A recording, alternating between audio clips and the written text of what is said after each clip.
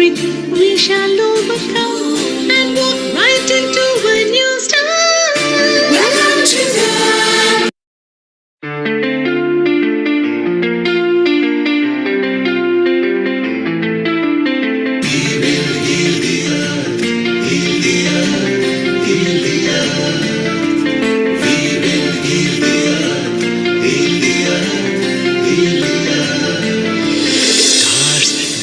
the stories which are brighter than yesterday. The streets have never been so quiet. The squirrels found a new hideaway. Tomorrow will never be the same. There is so much hope in our hearts. Brick by brick, we shall overcome and walk right into a new start. Welcome to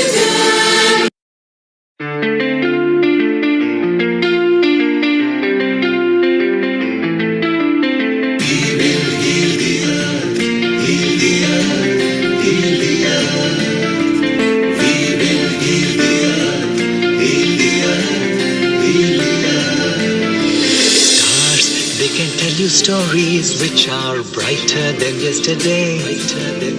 The streets have never been so quiet. The squirrels found a new hideaway. Tomorrow will never be the same. There is so much hope in our hearts.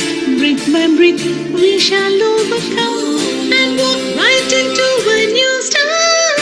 Welcome to the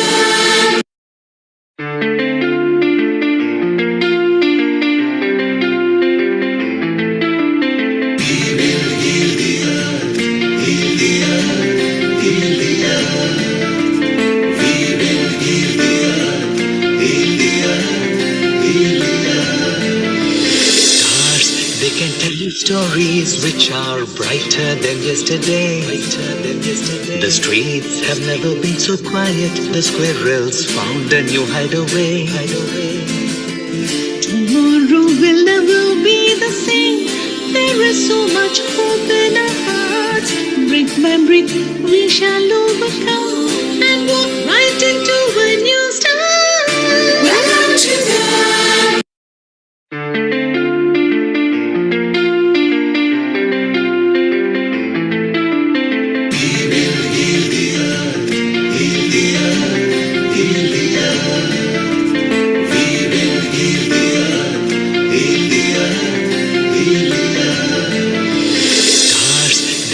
the stories which are brighter than yesterday. The streets have never been so quiet. The squirrels found a new hideaway. Tomorrow will never be the same. There is so much hope in our hearts. Brick by brick, we shall overcome and walk right into a new start. Welcome to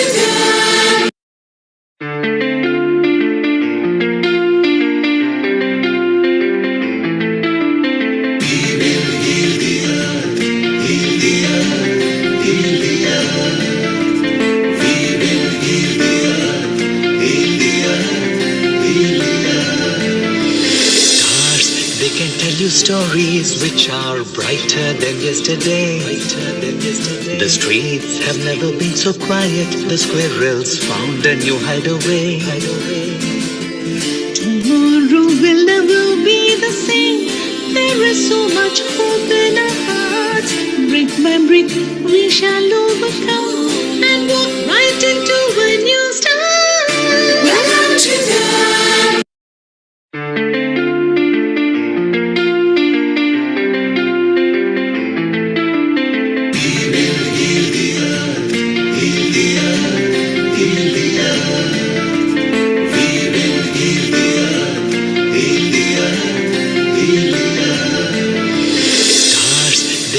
the stories which are brighter than yesterday. The streets have never been so quiet. The squirrels found a new hideaway. Tomorrow will never be the same. There is so much hope in our hearts. Brick by brick, we shall overcome and walk right into a new start. Welcome to the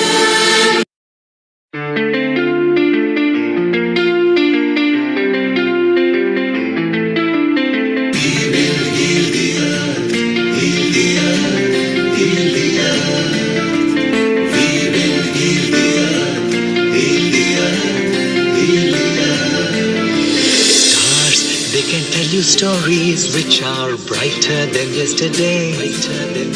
The streets have never been so quiet. The squirrels found a new hideaway. Tomorrow will never be the same. There is so much hope in our hearts. Brick by brick, we shall overcome and walk right into a new start. Welcome to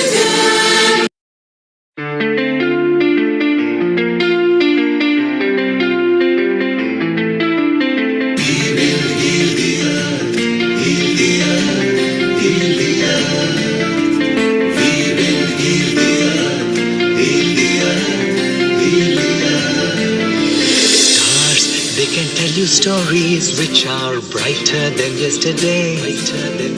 The streets have never been so quiet. The squirrels found a new hideaway. Tomorrow will never be the same. There is so much hope in our hearts. Brick by brick, we shall overcome and walk right into a new start. Welcome to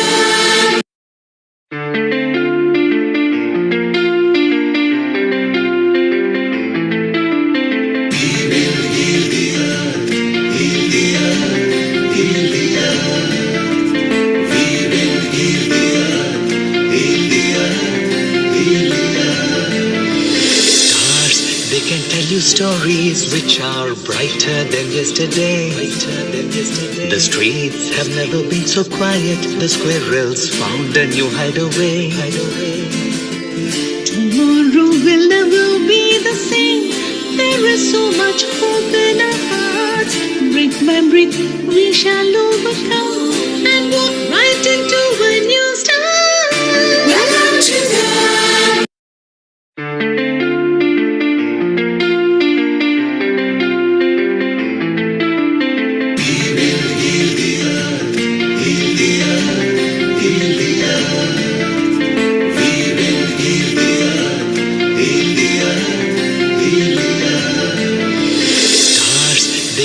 the stories which are brighter than yesterday.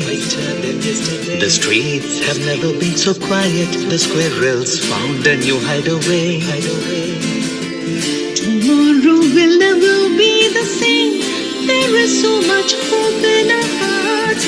Brick by brick, we shall overcome and walk right into a new start. Welcome to the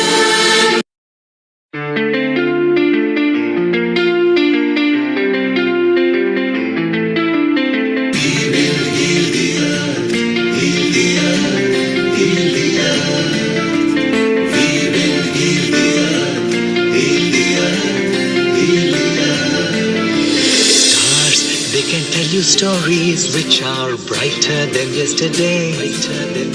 The streets have never been so quiet. The squirrels found a new hideaway. Tomorrow will never be the same. There is so much hope in our hearts. Brick by brick, we shall overcome and walk right into a new start. Welcome to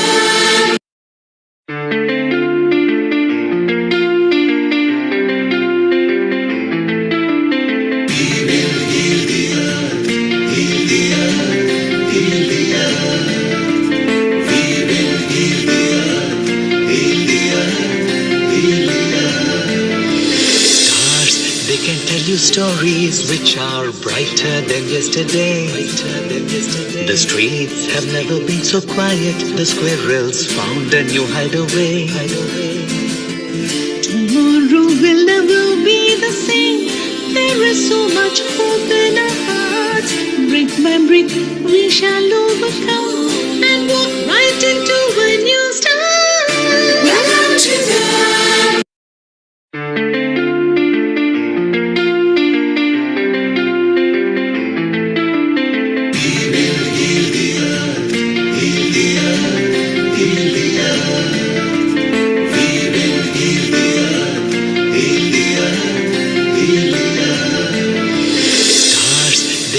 the stories which are brighter than yesterday. The streets have never been so quiet. The squirrels found a new hideaway. Tomorrow will never be the same. There is so much hope in our hearts. Brick by brick, we shall overcome and walk right into a new start. Welcome to the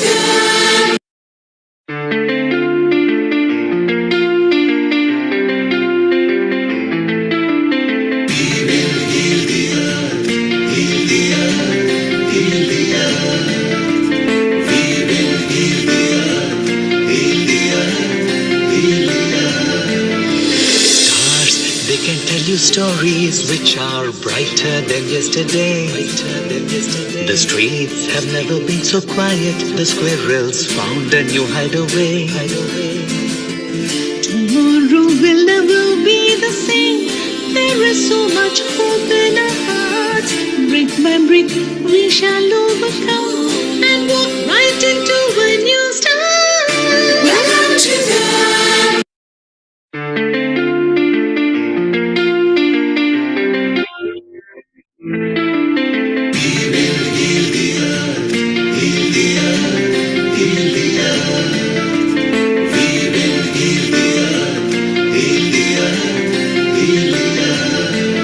Stars, they can tell you stories which are brighter than yesterday. The streets have never been so quiet. The squirrels found a new hideaway. tomorrow will never 10, 9, 8, 7, 6, 5, 4, 3, 2, 1. Global Namaste. Good morning, good afternoon, and good evening to all the viewers of Feeding Our Earth. I'm your host, Amrita Sharma, and I welcome you to this episode of Yoga and Meditation. Today's episode of Yoga and Meditation, we'll be talking, chit-chatting about the benefits of yoga and what meditation can bring in light to your life. But before that, it's very important to meditate on oneself, for oneself. And that's why every episode we begin with the mantra chanting. Before I I go down and I involve myself more into the intricacies of the usefulness and the benefits of what mantras are and how they work, let me give you an essence of this mantra, which is called as Gayatri Mantra, through chanting. Closing your eyes, taking a deep breath inside, joining the hands together as we remember our true selves to be the universal entity of being a pure soul. Let's chant Om. Om Bhurbhuva Swaha Tatsaviturvarenyam Bhargo Devasya Dhimahi Dhiyo Yona Prachodaya. Om Bhurbhuva Swaha Tatsaviturvarenyam Bhargo Devasya Dhimahi Dhiyo Yona Prachodaya. Om Bhurbhuva Swaha Tatsaviturvarenyam Bhargo Devasya Dhimahi Dhiyo Yona Prachodaya. Om Shanti, Shanti, Shanti.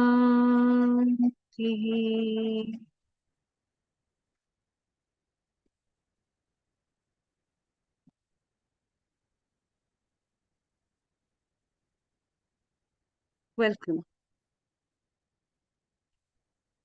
Mantras, affirmations that hold a true gesture of understanding oneself and realizing the spiritual energy that lies within us, which has been brought forward in many traditions and many religions, where the words hold the power to give yourself the spiritual ignition and to help yourself to realize the wonderful soul we all are on this earth.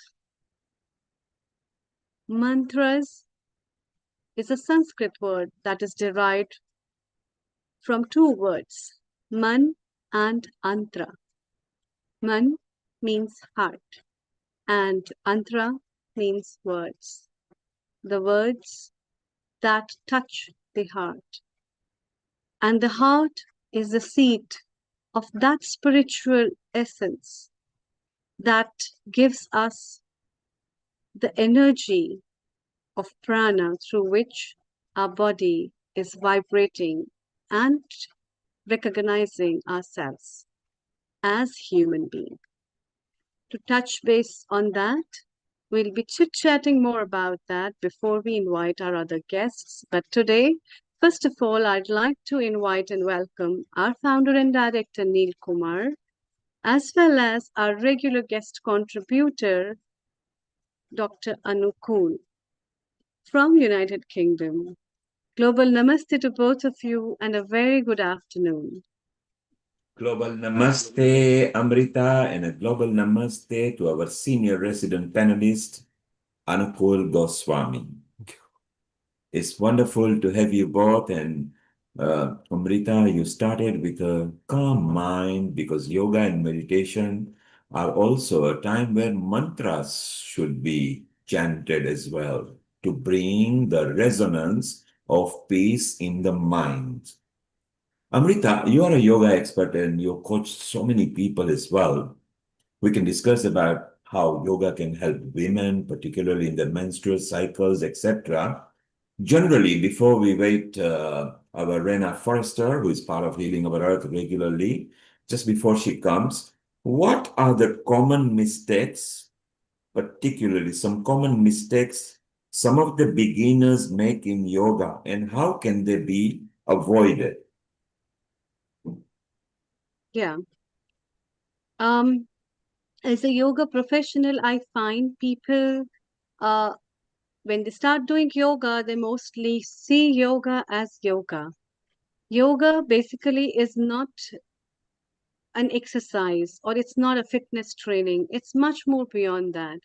And when you aren't aware about something which you have perceived deep into your understanding of senses, then you just perceive it very physically.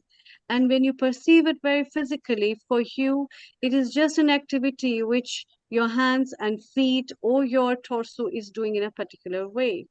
But when you start practicing it and you go deep into the understanding with the practice of breath in synchronization with the body movements, you ultimately realize the benefits of how it is different from an exercise. And therefore, a lot of people, as a beginner, make a mistake in understanding it as just an exercise, whereas it's a very different mode of physical activity that ingrains your physical, mental, emotional, and spiritual alignment with some couple of physical and mental activities that you do in a yoga posture. And the first important thing while practicing yoga is to align your body and to align your mind, which starts Amrita, from Tadasana. I love when you said when practicing yoga. And talking about yoga are actually going to embark on a retreat, which is with heart chakra and air element in a moment.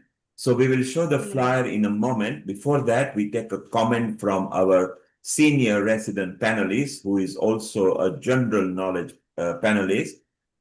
Anakul, Amrita very nicely and succinctly described probable errors that people make because yoga is not just physical. Do you agree that those are the common mistakes and how can they be avoided? Over to you, Anapul. Thank you. Absolutely true. I think uh, Amrita has very clearly spoken out the most salient part of the yoga. Many of my patients who come with chronic pain and various kind of issues, both at domestic level and at different levels, they all again consider yoga to be purely a physical thing. But more than 90% is actually intellectual and spiritual, and recognition of concept of consciousness and how you merge with it and how you merge with the body makes all the difference. And I've seen no more than about 10% of people who actually practice yoga are truly aligned with that particular thinking, what Dr. Amrita was just saying.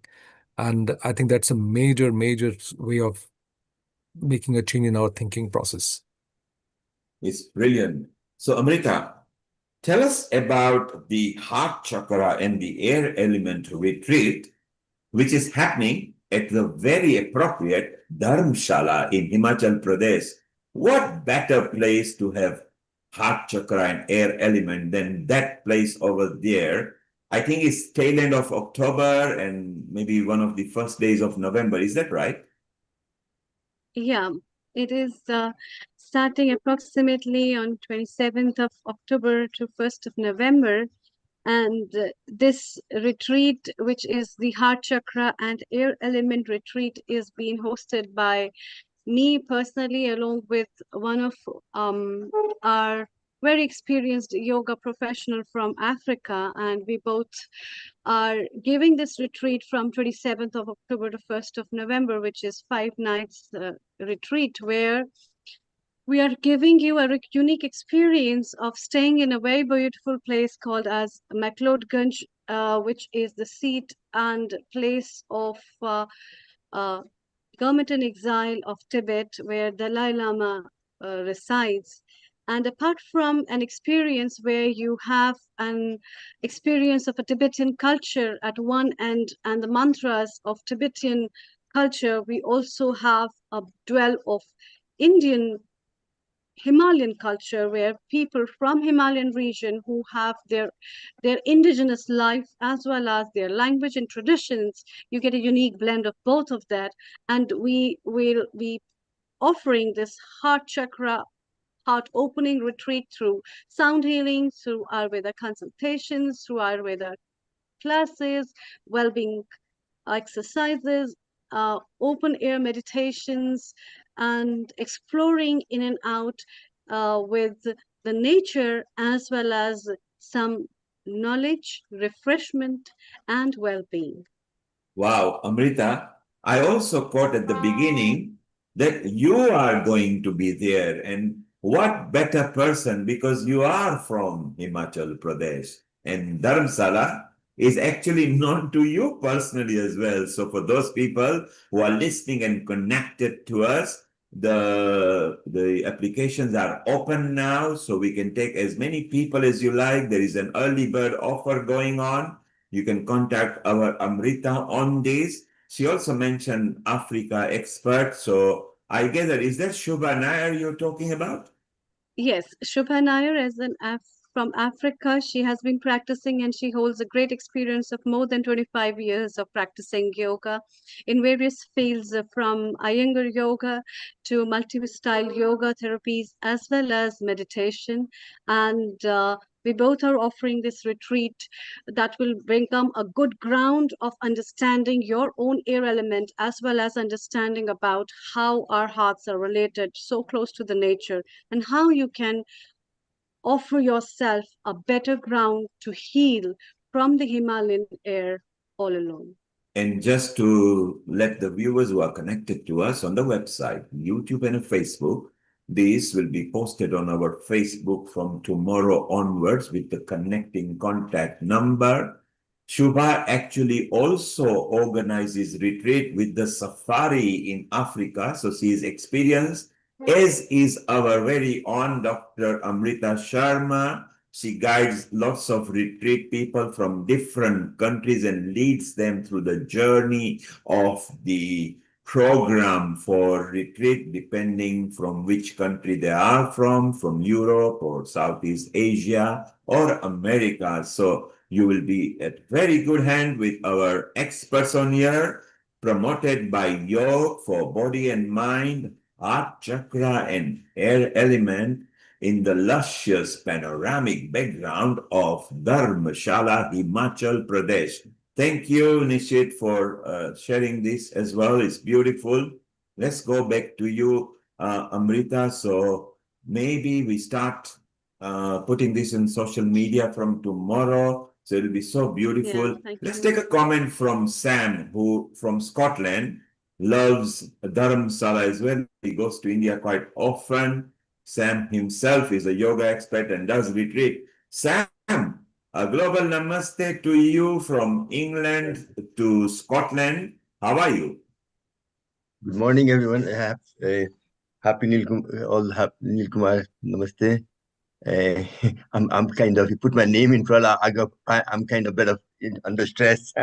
No panic, no No, panic, no, Sam. no. You are a cool dude. So, Sam, in Himachal Pradesh, in the background of that wonderful Himachal Pradesh, Chakra and Air Element retreat by our very own Dr. Amrita Sharma and Yeah. Shubha Nair from East Africa. That sounds exciting, doesn't it? Very exciting because that's when we talk more about nature. How important is connect with the nature to charge your battery. Then it's so beautiful. So, Sam, Amrita will be in touch with you, send you the flyer as well. If you No could put problem. it to our yoga group through yours, and maybe if there's a group coming, you can get involved in it as well. Keep in touch with Amrita. Yeah, Amrita, if you can do the due diligence, keep in touch with Sam and let's roll I it out, including Anakul. Let's roll it out and in Israel as well. Sam, Anakul, stay around. yeah, well, Whilst we're waiting for Rina, Heather is here. She's from Israel Yes, as well. Let's take Heather first and we take her yes. comment as well. Heather, a retreat in India, in Himachal Pradesh, which is Dalai Lama's abode over there. Doesn't it sound exciting? Sign me up. Yeah, there you are. Please. Sign you up. Count me Beautiful. in. It sounds And delicious. Is this a regular offering or this is a first time offering this year? both the people who are going to lead it, which is Dr. Amrita Sharma, she is from Himachal Pradesh and every year goes thrice there in Himachal Pradesh. Dharamsala is where she grew up as a child. Every now and then it was not very far from her residence, and it's going to be beautiful because you will have the person who knows the area and Shubha, who actually does retreats of safari in East Africa, is going to join, and she's from India originally as well. Shubha and Amrita are very closely tied. Amrita in the past have helped Shubha with some matters to do with yoga and retreat. So it's beautiful. So Amrita, keep in touch with Heather as well. Let's garner nice groups. And I take it away and Yeah. introduce Heather, who is also a guest contributor today. Over to both of you and namaste. Namaste. Thank you. Thank you. Thank you so much. Global Namaste, Heather. How are you? Happy to be here. Global Namaste. Thank you. Happy to return. Yeah, I'm really glad to welcome you again for this episode because you are an expert who has been practicing all these kind of therapies. And in the last episode, also you mentioned and you talked a lot about fascia, which is a very inclining and touching point of physical fitness in terms of practicing yoga. And how the meditation, as well as the facets of understanding the deepness of connection of the physical tissues and the body is so interconnected. So, can you throw some light on this before I chit chat with you more on the other aspects? Sure. Over to you. So, at the root of any physical or movement practice is really fascia. And only in the last decade or so is that really starting to enter into the conversation. So when it comes to any movement practice, whether it's Pilates or yoga, gyrokinesis, gyrotonic, more intuitive movement-based practices, at the heart of all of it is we're moving the fascia. And when we're moving the fascia, we're generating the electricity that helps to hydrate not just the fascia, but the entire system. So maintaining the health and the tensegrity of that matrix of fascia, no matter what your movement practice is really what it's all about in terms of maintaining optimal health. Yeah. How can you tell people how important is fascia for alignment of the posture? And as we see when we grow older, or today's time where people are so much gadget oriented and their lifestyle Yeah. has become so much dependent on a particular posture, with sitting on the chair, on the laptops, and always sticking to their mobiles, Yeah. the kind of effect that it produces in the body. Can you tell our viewers how important it is to Yes. think about your posture and how it is affecting your body subtly? Over to you.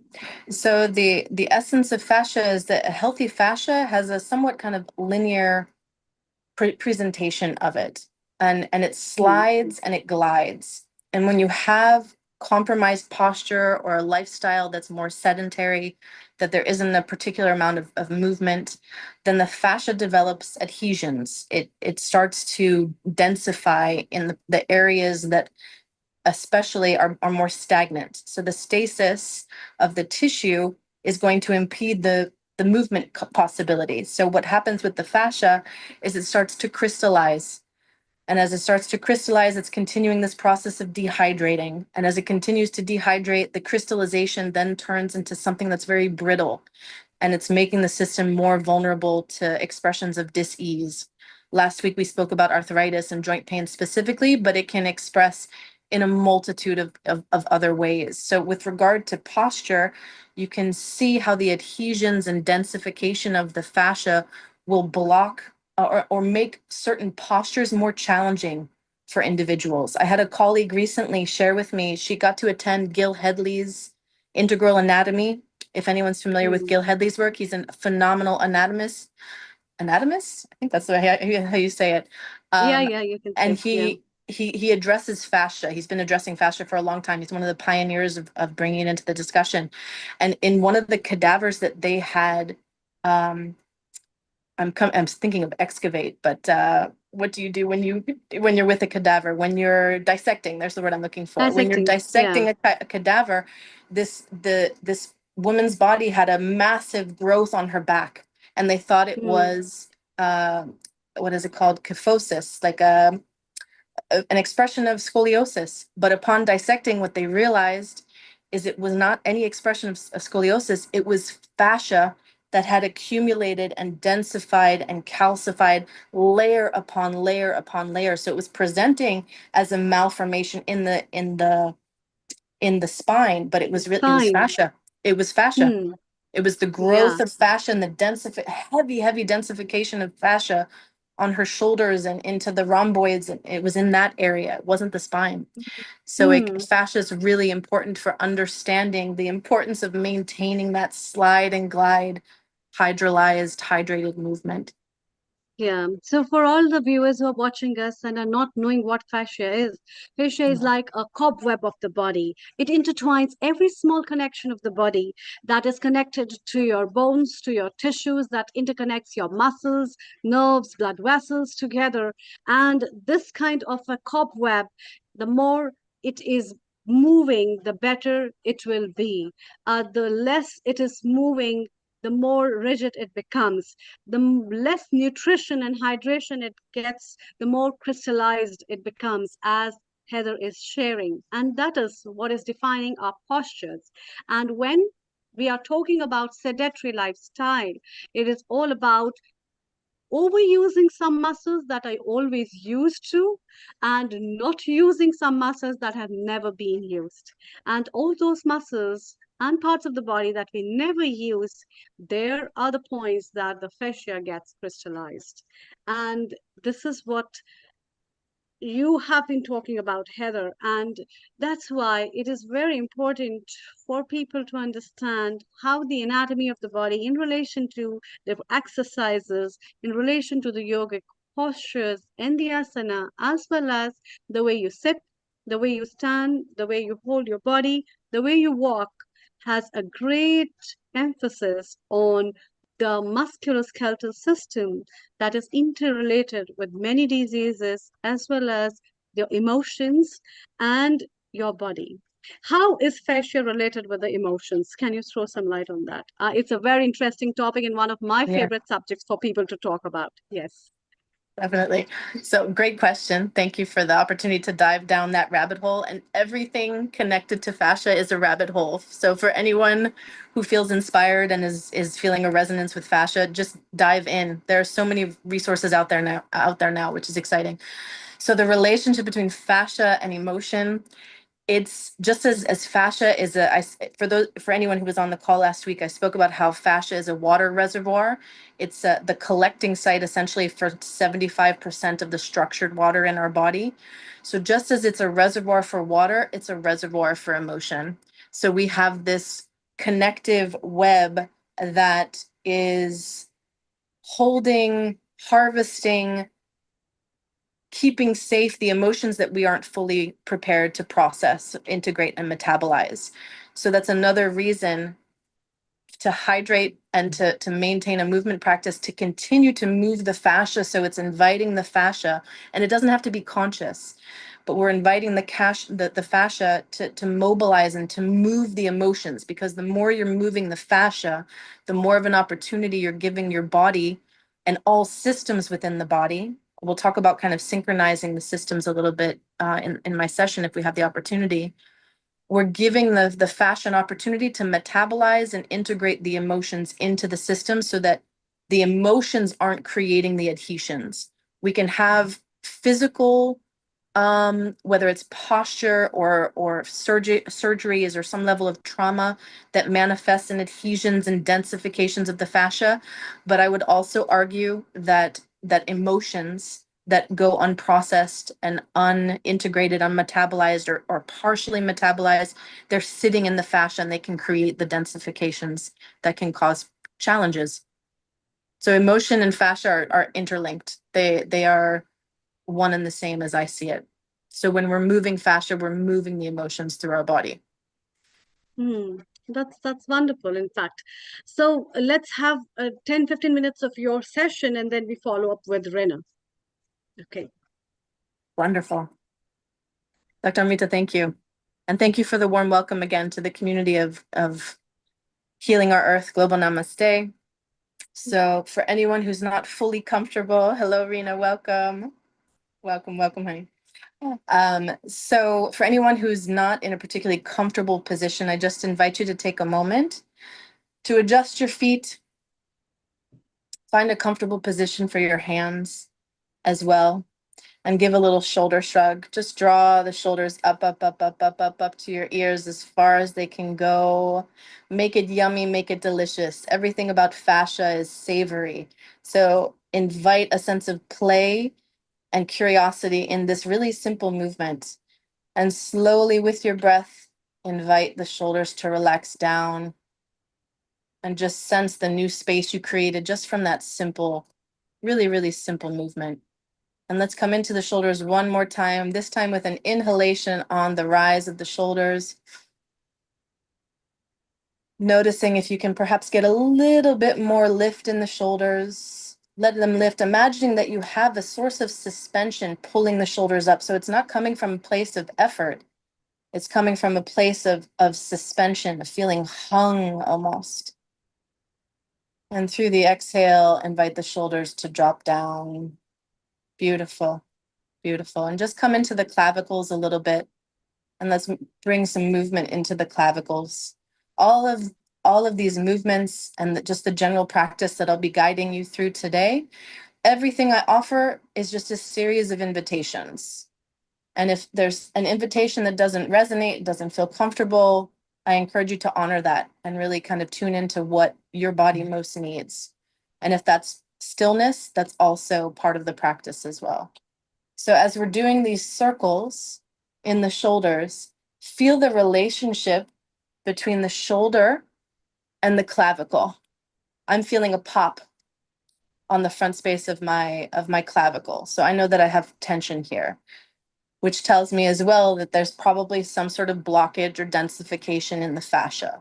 So just listen to what this simple movement of the circles in either direction, front or back, it doesn't matter. Listen to what this really simple movement is telling you about your body right right now in this moment? Is there a part of that range of motion that is uncomfortable or feels like there's a blockage? Where do you feel more flow? Make it interesting for yourself. Make it really interesting as an invitation for using simple movements to start the connection with the fascia, to really start to build this connection to this web of fascia. Bringing the shoulders forward and back. Let the movement be really organic. Let it bring a sense of flow to your body that's celebrating the vitality in all of your systems, so that you're becoming more and more aware of the vitality that runs through your veins and the arteries, that runs through the fascia, because blood and fascia are interconnected. Our blood has fascia fibrocytes that run through. So as we start to expand the movement a little bit more, let it be interesting for yourself, even if it's really small micro movements. We're just starting to awaken the vitality in the system and starting to make connections between these different systems in the body. Again, all with the intent of using movement to awaken and vitalize the fascia, which is thus inviting the other systems to awaken even more as well. In this movement as well, I love to give attention to the lymph system, of which within the lymphatic system, which is our drainage system, our lymph sites don't work on a pump. It's all based on manual, not manipulation, but manual pressure on some level. So we need movement to maintain the expression of the lymphatic. So as we're doing these simple movements, we're also activating lymphatic sites in key areas of the body. We'll do something connected with what I call what I've learned as the big six for the lymphatic system. We'll save that for the end of this little movement session. So all the while, just with the series of movements we've done so far, starting with the raising of the shoulders and the releasing, bringing circles into the shoulders, awakening the clavicles, all of this information, we just want to get more information coming through the body. We want to make more connections within the neural pathways, which fascia is also connected with, because you find fascia in the neurocytes as well, in the neural pathways. These simple movements, we're awakening the intelligence and the capacity of the fascia. Good. I see Rena coming to the head. Let's follow that intuitive guide and come to the head. And just bring your hands to the head and see what movement the crown chakra, that your cranium is asking for. My cranium right now is wanting to be stretched. It's wanting to be pulled back a bit. See what movement, what texture of movement, what speed. See what sensation of movement this area of the body is calling for. This is one way of tuning into. We want to attune to the fascia. Again, imagining it as literally a massive spider web that connects everything in our body.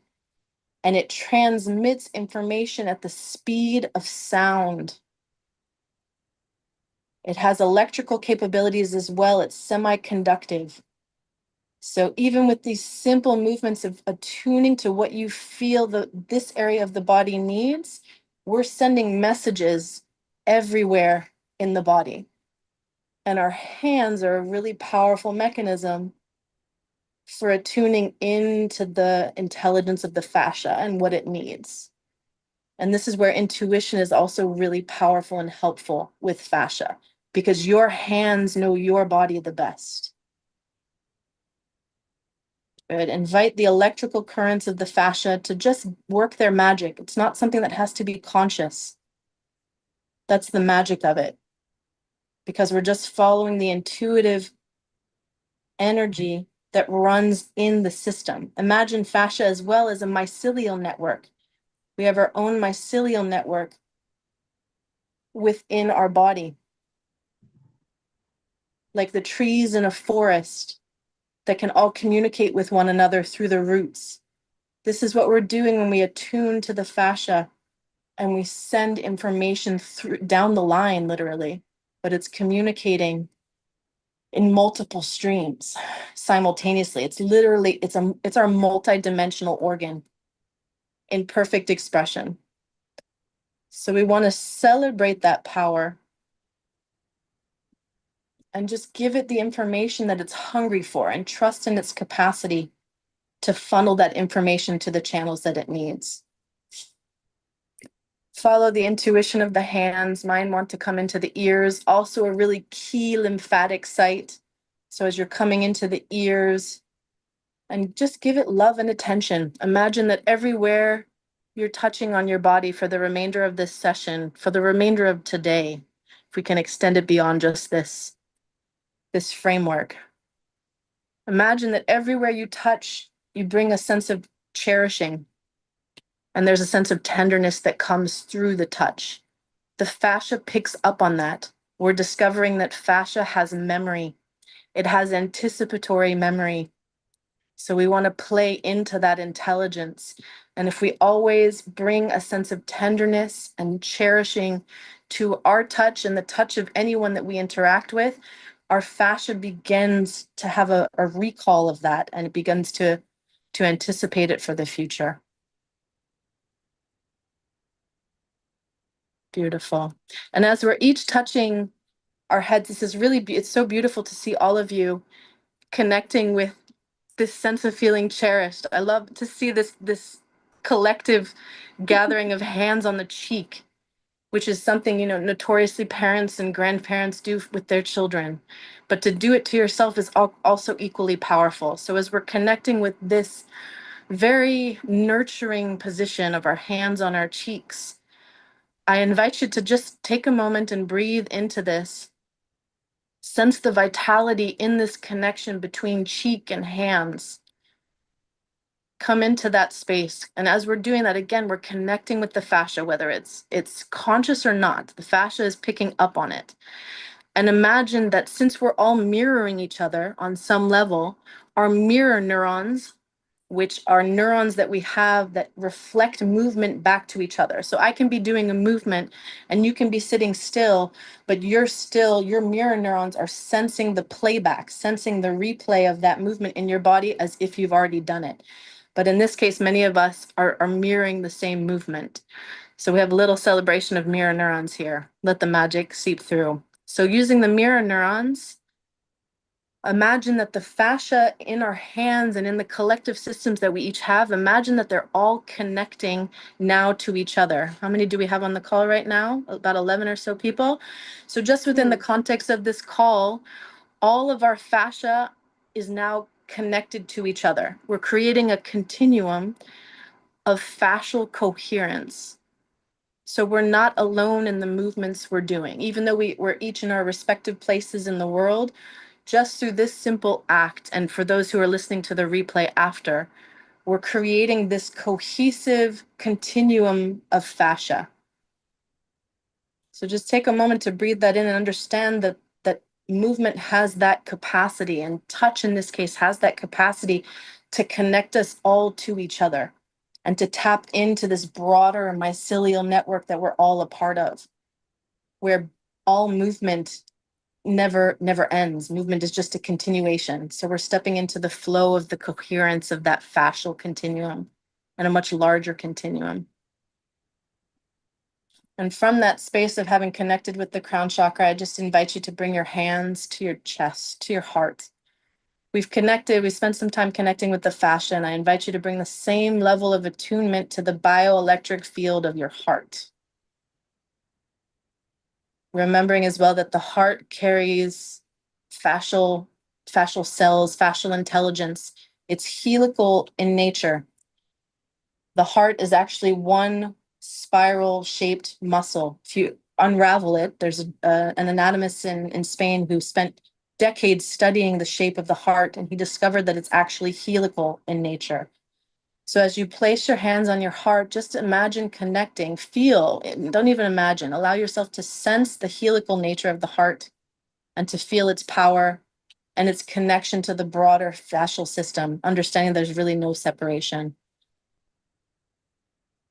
And from that place of attunement and deep connection, both to the heart as a muscle, as a helical expression of muscle, but also fascia, I invite you to move your heart. Imagine that you can mobilize your heart, coming into the back space, the sides of the heart, really gentle movement. Again, continuing with this thread of cherishing and tenderness. Let the heart sense and feel that tenderness and that cherishing through the touch, as well as the invitation to bring more space and more movement to the cavity of the chest.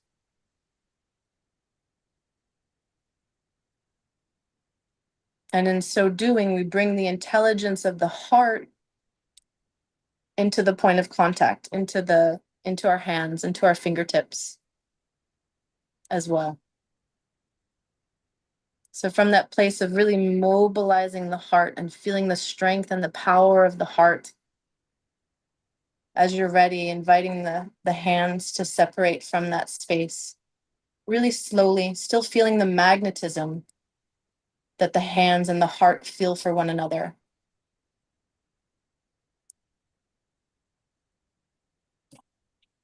There may be a bit of resistance in not wanting to separate the two entities because of that magnetic force between them. Let it be and just be an observation of it and find that sense of awe and wonder. And even as the hands get further away from the heart, they continue, you still feel that connection.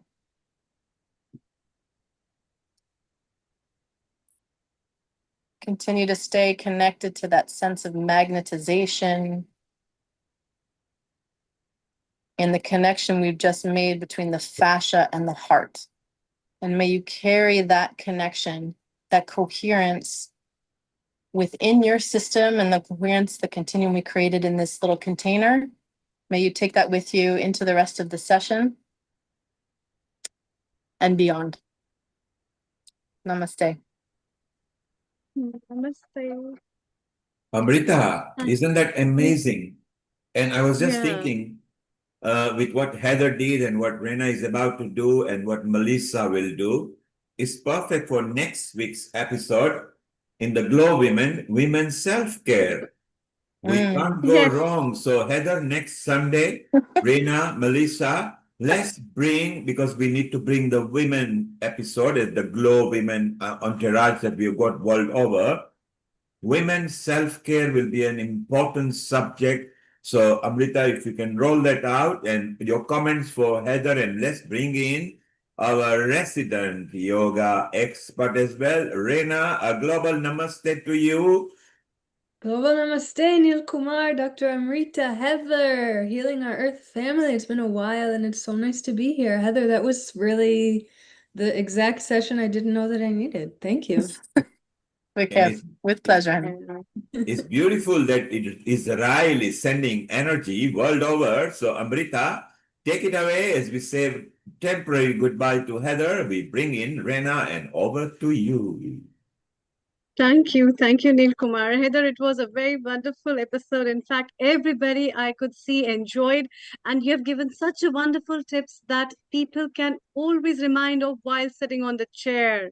Moving your shoulders, moving your hands, putting a little bit of hand on the heart where the pranas come from. Isn't it, Sam? It's so wonderful to make you realize every time that, oh yeah, I'm existing because of something which is beating inside me, which falls in love often, which gets attached often, and that can sometimes give me pain, which can be very sweet as well, which is so nice. And that is the connection that I'm feeling with you all right now. It's really very nice. Beautiful.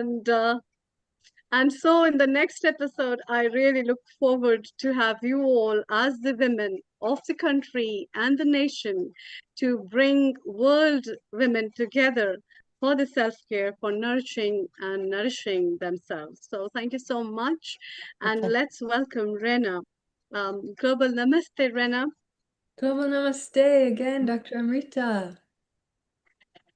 It's been a while and it's really a present, a warming welcome for me, because to have you again as a guest and a yoga expert, you have been practicing yoga so much, and it's really a very good delight and a pride for Healing Our Earth that the country, amidst so much of war and tensions and things like that, so positive energies are coming from there. You all are keeping up your vibrations and mental health so good, which is so nice. So, what have you lined up for everybody, for all of us, for today's yoga episode? Over to you. Thank you. Thank you so much. Thank you, Dr. Amrita. Thank you for acknowledging that. And yeah, I really do feel blessed to be able to have myself in a space where I'm able to take care of myself and to be connected to Heather and also so many other really inspiring people that you could almost forget that there's a war going on behind the scenes. Because people really are, I don't know if it's because of that or what, but there are a lot of people that really are focusing on taking care of themselves and also sharing light with people here on this land and in other lands as well. So it's certainly inspiring. I have just about 6 more minutes and was planning to kind of just go with the flow. I will share a little bit, kind of going off of what Heather was just speaking about. And, my main topic today is postural alignment in yoga. And Heather had us really focusing on the heart chakra and then working up a little bit. The heart is very much connected to the throat chakra, and then we worked up into the crown. I also felt working on the heart chakra was impacting my solar plexus. I felt myself needing to twist a little bit. And so I'll just share that, like, from a yogic perspective, I often, and Heather also spoke about how the fascia connects, it's a physical thing, but it also holds emotional tension. And I've just always understood very clearly how yoga is a scientific method that combines the emotional body, the physical body, the mental body, and the spiritual body. And that even though the Western world only recently has started using the term fascia, the ancient yogis knew about this. And I have chills. And so what Heather had us working on in the heart chakra, that's often what I'll work on, like that. Nowadays, I work with a lot. I work kind of with two main groups of people. One are people who are carrying trauma in relation to the war, both Jewish Israelis and also Arabs and Muslims and Christians, and the intersection of them meeting. And there's a lot of trauma there cross-culturally, and also with high-performing professionals who are spending a lot of time working at their desks. And both groups of people have a lot of tension and trauma that's being held in the heart chakra area, whether it's focusing on kind of the more emotional, just kind of lacking compassion or having past interactions with different cultures that lacked compassion and continuing to carry that trauma. Or if it's people that are showing up at a desk and hunching over like this, and that's also impacting your heart chakra. So it's to me, it feels like a very relevant area of the body to be working on. And I'll often do exercises that are really similar to what Heather had us working on. And I guess what I'll share that connects Heather's and also to posture is that I'll always invite students first and foremost to, Heather kind of did this, but I'll do this a little bit more explicitly of like, let's first bring consciousness into how we're sitting, and doing that first and foremost. I don't have enough time to guide you all through it right now, but that is just take a moment to notice how your body is right now. Where's the position? What's the positioning of your feet, your knees, your spine, your shoulders, your head, your chin? What are you looking at? And then to bring more intention into that, and to actually sit with 2 feet on the floor, knees facing forwards, feet parallel, working up the body, feeling the weight distributing equally on the hips, feeling the spine straighten up, feeling, as Heather had us do, the shoulders lift up and then the shoulders drop back, and feeling the sense of broadness that come through the chest, but also being careful not to overarch like chickens. And then also to be aware of the neck and and the chin. And this is something we could definitely do. I invite often my students to bring a hand to the back of the neck and feel that there's a natural curve there. But in yoga, we do manipulate that curve by tucking the chin back and down. And when we do that, it just helps the energy to flow up through the body. But it's not something we need to be holding all throughout the day. So it's something that we can just feel in our yoga practice. And then once we're in this, intentional and conscious posture, then I'll guide students into warming up really intentionally. Maybe it's starting with the shoulders, doing rotations forwards and back, and opening and closing the elbows, and doing some clenching and stretching with the fingers, going in up in all directions and forwards with down, rotations with the wrists. And with these rotations, it's also really important to it's an opportunity to build concentration. And oftentimes, people making circles like this, but if we actually focus on just moving the wrist, then we have that opportunity to build concentration, and it's actually much harder than it looks. Yeah, so I'm sorry that I can't go into like actually guiding you through a whole practice like that, but I think that I trust that it's still helpful just to even intellectually understand that. And I'll share also just the reason that I said to Heather that this was the practice I didn't know I needed is because I'm sure I'm not alone, that I've been feeling recently a lot of like old pain come up in my heart chakra in the last few days, and feel it kind of release. And there is relief that's come, but it still feels like there's a friend of mine today. She said, "How's your heart?" I said, "It still feels vulnerable, but it feels more stable than it did, and it feels excited." And I just love this friend of mine who always asks, "How's your heart feeling?" And it really ties into what Heather had us doing of like providing some physical nourishment, but also knowing that that's having an emotional effect. And yeah, like I said, to tie it back to how I began, it's just always been really clear to me that yoga is based on that inherent connection of the physical body and the emotional body and all the other bodies that we have. So I'll leave it at that, but are there any other questions or final things that you'd like me to share? Yeah, that's really wonderful, Rena. And uh, it's the way basic understanding of knowing how the heart, the body is interconnected, and how the subtle movements that you mentioned, specifically when we are doing a lot of things in our life, we don't realize. But then when we know and do it purposely, it makes a very big difference. For example, moving your wrist specifically, where people just unknowingly start to move their elbows, they sometimes start moving their hands, they don't realize that, but then specifically realizing that how the wrists have to be moved, how do you feel with that, how openness it brings to the tissues around you. I think that is what is yoga. We also have our expert Sam, what are your comments on what Rena said, and what have you to add on to that before we move to our next guest? Over to you. Do agree. In my yoga class, first thing I do, body like a electric car. It needs a charge. That comes from prana. Prana need to flow. Some people do yoga but don't get the benefit. They have a lot of blockage in the body.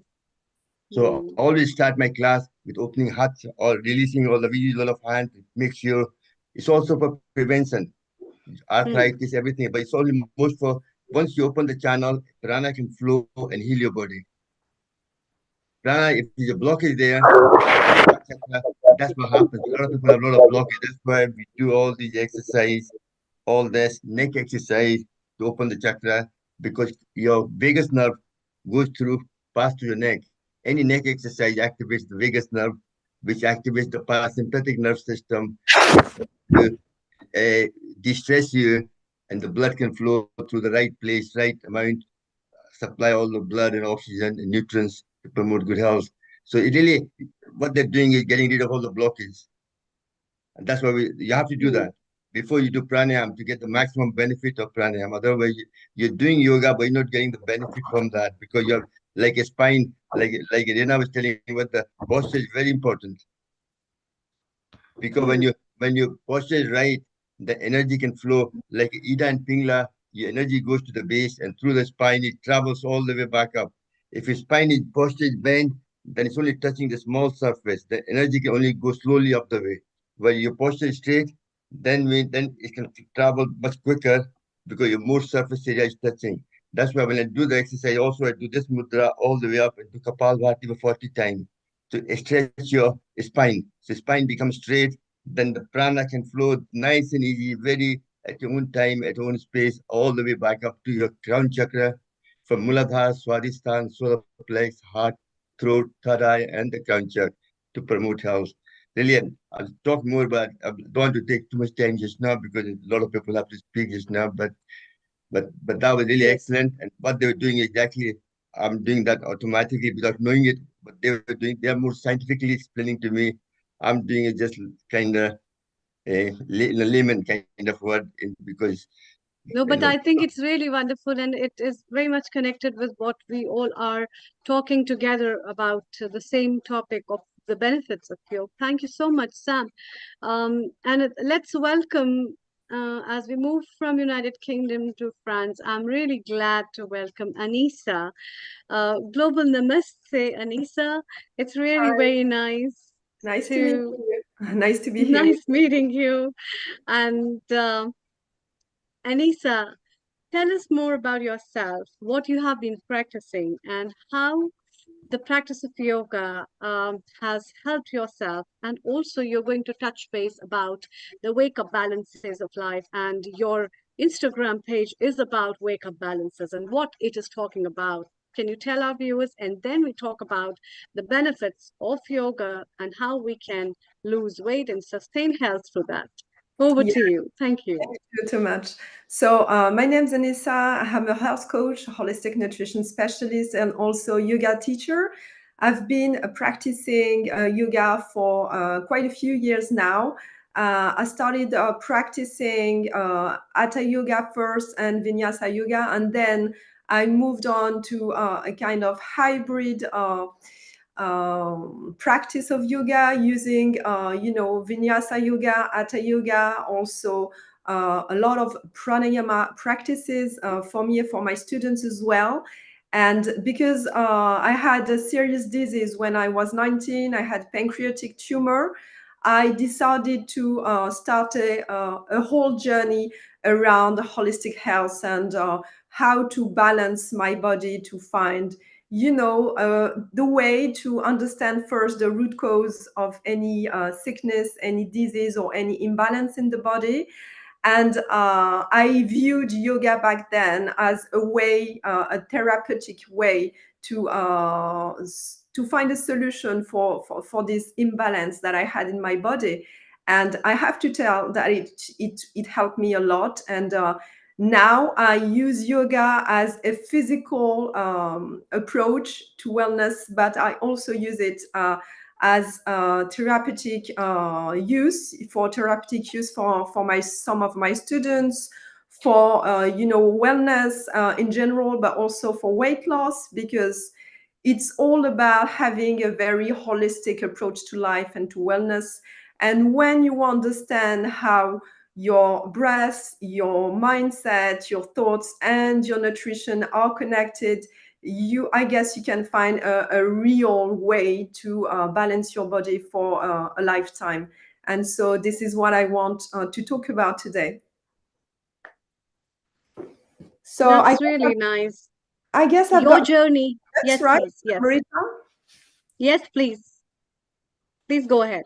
Yeah. So I think that today we have too many people who try go dieting or intense workouts or trying to look for quick fixes. Then they find themselves struggling with their weight because they have root cause disease that they have not dealt with in the first place. The reason to me is that people try to fight against their body instead of working with their body. And that's something that we all understand as we start practicing yoga and meditation and digging more into pranayama practices, for instance. And I think the greatest tools I've ever found for myself and for my students as well is the practice of yoga, because it has helped me so much understand, how nutrition is not about eating things. It's about nourishing your body and being very mindful as to what you eat on a daily basis. And I think that it's the practice of yoga and meditation and all these tools that we have, just like a toolbox that we can use anytime we need it, that can help people find the way to any symptoms that they have, any pathology that they can have. Maybe they have something, they have been struggling for with an illness or an issue for years. And when they start practicing yoga with a very mindful approach to it, it starts becoming their real medicine, right? It's a natural medicine. It's a self-care as well. And I always tell my clients, it's about imagining your body as a triangle. And in this triangle, you've got yoga for calming your body, to strengthen it as well, because to me, yoga is also a great way to align your posture, to breathe more correctly, and to get stronger, more resilient, because, practicing yoga is not just about what you're doing on the mat. It's about bringing with you the whole postures and the attitude of yoga and the philosophy in your everyday life. I mean, it's a way to be more resilient. When you're capable of understanding your body and understanding the signals, because most of the people are not really listening, then you can really change your physiology and you can change your brain as well. Your thoughts, what you think about your body. And to me, it's the best way to lose weight in a sustainable way, and losing weight for your health first, and not just, to look good. Because of course, it's all great to just look good and to feel fit and healthy. But the reason why everyone should dig into yoga practices like mindfulness, meditation, pranayama, and nutrition in a second part is because we should focus and emphasize the need for prevention before we get sick and before we have a disease that we have to go to the doctor to try to cure or to heal with medications piling up one on top of the other. So yoga is one part of my triangle. The second part of the triangle is nutrition, for fuel, for energy, because of course, the nutrients that you can bring to your body on a daily basis is a good way as well to balance your body, to balance your physiology. And then when you're capable of doing this, you can start losing weight in a very natural way, without forcing anything, without dieting, without going into restrictions. Because everyone who is here today, I guess, has this notion of balance and trying to look for what is the best for us. And so if we want our body to go for longevity, for healthy aging, we need to have yoga, meditation, mindfulness on one side, and healthy eating on the other side. And healthy eating is never about restriction or dieting, right? So the path I explore with my clients is throughout this method of, mixing and bringing together the practice of yoga. I mean, the practice of postures on the mat, but also the practice of mindfulness, meditation, even if it's 5-10 minutes to start with. But it's something that everyone should try to go for, because life is so stressful, and everyone today can acknowledge that life is really busy, and it's also very some people are struggling with anxiety. And the best way to get out of this anxiety one step at a time is to start practices like meditation and pranayama, because it's really a way to bring the physiology, the body, and even the whole of soul into a state of calm and feeling good. So how to create a virtuous circle for me is to start with the practice of yoga and meditation to calm the brain and to influence your physiology in a very positive way. And some people believe that losing weight is just about restriction or trying to eat a healthier diet, trying to go for more veggies on a daily basis, trying to just restrict some of the carbs or the fats from their diet. But actually, the real solution is all about understanding your body and trying to work with your body. And if we want to be able to do that, then we need to bring in some really important essential practices like pranayama and meditation. I've seen a lot of people losing weight with the way I coach them, because they have been shedding something more than pounds. They have been shedding anxiety and just understanding their body in a very different way from what they have tried to do earlier on. Not just, dealing with the idea of nutrition in itself, but dealing with the body as a holistic system. Even the organs in the body, the liver and the stomach and the brain, everything is a system. It's systemic. So if we want to find a sustainable solution for our clients or for anyone who wants to just live a healthier and a better life, not just aging, but aging in a very healthy way, then it's all about looking at the body from a holistic approach. So it's about caring about your environment first, okay? So the toxic load, the toxin, the endocrine disruptors as well, that can really impact the hormones, impact the thyroid as well. But it's also about fueling your body inside, from the inside out, with the nutrition in the plate and out of the plate with yoga, because yoga is also a great way to fuel your body, and it helps cell regeneration. As I told you before, it's also a way to be more resilient in your everyday life, and a way to bring your body to a place that is really safe and ready to shed pounds, okay? Because most of the people, they try to lose weight in a way that is not really sustainable. Like they don't feel safe. The body doesn't feel safe in the first place because they have all this stress load on them that is, just like a burden on themselves. They have this nutrition that is not really supporting their health and supporting their needs in terms even of calories. And they are trying to do something that is completely the reverse of what the body needs. The body needs safety, needs protection. And so yoga to me is a good way to bring this into the environment and to bring this every day, just like it can be 5 minutes meditation in the morning.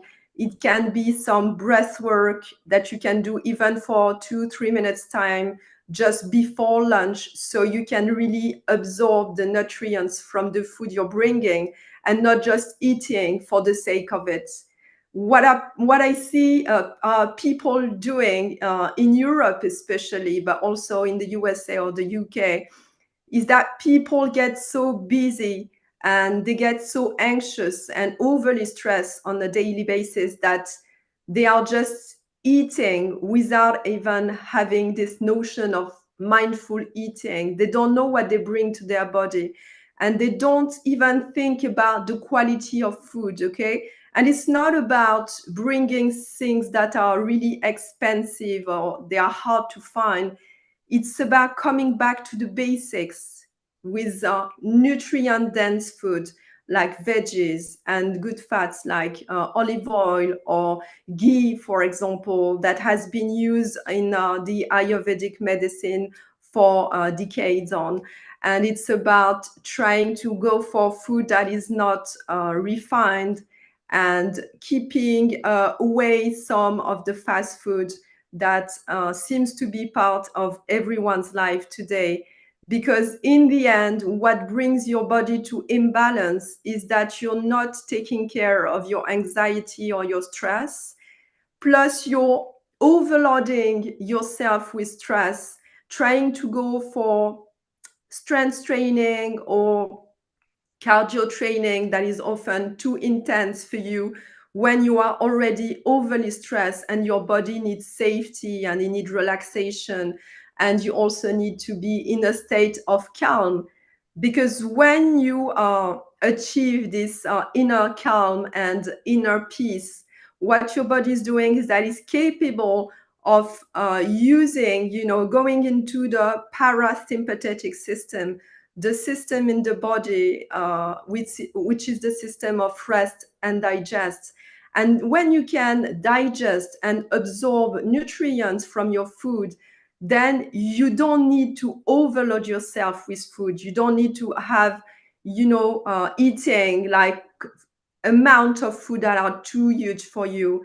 You can just be in the moment, be in the present, and have a small amount of food that is really nutrient dense, that is of good quality, that is going to nourish your body, that is going to nourish your cells, nourish your brain, so your body can function in a much more different way. I mean, in a good way for yourself. Yes. I don't know if I still have time. Yes, it seems. Bonsoir, bonsoir, Anissa, comment ça va? Good, Neil. Thank you and wonderful. You were very clear as to how and what people, the mindset is very important. Going back to basics, how wonderful. Because basics, just 200 years back, we didn't have processed food. We No, didn't have frozen foods. We didn't have many methods, and people were picking good products from their own farm. So it was organic. We didn't even have pesticides being discovered by that time. So going back to basic will always work for mind, matter, body, and soul. If you go back to basic, is good. While you are there, and predominantly you are in France, which are your favorite safe fruits and vegetables that you eat daily? Sorry, I guess I didn't hear the beginning of your question. Sorry. I said, while you are there in France, Yeah. which are your favorite Oh, fruits and vegetables that you eat daily, which are good for body function and general weight maintenance? oh yeah, good. So I think the first thing to start with is leafy greens, because leafy greens are rich in chlorophyll and they are rich in every nutrient that the body needs to function correctly. Plus, it's low calories. So the first thing, if you want to go for a low calorie diet, is not about having shakers and bars and all that stuff that is completely BS and completely destroying your health and balance. It's just about trying to go for food that would be rich in fibers and rich in good fats. So you get this sensation of satiety quickly. So you can also go for nuts. I really enjoy every type of nuts, like almonds and cashew nuts and pecans. And all these nuts are really important for the right functioning of your brain and your cells. And it's going to bring you energy that is sustainable as well. What I enjoy eating as well is eggs, because Yes. eggs are they are high in cholesterol, but the cholesterol, people have been debating cholesterol for decades, but Yes. every decade we've got a new something that we want to accuse it for, the Eggs, eggs, demonizing. We've eggs been are good. Eggs demonizing. are good because they are protein rich, which is Yeah, Very simple. You mentioned leafy greens and greens. For those people listening to on a YouTube and a Facebook, any greens that you eat, even 1 kilogram is only 380 calories on average, 1 whole kilogram. So you Yeah. can eat them. Don't go crazy. Don't eat a kilogram. Maybe do a mixture. Do a rainbow, carrots and greens and red cabbage and avocado is high calorie but very good fats.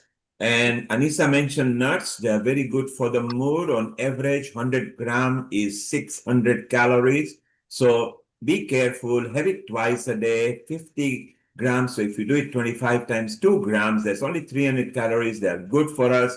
Anissa, thank you very much. It My was pleasure. wonderful. My pleasure. Thank you, everyone. If you Stay have any around here. questions to ask me, I would be glad to answer every questions. Stay Thank you. around here, and we are going to move to Kevin. And Kevin today is going to help us how to meditate. And in so doing, you build confidence. So Kevin is a confidence builder. If you lack confidence, then Kevin is the person to go to. And isn't that right, Amrita? Over to you and welcome, Kevin. Hello. Thank you, Neil Kumar. Hello. Global namaste. Namaste, Kevin. Thank you. Well, what can I say? Sunday afternoon, and here I am talking to you from around the globe about confidence. I think what really inspired me was when I was talking to a friend of mine that you know called Sarah Mills, and I've been working on quite a bit with Sarah, and she sort of knows what I'm like, know how I help people, and how passionate I am about confidence. But I also talk about the fact that I got into meditation, hypnotherapy probably over 30 years ago. Yeah, I know I don't look that old, but I am. Lots of filters on today. That helps give you confidence. There's something else, another little tip for you. And one of the things I always find is I've sort of entitled today as a little bit of a how I see how meditation can help you with your confidence. And I've called this stillness to strength and how we can build confidence through the stillness and the understanding of our mind and having peace in our mind. So, just to put you in the picture, I've been a coach professionally for probably 10 years now. But prior to that, I worked for a large PLC and was a director of a large PLC. And I went through the burnout and I went through a process of being starting off in the warehouse and growing from 17 to the time I was 30 to be a director, and then the time I was 40, a main board director of a large PLC. And what happened was I was the guy back in the 80s and the 90s where they sort of said, just do this, just do that. We don't really understand HR. We don't really understand how we work with people. You just got the job because you were the next in line and you probably were a bit of a yes man. So I started to understand, and from this had a bit of a breakdown in my very early 30s, and I had a problem with my marriage at the time. And I got into hypnotherapy, which in turn, and I'll talk a little bit more about the link between the two, got me more involved with meditating to overcome my problems. And from this, I found that dealing with people when I was calmer gave them confidence in me. And I think that's what helped me get promoted up the ladder, as it were, from warehouse to boardroom, because I could very quickly calm people down in situations that worked in warehouses, that worked in sales. I could bring people together. And that was a way of communicating. And I believe those skills came from when I went inside myself with my own inner peace. I hope that sort of makes sense. So I think a lot of people consider that confidence is about being louder, being bolder, and being braver. I don't believe bravado is a form of confidence. I think bravado is a form of poor preparation, often bullying people. And true confidence starts from within yourself. And that means that confidence starts in the most quietest place you could probably find if you find it. And that is inside your mind. That's where it starts. So when I first began working with people on their confidence, I found out the quickest way for me to establish what sort of poked them a little bit and whether people were carrot or whether people were stick. because I could tell some people needed an arm round and a thank you, as we used to call it, the slightly rude word for the sandwich, where we've got the two slices of nice bread in the little bit in the middle where we give them the what they don't want to hear, but we come out of it. And you've got other people which you just had to shout at and you had to bash with a big stick, and they preferred that way. And once I'd found out that how I could use my mind to work out the type of person I was dealing with, I got more respect. They had confidence in me as a leader. So I like to teach these things that I learned. And I then went on and studied, became a master NLP, did all the sorts of life coaching, CBT for anxiety. And all of this was started by my quest to help myself. I'm 63 years of age now, so it was over 30 years ago. And it's that quest which still stays with me, and I still meditate daily. So when I first began working with these people, I noticed something powerful. And the people who struggled the most aren't the people that's lacking in talent. They're not lacking in intelligence, and they're certainly not lacking in ability. What they struggled with was the noise inside their head, the doubts, their inner critic, and the constant chatter. And that's where meditation comes in. Because stillness is not empty, but stillness is where we meet ourselves, and that's where I believe true confidence begins. So why meditation builds confidence? Let's talk about why I think it's essential, and all my clients, I get them very early on into some form of affirmation, in sort of the form of meditation, whether or not I call it that or not, whether I use some sort of suggestive language with them, get them to do a morning routine. But I find once they get into the habit of meditating and they're doing it right.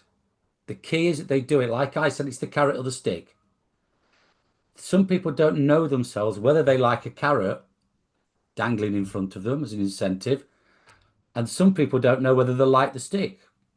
Personally, I was the one that if I'd done something wrong, I didn't mind being told off, but I also wanted a pat on the back for at least trying, or an explanation of where I'd got it wrong in business. So I was always intrigued. Some people will just stick the fingers up at you and say, I'm off, because they're not spoken to in this way from within by themselves or by the person that's speaking to them. So most of us think nerves or self-doubt are flaws in our personality, but they're not. They're the product of overthinking triggered by our bodies and stress responses. Flight or fears and flight, as we call it, fight or flight. They're all based because of the way that we talk to ourselves and we talk to ourselves inside. One of the great examples I use with this is, if somebody's heard it, and I would say, when you're if you're in a building having a meeting, if we were all in the same building, the fire alarm went off, both people would head out of the door, but half the people would be running towards safety and half the people will be running away from danger. Both have the same outcome. But the people when I ask that question, the people that are easy to work with are the people that's actually running towards their safety and not running away from danger. And it's the same when we meditate. If we meditate in a positive way, we're running towards success. We're running towards safety. We're running towards things to help ourselves. If our constant critic is the opposite way round, we see everything as danger and we have to get away from danger. Does that make sense to anybody? If I'm going a bit quick, I get excited. Okay, I'm all arms and hands and body language. So that's why I think it matters. And then if we meditate and we understand this is where confidence, which seems miles away, can get away from our shaky voice, and it solves the problem at source. It proves whether we are running away from or running towards something. And once we can establish that, I establish that with a client, I'm halfway there to finding out what their confidence issues are. Because 9 times out of 10, what they think is their problem with confidence is not their problem. They come to me and say, I'm self-sabotaging. They come to me and say, I'm procrastinating over doing something. They're not. 80% of time, When I get to the bottom, it's because they were given a tea towel at 5 years of age and told to put it round the head and stand at the back because they aren't good enough to play the kings and the wise men. It's wear a tea towel, stand at the back and be a shepherd. And at 5 years of age, to many people, that is the first experience they get of being in public, and that shatters their whole confidence. I get this out of them by talking to them in a way, and they suddenly realize that that is probably the reason why they're shy, why are they nervous, why they don't put their hands up to go forward with confidence. And it's often not when they think I'm always self-sabotaging myself. I procrastinate over that. I've got imposter syndrome. I don't think I can do it. And everybody puts themselves with a tag these days. I don't know if you all agree with that. You know, a lot of the younger people today have to have a tag. And if they've got a tag from Dr. Google and Dr. Google has given them this tag, then they think, I know what my problem is. It's not lacking of confidence. It's not lacking ability. It's not my limiting beliefs. And I say, let me tell you this, limiting belief. The word belief has a 3-letter word in the middle of it. Do you want to tell me what that 3-letter word is? Lie. Okay? And I tell them they're telling themselves a lie. So when we meditate, we build the scripts, and I'll talk about how I do that with them in a moment, so that they're not telling themselves lies. So they deal with calmness from chaos. They're not running away from anything. They're running towards something and they're looking forward and they're excited. And this is where meditation is a massive part of what I do with people, because it starts at the source. Meditation goes into your nervous system. It lowers your cholesterol, slows the heart rate, and steadies your breath. It's like almost like pressing a reset button. Your confidence reset button is how I like to call it, the way that we can then build on it.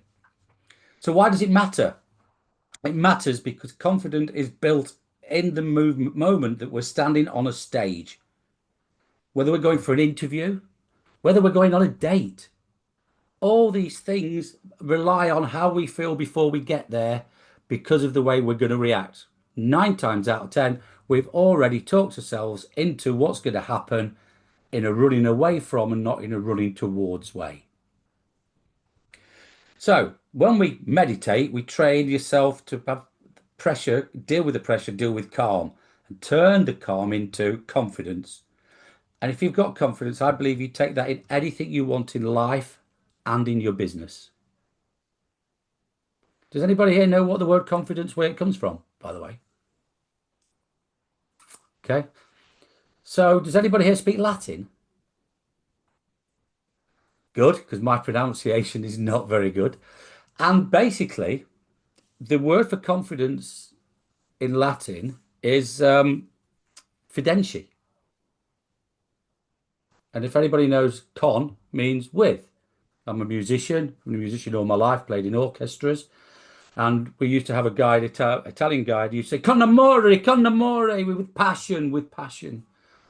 Well, with fidentia means with trust, because fidentia means trust.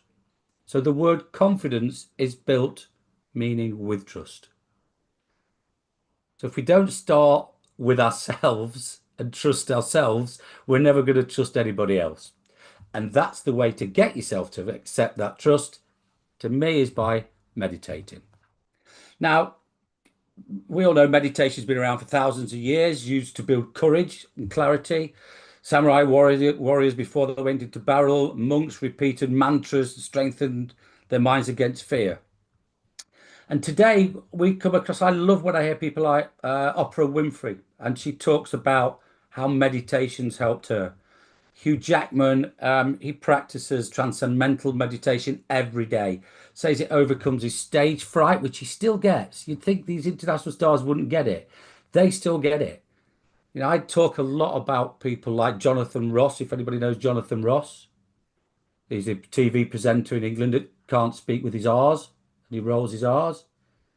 He's a very famous guy. And he overcame the fact that he was short-tongued and couldn't project his R's by making sure he wrote into his opening lines of his script everything beginning with an R, so he got it out of the way and people now accept him for it. So he trusts in that and doesn't mind that he's got this deficiency, or deficiency is probably the wrong word, this the defect with his speech. I've got Bill Gates. Bill Gates constantly talks about how meditating helped him through the tough times of making strong boardroom decisions. He probably knew the decisions, it just gave him the confidence to go ahead with it. Keanu Reeves is well known for his meditation, and he's just Mr. Cool. So different types of meditation. Most of you on here will know. I quite like the Vedic style meditation, which is a form of mantra, but I've also used transcendental, just breath work or visualization. Whichever way to, this is more to help people to get started, because most of my clients understand it but have never come across it. But here's the real truth. It doesn't really matter which format you want to use when you're starting out. Because a lot of my friends, I would ask them, did you meditate? They just, oh, it's just a religious mumbo jumbo. And I didn't, no. But that's what they think it is. So many people think that's what they see and what they don't. They don't actually. That's why I like to use the film stars, presidents, people, examples of people that use it, because they suddenly go, oh, actually, I might secretly try that and see what it's like. If it works for them, it's going to work for they. Now, one thing I particularly like is I can write scripts for meditations as I would for self-hypnosis. The best way I like to think of it as is you should record your own voice. Write your own short script, even if it's your 2-word mantra, but record it as your own voice. Number one is because we don't like to listen and we have a fear of our own voice. And trust me, the more you listen to your own voice, the more you overcome it and it gains confidence. It's a win-win. And the second one is it often stops the chatter because you can't listen to yourself twice. Where if you're listening to somebody else or you're trying to concentrate on a word, 2 words or 3 words, whatever your mantra is, it's very difficult to focus on other things that aren't going on. Somehow, and this has always worked for me, when I record my versions in my own voice, even I've got some Dr. Joe Dispenza, which probably most of you are aware about, and he does some lovely early morning ones. I've done a transcript and I've recorded it myself, just changing bits of it, and I've recorded that myself, and I'll use that in the morning because I'll add my little bits in and take my bits out. So I think that training yourself to get used to your own verse, your own voice, helps you with beliefs and gets rid of doubts. And that's ultimately what meditation to me is about. And Kevin, you have done very well. You've gained so much confidence and you have practiced it on yourself, which is so beautiful. Yeah. So we'll take a couple of questions here because we need to move on to right. Okay. Melissa. Do another 40 minutes on the inner voice if you want. I haven't even Yes, gone. Kevin. I'm only Yeah. joking, but Yes. hopefully you've got something out of that. So if anybody's got any questions. Yes, Kevin, we will have you in another session. Okay. Own voice is very important. If you can resonate with your own voice, confidence comes. Never be scared generally because you need to start with positive note. So, Kevin, when you were suddenly thrown into this deep end from your company where there were no regulations, nothing to monitor, and you gained your confidence from there, from that moment to today, have you seen the growth in yourself? I've seen a massive growth in myself. It's due to quite a few things, whether it be some health issues or relationship problems I've had over the years. I've always found that meditating makes me stronger, brings me out, which is why now I might not earn a quarter of the money I was earning 20 years ago, but the pleasure I get from seeing a client achieve something. Very quick example, I've got an airline pilot that was, I wouldn't call it suspended. He was sort of put on, not a report, due to an illness. He was not allowed to fly for 8 months. It was basically because of due with anxiety problems he had. And I worked out with him individually that because when he got in an aeroplane, his disciplines were different to how he was running his life. And he had a checklist every time he got in a plane, you know, when they talked to the second guy. So I wrote him with him a checklist for a meditation every morning as if it was a flight thing that he did. Within the space of 3 weeks, he went back after 8 months. He's flying again now up there. His life has changed. He's dealt with everything he wanted to deal with because he realized that he didn't have a problem when he was in the cockpit of a plane because he'd been taught by people, this is the procedure, you are safe up there. But he wasn't safe in his own life. In his own environment. In his own environment. So I Yeah. put his life into his environment, which he was good at, and said, let's write a flight list out. Checklist. We do this when we get up in the morning. We do morning routine. Check, check. And he had it. We got it on his phone, on the front cover of his phone. So every morning, the first thing he did was see a checklist of what he had to do, his morning routine, and how to deal with anxiety, and and just the way that worked for him changed it. He took control of his life, went back, passed the medical, signed off from the doctor, and was flying again within a month of working with me. So what Kevin is saying, that what may seem a problem to you, bring it to Kevin. To him, it's an opportunity to find a solution. And in a life, that is what it is. Don't treat everything as a problem. Be lucky that Almighty has given you an opportunity to find a solution. Kevin is his own proof. He went through a turbulent time in personal relationship, and time has healed him. And look at him now, glowing with the skin, and he's happy. So to gain confidence, remember, for every dark night, following morning, a day has to come to fruition. It may be cloudy, it may be dark, but there is always a light at the end of the tunnel. Anakul, your point on David, quick one. And before we go to Melissa, Melissa is enjoying herself, and Amrita as well. Let's bring in Melissa too. Anukul, your point? What a set of beautiful talks that we have received from everybody. It's amazing because I will be able to use it on my, to be able to communicate with my patients very well. And a question for Kevin, if I can ask, is how do you, many of the people over here, particularly younger generation people, often feel pride in calling them, giving themselves a diagnostic label Yep. related to some mental health issue. And I often wonder that is it turning out to be a diseased society? They're all the time keen in trying to have a diagnostic label and finding out means of saying, I cannot do this because I'm XYZ. Yep. That's one. Yep. And number two is some of them just lock themselves up. I would say sometimes they're narcissistic, very opinionated, that government is not doing this, government is not doing that. At the same time, they will not take any initiative to take any action. They'll stay themselves inside and not talk to communicate to anybody. And they'll say, nobody talks to me, so I stay itself and all alone by myself. And they go through that internal talk. How do you manage these people, and how do you think my ideas are reasonable in my thoughts? I first of all couldn't agree with you more about the labels. I actually turn the labels around and say when they say that they're self-sabotaging or they're imposter syndrome, I put it back to basics. If somebody says, "Oh, I procrastinate," I said, "You don't procrastinate, you're lazy." And they look at me and say, "You can't say that." I said, "I am. You're lazy. What we need to do is stop you being lazy and you won't procrastinate." So I'm not having a go at you. It's fact, isn't it? You won't call yourself lazy, but you'll call yourself procrastinating. So I need to change. I need to flip it, basically. I need to put the negative to positive. And the one thing with the inner critic, I have a saying, which I think is an old Buddhist word, which I changed, made it a bit my own. And when I get the chatter in the morning, when I wake up and I try and I meditate, and I have my same bit that I start with, nobody needs anything, nobody wants anything, there's no rules, there's no regulations. I go through all that, being the present in my head before I start going through my mantras. If the inner critic creeps in, I immediately say to myself, what's my next positive thought?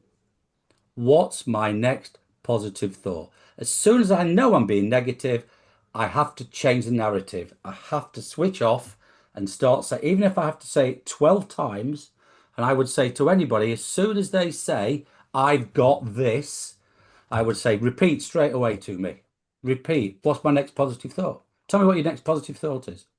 And they look at me. I said, what's your next positive thought? And I repeat it until they actually say, well, I'm going to take the dog for a walk afterwards and the weather's quite nice. I said, right, okay. What are you going to be wearing when you go and do that? And we have to change that around. And I get them to use that. So I always say, what's my next positive thought? Best tip I could give anybody. I do it when I'm driving.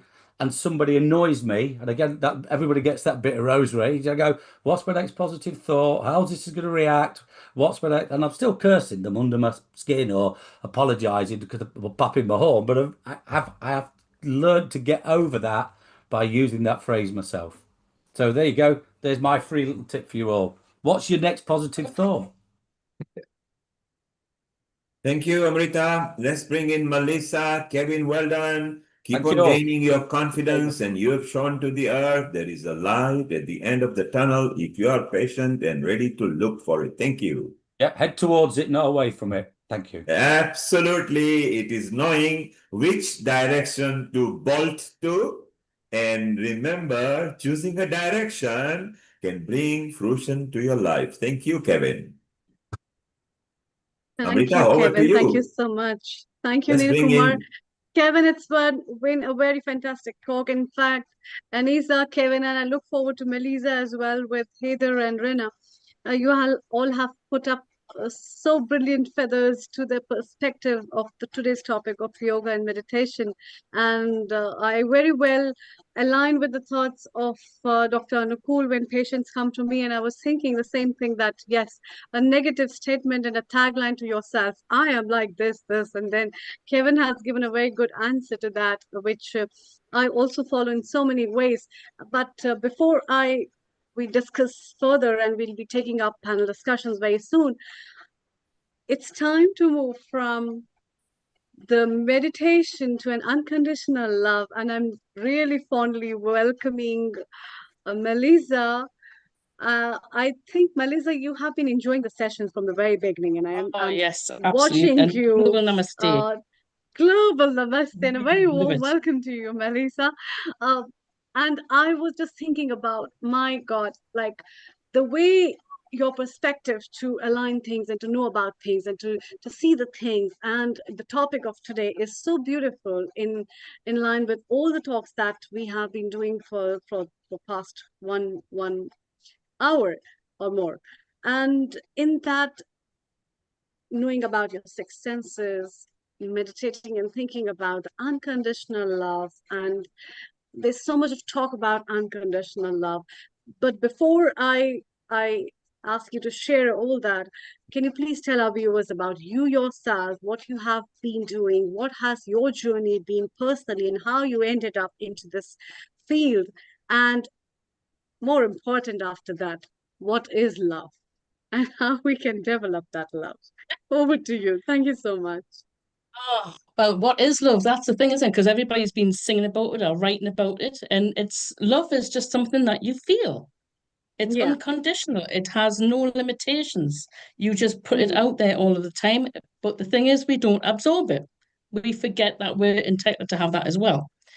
For me, I am a psychic medium and a Reiki master, and I've used this as tools to help people understand the traumas that they've been through, why these things have happened, and then they can use them as a tool to help other people avoid all of this, to be aware of their surroundings, of people around them, of their own feelings. So, I went out earlier on and I got a pine cone. And I noticed that on one side it was very bubbly, really high, and then the other side was quite smooth.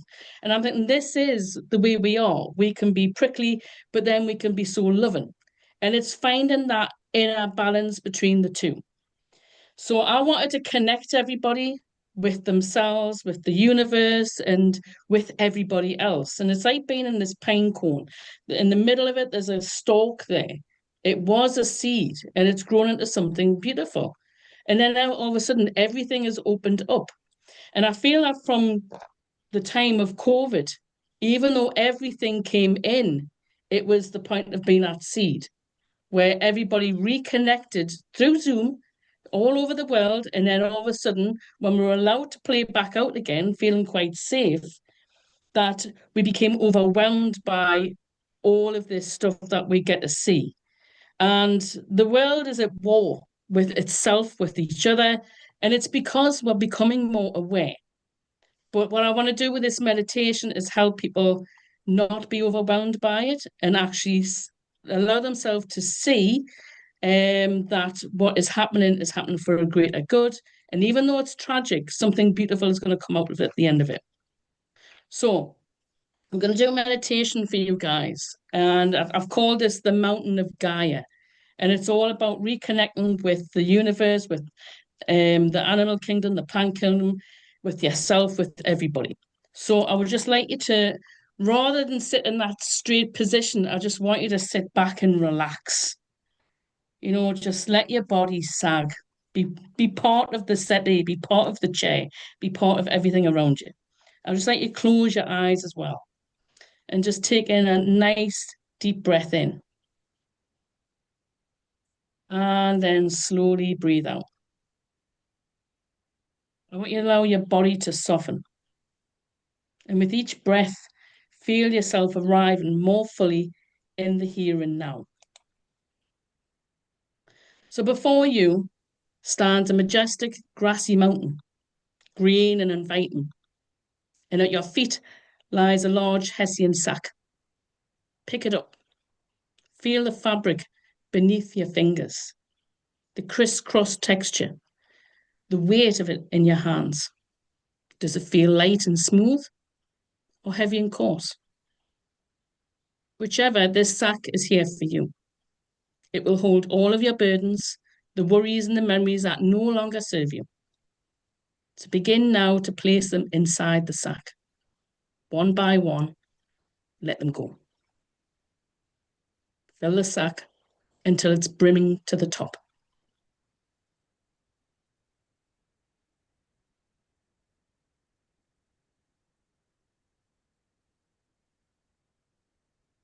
And then when you're ready, fold the fabric over and seal it with a gentle kiss. This is the part of you. This is love. There's no hate, no remorse, no regret, just unconditional love. With the sack at your side, bring your gentle walk up the mountain. Step by step, feel the earth beneath your feet. Each step grounds you deeper into the present. Your body feels steady, strong, alive. And at last, you reach the top. At the mountain's peak, lift your eyes to the horizon. Perhaps it's morning, the sun rising in a golden glow, warming the land and filling you with fresh light. Or perhaps it's even evening, the sun setting, making way for the stars to sparkle across a deep velvet sky, the moon shining in her fullness. Notice what you see. Notice how you feel. Are you inspired and bright? Or calm, open, and connected to mystery? Look further out across the land below. Do you see rolling green fields, trees heavy with fruits and berries? Or perhaps villages alive with people smiling, laughing, celebrating life? Notice with each vision your heart connects with most. Now listen. Above you, birds fly freely, their songs echoing in the sky. Below, animals call to one another. Their voices rising in the rhythm of life. Notice which sounds most part of you, the soaring freedom of the skies or the ground harmony of the earth below. A soft breeze drifts across the mountaintop. Take a slow breath in. What do you smell in the air? Perhaps it's fresh and salty, carrying whispers of the ocean, or maybe warm and earthy with the scent of sun-baked grass or pine carried across the wind. As you breathe in, notice how it moves through you. Does it cleanse and lighten you? Or does it invite you to release something more? Something still waiting to let go? Beside you rests a basket of fruits, berries, and vegetables. Your body, after the climb, feels ready to be nourished. Pick what calls to you. Perhaps the vegetables, full of the goodness of the soil, grounding you in the energy of the earth. And perhaps the fruits and berries, sweet, vibrant, their seeds carrying the promise of new beginnings. Taste slowly. Let the nourishment fill your body, bringing energy, strength, and renewal. And now, one more sense awakens. Your connection to love itself. You notice someone sitting beside you, someone that you love dearly, a soul that has passed on, yet who continues to watch over you with deep fondness and unconditional love. Allow yourself to sit with them. Feel their presence, their warmth, their care surrounding you. Perhaps they have a message for you. Let their words, spoken or unspoken, take root in your heart. And when you are ready, breathe deeply and feel their arms wrap around you in a loving embrace. This is not goodbye, only another hello. But now it's time to return. You may choose to walk slowly down the hill, each step filled with gratitude and connection, or you may wish to run with the wind, free, unburdened, and alive. Whichever way you return yourself once again at the base of the mountain. Take a final deep breath in and slowly exhale. Stretch your arms and legs, tap your fingers and toes. And when you are ready, gently open your eyes, carrying with you the deep connection, the nourishment and possibilities that are now open before you.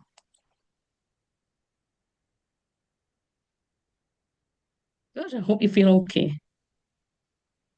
Sometimes I just feel that we forget to just stop in that moment and take awareness of a pine cone, take awareness of what things smell like, how things feel, even if it's our clothes. We forget to reconnect, that everything within us is connected to each other. It's like when you're thinking about somebody, then all of a sudden they'll ring you. And that's the connection that you have with them. We forget that we have this telekinesis with somebody. It's a natural part of who we are. It's our sixth sense. But this sixth sense can connect us and make amazing things happen in the world, as long as we stay in that positive mindset. And like Kevin said before, you flip that conversation over, that negativity to positivity. But there has to be both. We have to have the negative to understand the solution to bring the positive in. And when we have that connection with ourselves, when we learn to trust in our heart, in our feelings, then we can make amazing things happen. I want you to think today from this meditation, whatever that person had said to you, what can you do that's positive to make them feel proud and you to feel that within your heart as well? Because at the end of the day, love will always be here. Yes, our loved ones pass on, our pets, they pass on as well. We will eventually pass on, but we're still all connected. This is just a physical form of each passing moment. Whatever we've done in the past has gone. There's no regrets. There's only opportunities to keep doing positive things in my life. The future hasn't happened yet. It's a vision of what we want to achieve in life. But if we stay present, that is the gift of love, because we can make anything happen as long as we trust in us, as long as we trust in love and trust in the feelings that we get. So next time when you walk in a room and you don't feel good about being in that room, trust those feelings. That is love telling you that you should not be in that room. Yeah, you need to be somewhere else. You don't want to live in regret where it says, I wish I'd never done that now. I wish I trust myself. But if you go in a room where you just feel absolutely amazing, and all these people come up to you saying, I can't wait to see, I've been waiting for you. But then you say, actually, I've been waiting to see you. because you're not putting yourself first, you're putting yourself with somebody together. We're allowing ourselves to be connected, allow ourselves to trust and love. So there you go. Sending you guys so much love.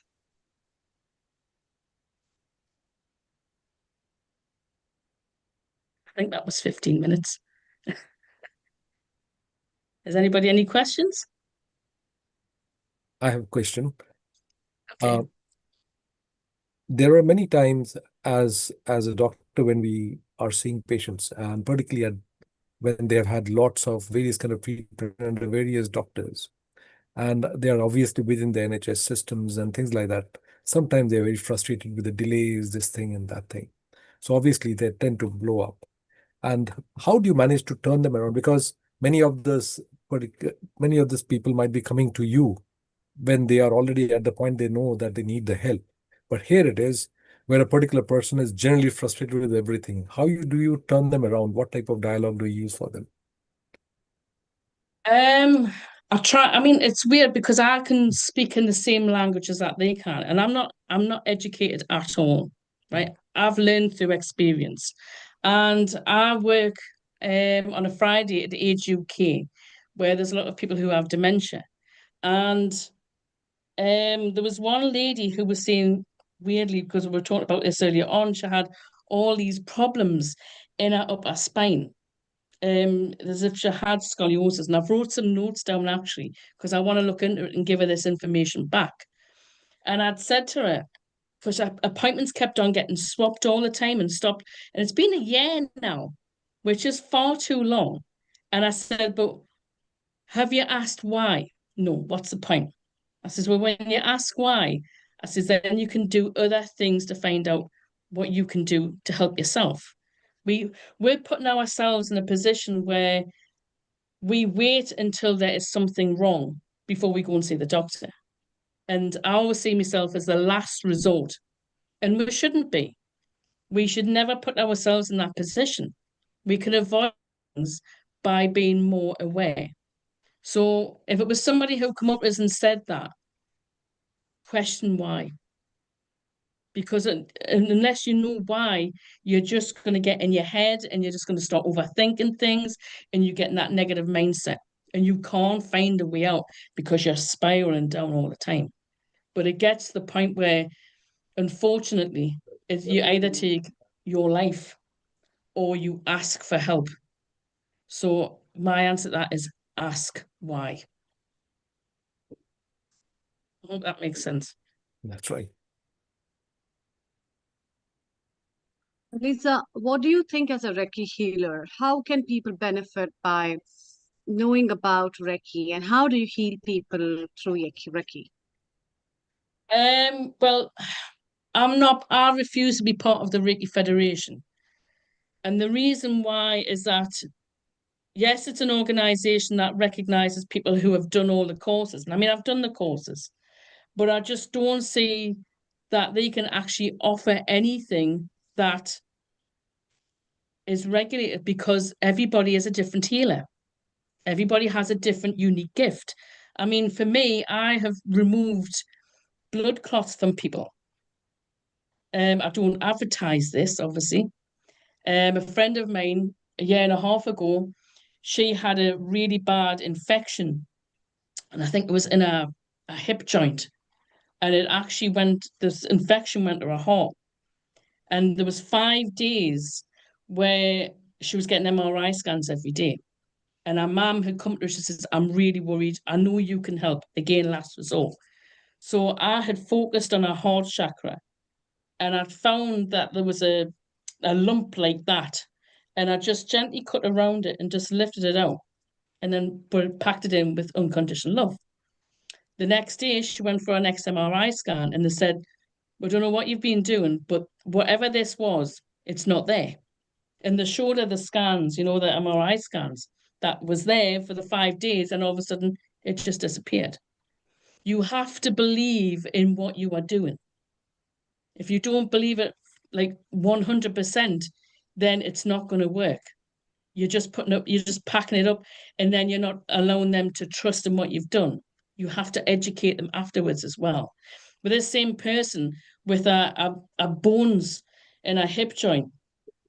They said that they would have to, I think it was like sealing them some way they were going to seal them because the bone was just crumbling away. And I remember, I think it's like the Chinese and the Japanese with the cup and the gold. And I just imagined this gold liquid energy going through her hip joint. And then it was a few weeks after she had to have an appointment, another scan. And I had just had gone with her. It was the first time anybody gone with her. She'd been seeing all these appointments by herself for a year.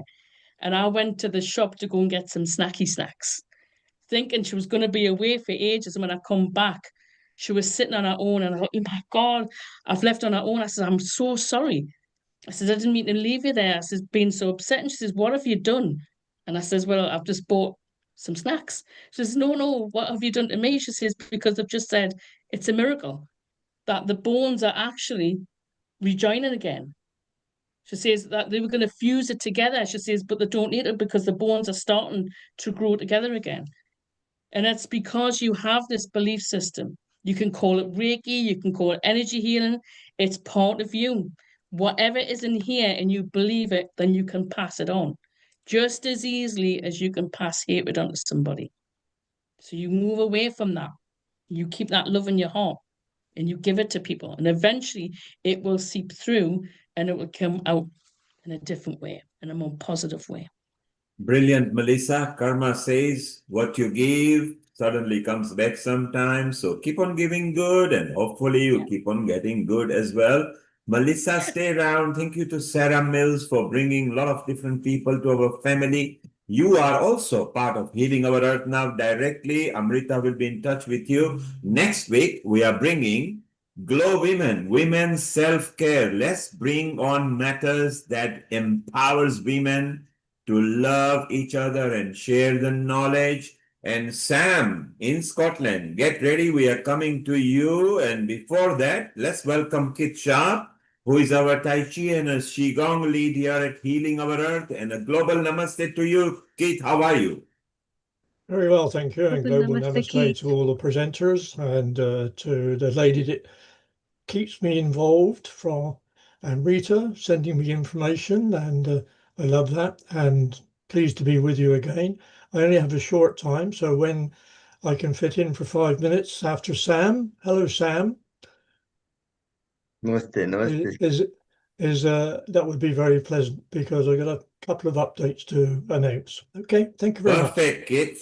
Roughly at about 24 past 4, we'll bring you back in 24 plus 4 plus VAT because Sam believes in VAT as well.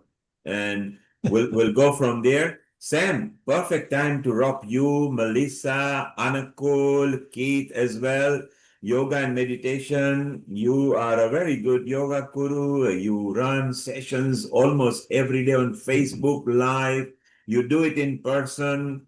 You got a wonderful island up there in Scotland, which is a yoga retreat as well. Some point from next year, we all want to use it. This year, you're going to support Amrita and Shubha in there in Himachal Pradesh, where there is going to be a super retreat end of October, I believe, the last 4 days of October and the first day of November, which is perfect to do with chakra and air. And what a perfect backdrop Himachal Pradesh is. Dalai Lama's abode is what I say Dharamshala is. And Amrita is actually from Himachal Pradesh. She's a party girl, so she knows how to live like a party as well. And so that's going to be very good. Anakul is supporting. Heather wants from Israel to start and Rena. So let's all support them. They're all in-house people. Amrita, a good time for us to share and a chit chat with Sam. Let's leave Sam on his own for about 10 minutes. And then again, we have a multi chit chat. So over to Amrita and Sam. Thank you, Neil Kumar. Thank you so much. Thank you, Melissa. Stay around. It's always lovely to have so many nice people to talk about, and a special thanks to Sarah. Global Namaste, Sam, once again. Namaste. Sam, you have been practicing yoga since so many years, and you offer retreats, you teach people about yoga, what have you found by your own self in the journey of yoga as you have been practicing? And what are the common things that you would like to point out for people practicing yoga? Over to you. First, I'd like to bring back what Anissa from France talked about losing weight. I've lost about 25 kilos in 6 months. Oh, right? wow. Gradually, not very quickly. Not just yoga, it's through electrolyte, eating daily, fresh food wise, not chemical wise. Eating protein, yogurt with high protein, all the blueberry, strawberry, spinach, put that in the juicer and drink it like a pulp, not juicer, but like a pulp and drink that every morning with coconut water in it or pomegranate juice, things like that. That itself. And second was nitric oxide. That all increases nitric oxide, which increases your flow, and that itself makes you lose energy, goes to your prana, goes to all the organs, energizes you, and helps you to lose weight. That's lovely. And then also after my that, yoga. I've also seen that you hug the trees and you get the energy from the That's it. trees. That's it. And that's what that's going to talk about today. That's what we'll talk about today. But I'm just going to say how, and also it's all about prana. Yoga meditation for body, mind, and soul. What mind thinks, body delivers. Right? You have two kinds of mind: conscious mind and subconscious mind. Once you connect with once you learn to control your mind through breath, breath is the bridge between your body and mind. Then you learn to connect with your soul. Once you connect with the soul, you find the God within you. Body tries to heal itself. Body knows how to heal itself. You don't need Reiki, you don't need anything else. You can heal yourself as you let the body heal itself naturally. As long as you create the right condition, right environment, right amount of all the nutrients and oxygen, everything body needs to heal itself. But the prana need to flow freely throughout the body. If the blockage doesn't work, that's why all my yoga classes, I try to open up to the hand, neck exercise, leg exercise, to open all the chakras, all the Muladhara, Swadhisthana, solar plexus, the prana can flow freely. That's what I found helped me to do all those things properly.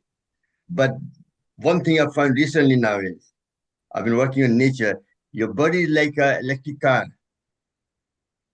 It's got battery, but battery has no charges now, so car can't go. So you have to plug in somewhere. So where do you plug in? Where do you plug in the body to get charged? You need prana. Prana comes from three sources: food and water, we all do all the time, breath, and the nature.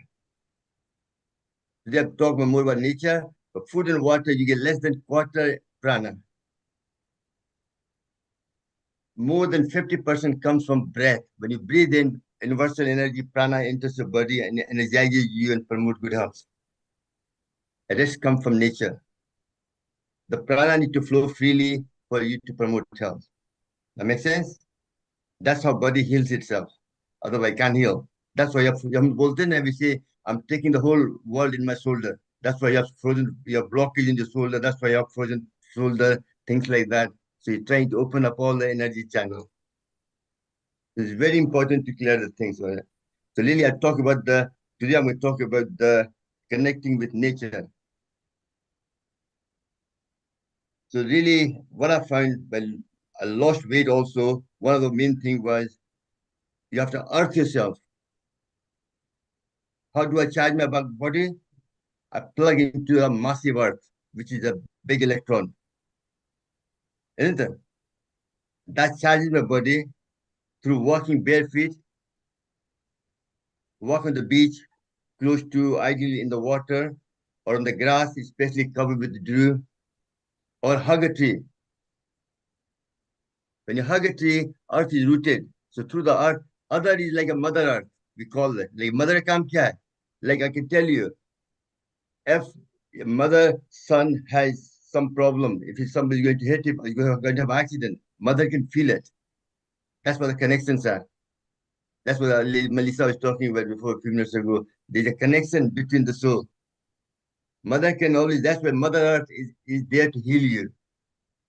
So once you connect with Earth, it's healing you, energizing you, taking your emotions away, negative, and gives you all the positive. Grounding and earthing allows the Earth negative electron to migrate into your body, which in turn neutralizes free radicals created by injury or chronic inflammation and help you to improve circulation, good sleep, reduce stress, and any pain in the body, even arthritis, anything at all. And you decrease the amount of adrenal gland, which prepares you for fight and flight response to stress or danger, as well as scores of depression, fatigue, anxiety, confusion, they all reduces. People about their connection to the outdoor feel happier, healthier, more productive when they are in nature. So really think of taking not all the vitamin, think of taking vitamin G, G for God. What was that? That's the connecting with ground. That's vitamin. Once you take that, once you know how to connect with your grounding, automatically your body starts becoming healthier. Mother Earth is there to heal you. And what happens is nature recharges your emotion, physical, and spiritual, and charge your battery. Then the body dies once you charge the battery by getting prana, body comes alive. When baby is born, it borns in mother womb with the soul, but it charges with mother's battery. Mother's prana keeps the baby alive in the stomach. Agreed? When it comes out, when you cut the cord, what baby does? First makes a fist. That's Adi Mudra. That opens up the airways and upper part of the lung, and baby goes, as he breathes in, the prana enters the body, and baby starts crying. That's what keeps the body alive. Connect body and soul together like super glue. If prana goes, soul goes, Ram Nam Satya hai, my body dies. Does that make sense? So that's why prana plays a that's why I find that helped me. Yoga, if you can do yoga, do everything. But if you have a blockage, if you have a, if you have, don't have a prana, then you won't come alive.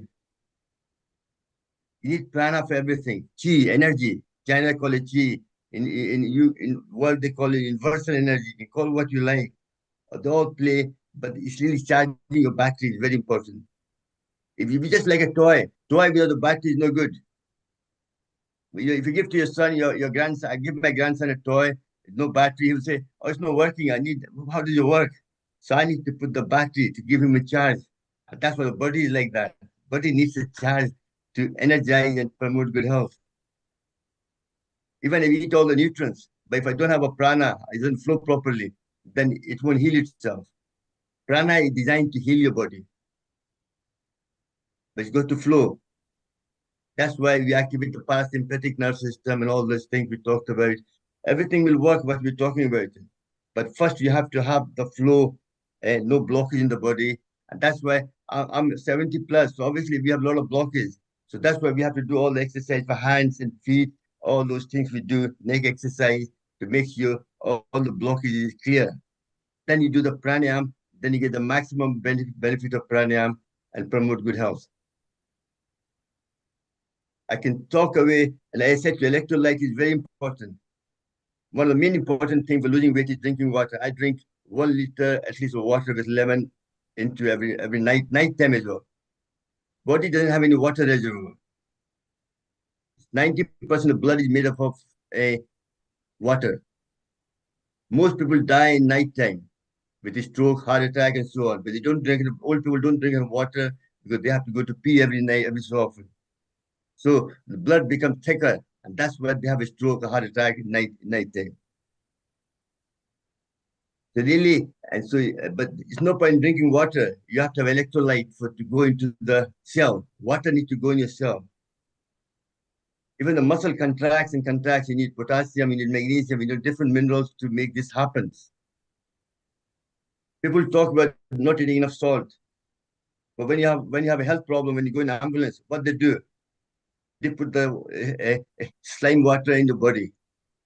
And you need the salt for kidney to function properly.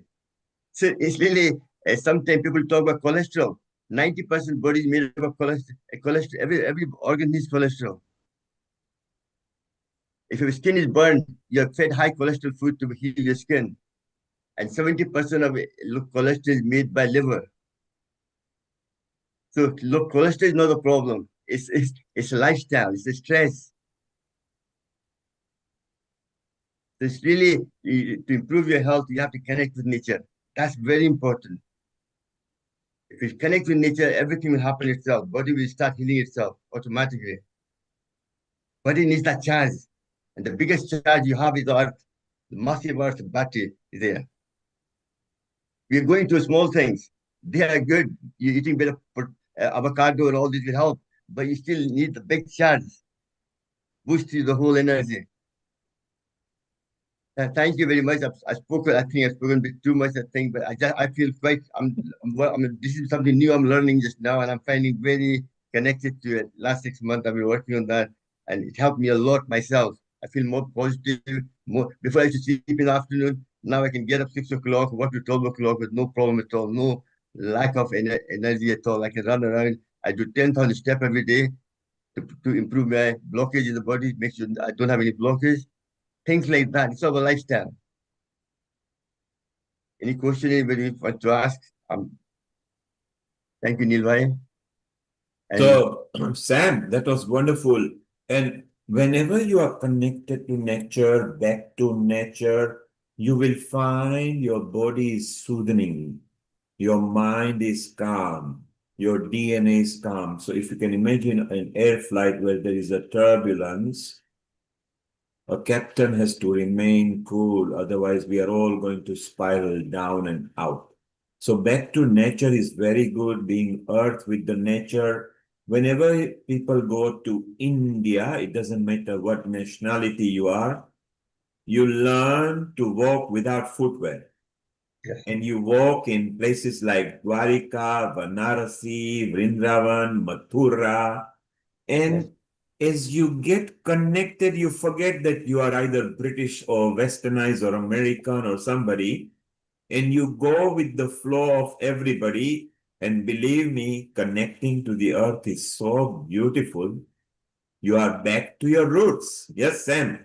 One thing I forgot to ask, tell you, looking after your mental health, which is a big issue in today's life, and well-being is important for everyone.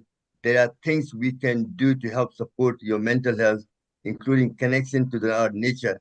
When you truly connect with the earth, depression, anxiety melt away from your body. That's why when you hug a tree, any emotional you have, it just goes away. You feel calmer, you feel more relaxed, and so on.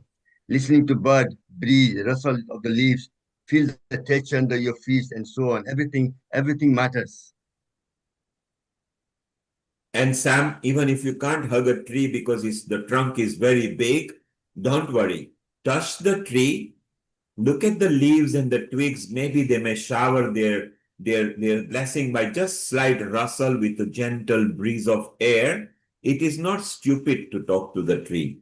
It is perfectly normal. We classify tree as a living a matter. And in fact, we need trees because you see, they suck up carbon monoxide and give us oxygen. So long way back, and I'm not talking too long back.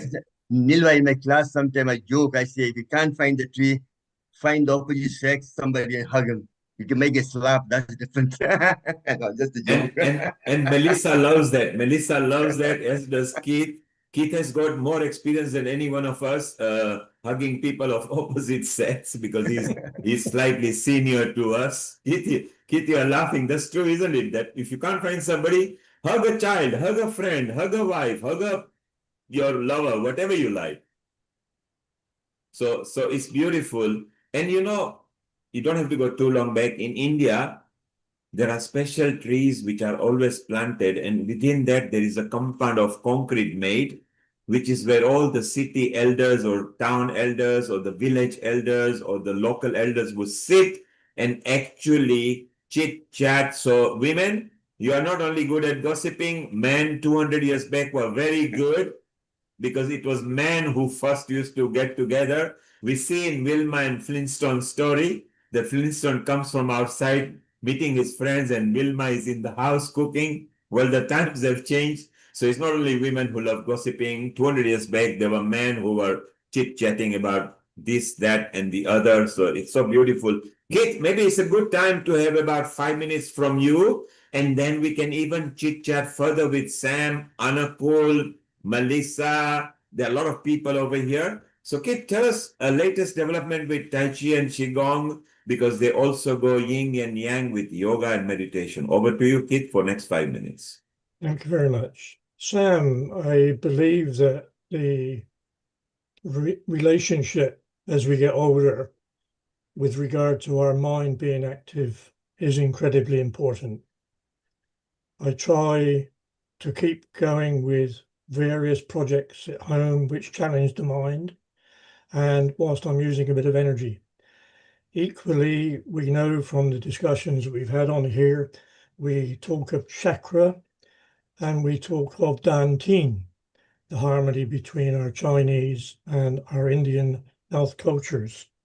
So I really don't want to delve into that. As you know, my background is engineering, but mind-body exercises are very important. And our new lady, Melissa, is obviously finding hugging a tree from her flat quite difficult.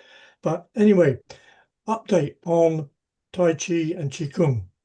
In April, I announced that we were hoping to form a global expert advisory group.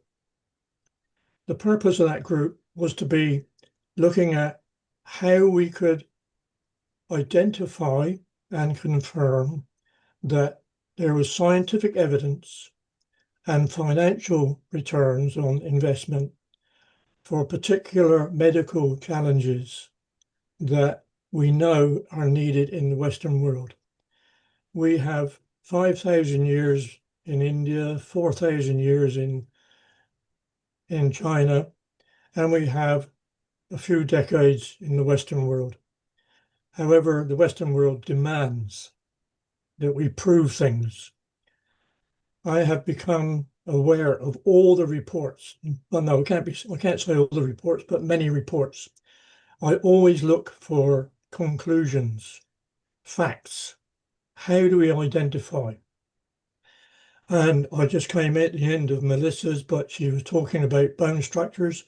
I have MRI experience of one of my elderly ladies actually having broken bones in her shoulder and seen it cure over 12 months. But the current status with the Global Expert Advisory Group, which includes Vietnam, Singapore, Great Britain, Pennsylvania, and California, experts are there not to do the research, but they're there to advise on how the research is carried out. We've had the first meeting, and like everything, it's not as easy as this. It was done on live documents. So I had my mind going again on live documents because I had no idea what that meant. So I've learned something else, Neil. Hey, production quality as well, right? So the process is that we're going along with those objectives of proving Tai Chi and Qigong. It will have a relevance to yoga and to meditation, because we in the Tai Chi and Qigong areas talk of mind-body techniques, energy channels, Qi, and all the same things that we share with Indian cultures. We don't have 7 dantians, we have 3 dantians. I can't remember which numbers they relate to regarding chakras, but we could also find that if we wished. So currently, I'm working very closely with one of the contributors that we had some time ago, a lady called CJ Rhodes. We are endeavoring to put forward a submission to the 2026 Tai Chi and Qigong Usher Harvard Conference. This submission has to be in by the end of September, and I'm going to be away for nearly 3 weeks. So I don't have a great deal of time. That's why I'm shortening this today. We have a very good contact in Usher, which is Peter Wayne, Dr. Peter Wayne. And so we're working at a level which I think can make a major, major difference. So working alongside Sam, Melissa, lovely to see our South Island Pacific lady, Lata, here with the waves behind her again. So it's fantastic, but we will have hills to climb. We will have threats made, but I'm hoping that in the next couple of months we will perform the second meeting. Hopefully we'll get approval from Osher Harvard in Massachusetts to be able to present a poster in April next year, and that will give us an inroad across the whole of the States. Trying to improve on this is that I've also mentioned my association with the Chartered Institute for the Management for Sports and Physical Activity here in the UK, SIMSPA. It is since 2016 I started work on endeavoring to convince Tai Chi and Qigong personnel that we need approval by the Department of Health and Social Care. To do that, we need to provide evidence. And that's going along. And having selected in 2017 the Chartered Institute, we are now in a position where they will be announcing in September their professional status qualifications. We are the only ones in the organization, Tai Chi and Qigong, that are actually providing professional standards. This doesn't mean to be regulation, it means registration, and it's no different to anything else. And here in the UK, I understand we have the Wheel of Yoga. Now, I don't know how that stands with SIMSPA, but I do know that yoga is one of the elements of SIMSPA. Whatever it is, as my humble opinion, is that not only Tai Chi, mind works, breath works, mindfulness, yoga, Leo Verde, and all these other energy entities will require links with the Chartered Institute. Thank you, Neil, for mentioning the old guy. I may not be around when all this happens, and I'm now using terms like, do you have succession management? And I'm looking at 8 or 9 people here and I'm saying, you are my succession management team to start with. So that's what I wanted to say. And I think going back to Sam, lovely, thank you, Sam. I didn't see it, I didn't realize it was you because you're so slim that you look as though you're on a bookshelf. Right. So anyway, thank you for a few minutes. God bless you all and see you again when I can. Okay. Thank you, I'm Kate. away now for a few weeks, so it'll be love and best wishes from Portugal. Bye-bye. Thank you, Kate. And that was an update from Kate. He is very persuasive with our Tai Chi and Qigong gang. He has nurtured them into a group, global group, and he's part of Healing Our Earth. And on the Healing Our Earth itself, we decided to launch something that is more credible, that can actually bring to fruition rather than being just another organization that is planning. This one is focused so we can come to some fruition so that other organization can use the mechanism to leverage their organization. Keith, we wish you all the best.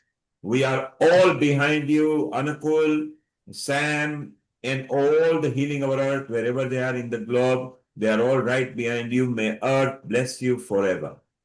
Thank you very much. God bless you all. Bye.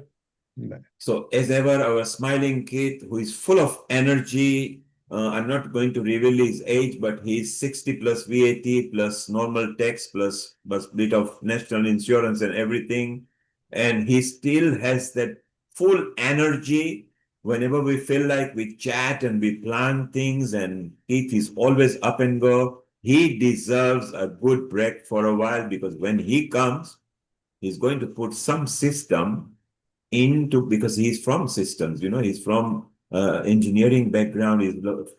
During the time when we didn't have computers, he used to gather people in person, and he's also good at computers now. So it is going to be very useful at some point. Maybe Scotland is not very far from England. We should meet up. We got our Dr. Ulrich here as well, who is also part of Healing Our Earth, and Ulrich is actually organized Agni Hotra event at Healing Our Earth very soon.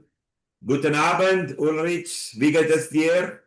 Guten Abend, danke, Neil. Mir geht es gut. And very good, always, as all the time as you are as well. So it's beautiful, Ulrich. Amrita will be here shortly in a while. We are all excited. Your document of the presenters has already been received. It's going to be very exciting. Let's tell people, when are we going to carry out the Agnihotra episode? That will be next week and next Sunday. Isn't it Sunday after? No, 7th of September. Oh, okay. We just announced the women one. We will change it. We can change the flyers and bring that back again on 7th September. So next week, look, Ulrich is keeping me in touch what's happening at Healing Our Earth. Next week is Agnihotra episode. It's all to do with something that Ulrich has been practicing, and also actually was there at the same time as Anukul was in IIT Mandi, same place over there very recently. So we stand corrected. Ulrich says that next Sunday is Agnihotra episode, which is so beautiful. So the women will have to shift you the following Sunday. Amrita was here, and maybe even she didn't realize that. So Ulrich, what's going to happen in Agnihotra episode? Tell us. You mean during that episode? Yes. We have speakers from all over the world. Of course, we all perform Agnihotra, that pyramid fire at sunrise, sunset. And so it is, one thing is the basics, how to perform Agnihotra exactly, what is needed, what are the materials, what are you burning, and what is the timing. So that is the beginning. Then we also will have some music of people mantra related to Agnihotra. And then about the effects, the effect of Agnihotra on the environment, water, soil, atmosphere, on health, on plants, and then also showing how Agnihotra is performed in different places, on all the different continents. So that will lead us through the whole session. And in the end, we plan to have Agnihotra, to show Agnihotra, because it is, according to London time, it is little past 6 o'clock. And we want to show Agnihotra, several people performing Agnihotra here outside on the veranda of our center, so that everybody can get a better impression of how does it look like, to have this Agnihotra. By the way, there was a discussion. What's the time now in London? It should be 4:30, correct? Correct, and you are 1 hour ahead of us. It is 1 hour, yeah, because some people said, okay, it's 2 hours, but no, it's 1 hour. So then we are fine. It will become 2 hours end of the month, where we change to British. British summertime goes to Greenwich Mean Time, so the time will change then. Presently, you are 1 hour ahead, and Very good, Urlich. We look forward to the Agnihotra episode coming Sunday. Stay around. We'll chat with you. We are now visiting to India, where our senior host is waiting for us, and he's none other than Rotarian Lal Gohel. He's a senior host here at Healing Our Earth, and every episode, at least 1 to 1.5 hours, is produced by him, bringing different experts from different part of the world. And a global namaste, Rotarian Lal Gohel, who is a world ambassador from a Rotary for organ donation. But that's not all. He is an expert in almost every other subject. Isn't that right, Amrita? Who is another expert at Healing Our Earth and a chief admin at Healing Our Earth. Amrita, let's welcome Rotarian Lal Gohel. And then we've got Sunil, we've got Raki, we've got so many guests which are going to join Rotarian Lal Gohel. Amrita, let's introduce Rotarian Lal Gohel and over to him and you. Thank you, Neil Kumar. Global Namaste, Rotarian Lal Goel ji. Global Namaste. Rotarian Lal Goel ji is our regular guest contributor, as well as he's a founder and charter president of Rotary Club of Organ Donation International. And every episode, he is vibrantly bringing a lot of experts from different domains who give their opinions as well as their expertise. And it is really valuable to have him with us for every episode. Rotarian Lal Goel ji, it is, as you know, today's episode is about yoga and meditation. And in today's time, especially after COVID, a lot of people have adopted this kind of a holistic technique where they feel happy and healthy practicing yoga. Do you practice yoga, and how has yoga helped you personally in life? Thank you very much, Amrita, and thank you very much, Mr. Neil Kumar, for inviting me as usual every Sunday at 9 p.m. Indian Standard Time. As you are asked about the yoga, no, that is not possible for me because after my heart attack, the doctors advised me to either go for yoga or some walking, brisk walking. I choose brisk walking, but yes, meditation, I always do for about 1 hour every day, and 1 hour brisk walking. Yoga is not possible for me, which I have not done. But I know what you have mentioned about the yoga and meditation. This why we are doing yoga and meditation, viewers. We are doing it because to keep our body healthy, and not only body, our mental state healthy, because if our mental state is healthy, then our body is healthy. And when we talk about body, the main thing are our organs, because if organs are healthy, then the entire body, our mental state, everything will be healthy. So before I will introduce my very, very elite panelists today, I would like to say a few things about the effect of yoga and meditation on organs. Yoga and meditation, when we talk about the effect, yoga and meditation create profound psychological changes throughout the body, optimizing organ function and promoting systematic health through measurable biological mechanisms. Yoga and meditation create holistic psychological improvements, optimizing individual organ function while enhancing system integration.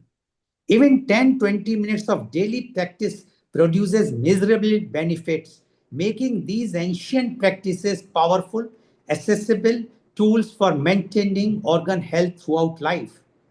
This improves the health of cardiovascular system, that is heart, respiratory system, lungs, digestive system, which covers liver, pancreas, and intestine, and nervous system, that is brain. So in one way, we can say that yoga and meditations are very good for the health of organs. So if everyone do the yoga and meditation, definitely under the guidance of an qualified expert, then you are keeping your organs healthy, and then you will not be approaching for organ transplant and organ donation. So this is my appeal from the Rotary Club of Organ Donation International. Please do yoga and meditation under an expert so that your health organs will be healthy. Now, I would like to introduce my first panelist guest, and he is none other than Dr. Sushil C. Gupta. Dr. Sushil C. Gupta is a distinguished educational leader and community advocate based in Agra with extensive experience spanning education, health initiatives, and social development. Dr. Gupta serves as the director of Prelude Public School in Agra, where he leads educational initiatives and institutional development. He is the former president, District Agra Yoga Association. He previously led efforts to promote yoga and wellness practices throughout the Agra district and still is doing the same. He is the president of Association of Progressive Schools of Agra. In this role, he champions progressive educational practices and reforms across schools in the Agra districts. He is the vice president of Initiatives NISA. Dr. Gupta holds a key leadership position with NISA, driving various educational and social initiatives. He is the national ambassador of NISA Green Schools program. He represents and promotes environmental sustainability initiatives in educational institutions nationwide. He is the national convener of National Campaign for Mental Health Well-being. Dr. Gupta leads national efforts to promote mental health awareness and well-being across communities. He is an advisory board member of HEMA Foundation, Mumbai. He provides strategic guidance to this Mumbai-based foundation in their philanthropic endeavors. He is the vice president of Agra City Real Estate Development Organization. Dr. Gupta contributes to urban development and real estate planning initiatives in Agra. He is the ex-president of Lions Vishal Charitable Society and Lions Club of Agra Vishal. Dr. Gupta has served in leadership roles with Lions Club organizations focusing on charitable and community service activities. Dr. Gupta's diverse portfolio of leadership positions reflects his commitment to education, community development, environmental sustainability, and social welfare initiatives across local, regional, and national levels. Ladies and gentlemen, please welcome Dr. Sushil C. Gupta.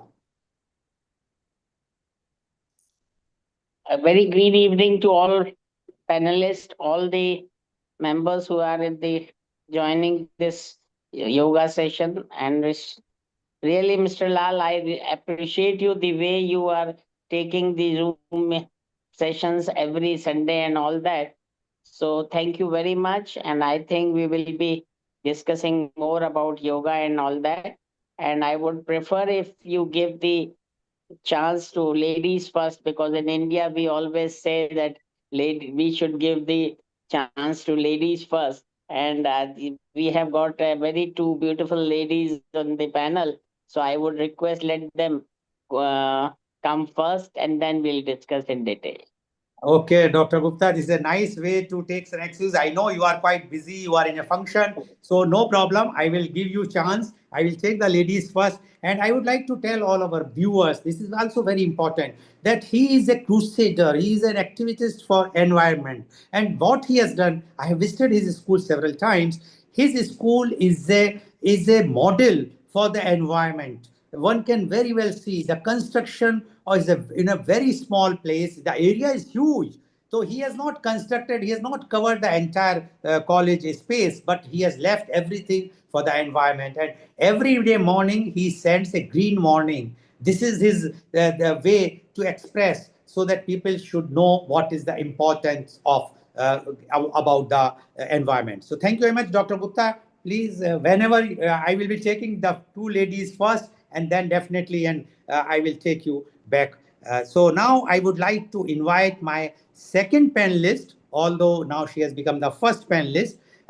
Ladies and gentlemen, I present Miss Rakhi Agrawal. Miss Rakhi Agrawal is a law of attraction coach, Shiva method practitioner, and spiritual guide. I stand corrected. Silva method practitioner and spiritual guide who empowers individuals to manifest their dreams, lives through mindset, mastery, and soulful practices. She is also an intuitive tarot card reader and passionate book mentor. Through her platform, Meraki Thought, Rakhi curates powerful book reading sessions, transformative courses, and guided meditations rooted in the law of attraction, emotional healing, and energy alignment. Her approach blends ancient wisdom and modern techniques, helping people release limiting beliefs, connect with their higher selves, and reprogram their inner world to create lasting outer change. She simplifies deep spiritual concepts through engaging sessions, making them accessible to anyone on a self growth journey.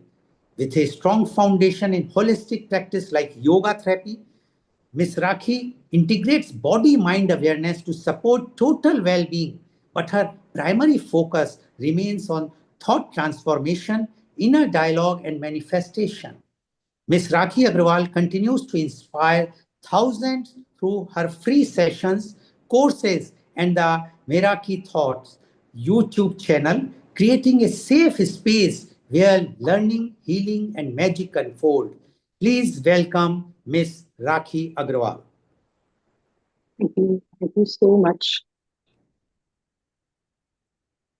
I would like to extend my heartfelt gratitude to Rotarian Lal Goelji for inviting me on this prestigious platform of healing our earth. My sincere thanks also to all the members and fellow speakers. It is a privilege for me to speak on the subject of meditation, a practice so close to my heart. I deeply appreciate the opportunity to connect, share, and learn together. Thank you once again for making me a part of this wonderful platform. Let me share my slides. So let us begin with a question. Have you ever tried to sit silently for even a minute with no phone, no music, no conversation, just you and your mind? If you have, you'll know it. It's not so easy. The moment we close our eyes, a flood of thoughts come rushing in. Like, for example, what I have eaten today. Why did this person say this to me? Did I reply to that message? It feels like that the mind never stops. The ancient yogi used to call this the monkey mind, always jumping from one branch to another, restless, chattering, uncontrollable. Now, there is a question. What if we could calm this monkey? What if instead of fighting with our monkey mind, we could befriend it? This is the essence of meditation. Now, the slide. Yeah, thank you. So, what is meditation? Meditation is the simplest form, is the practice of training the mind. It's not about stopping thoughts because thought will always come. It's about learning how to observe them without getting caught in them. In Sanskrit, the word dhyan, and in Patanjali Yoga Sutra, meditation is defined as Yoga Chitta Vritti Nirodha. Yoga is stilling of the fluctuation of the mind. And yoga is the art of withdrawing energy from the senses and turning inward to find peace and freedom. Think of a mind like a lake. Every thought, every worry, every plan is like a stone thrown in the water, creating ripples. Meditation is the process of letting those ripples settle so that the water becomes still and we can see to the bottom very clearly. So meditation is like this. Here's slide 2, slide 3.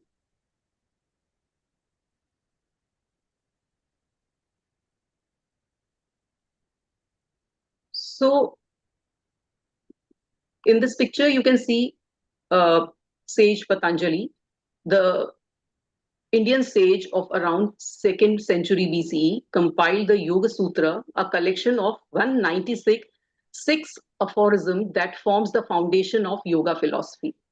He described the 8 limbs of yoga, offering a complete path from ethical living and discipline to meditation and ultimate self-realization. So now let us understand what these limbs are. Next slide, please. What these 8 limbs are in a form of story. Once upon a time, there was a sincere seeker who longed for peace and self-realization. One night under a starry sky, he prayed to know the path of true happiness. In his heart, a gentle voice whispered, "Walk step by step, and I will guide you." Step one. Step one is yama, moral discipline. The seeker first learned to live with others in harmony. He practiced truth, that is satya, non-violence, that is ahimsa, astya, that is not stealing, then aparigraha, that is not to hoard things. Like a gardener removing weeds, he removed hatred, lies, and greed from his life. Then the next slide. Yes, then comes niyam. What are niyams? That he turned inward. He kept his body and mind clean by shoch, developed contentment, that is santosh, worked hard with discipline, that is tap, studied wisdom, swadhyay, and then surrendered to divine, that is Ishwar Pranidhan. His heart now became like a fertile soil, ready to sow and grow the seed of wisdom. Now, then comes third step, that is asana. Slide 6, please. It is already there. Okay. The seeker body became his temple. That is what is asana. You have noticed that we do plenty of asanas nowadays, which was not mentioned actually in Patanjali Yoga Sutra. Those are hatha asana. In Patanjali Yoga Sutra, by practicing steady meditation and comfortable posture, he prepared himself to sit in meditation. Actually, those were the asanas which were practiced to go towards meditation, go towards the samadhi. His restless body became still like a mountain unmoved. Next slide. So then comes pranayam. Pranayam, I hope everybody knows. We practice many kind of pranayam that are like Anulom Vilom, uh, Brahmari. So what pranayam does? They discovered that the breath can be controlled by inhaling deeply and exhaling slowly, and feel the rhythm of the life inside. With each breath, the person's mind became calmer, and he realized that the breath was the bridge between body and the soul. Then come Pratyahara, next slide.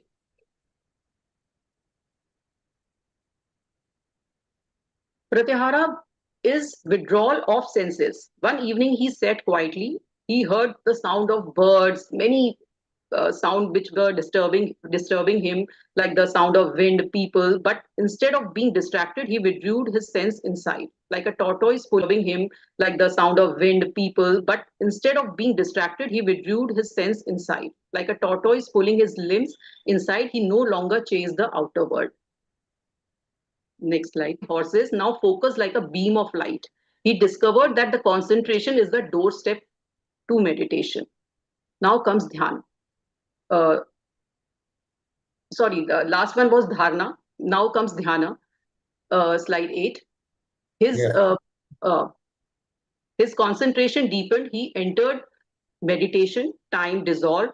Thoughts became gentler, and he felt oneness with the universe. His heart overflowed with peace like a still lake reflecting the moon. Then comes samadhi, the union. Finally, after walking this sacred path, the seeker reached samadhi.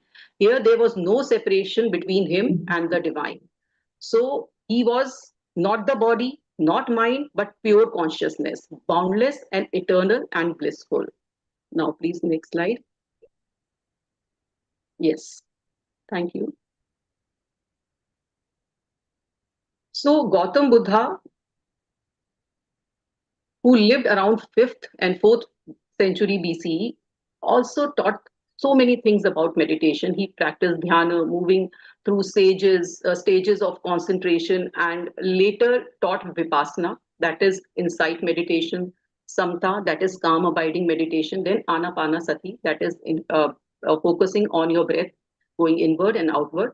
These practices focus on mindfulness of breath, body, mind, helping one to see the reality and clearly and overcoming the sufferings. He basically told that how suffering can be ended through meditation. Now, the slide 10. Yes.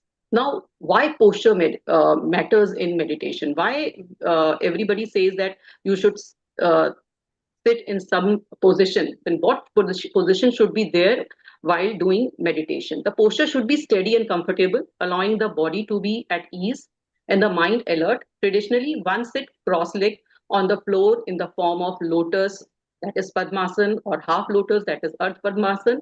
But it is not the only way. You can sit in Sukhasana, that is easily cross-legged posture, or on a meditation cushion, which is shown here to support the hip. Those who find sitting on the ground difficult may sit on a chair, keep both feet flat on the foot. In all the positions, the back should remain straight, shoulders relaxed, hand resting on the knee or on the lap, and the head slightly bowed. And the goal is stability and comfort. So that, like a mountain that is still yet alive with energy, so the mind can turn inward without distraction.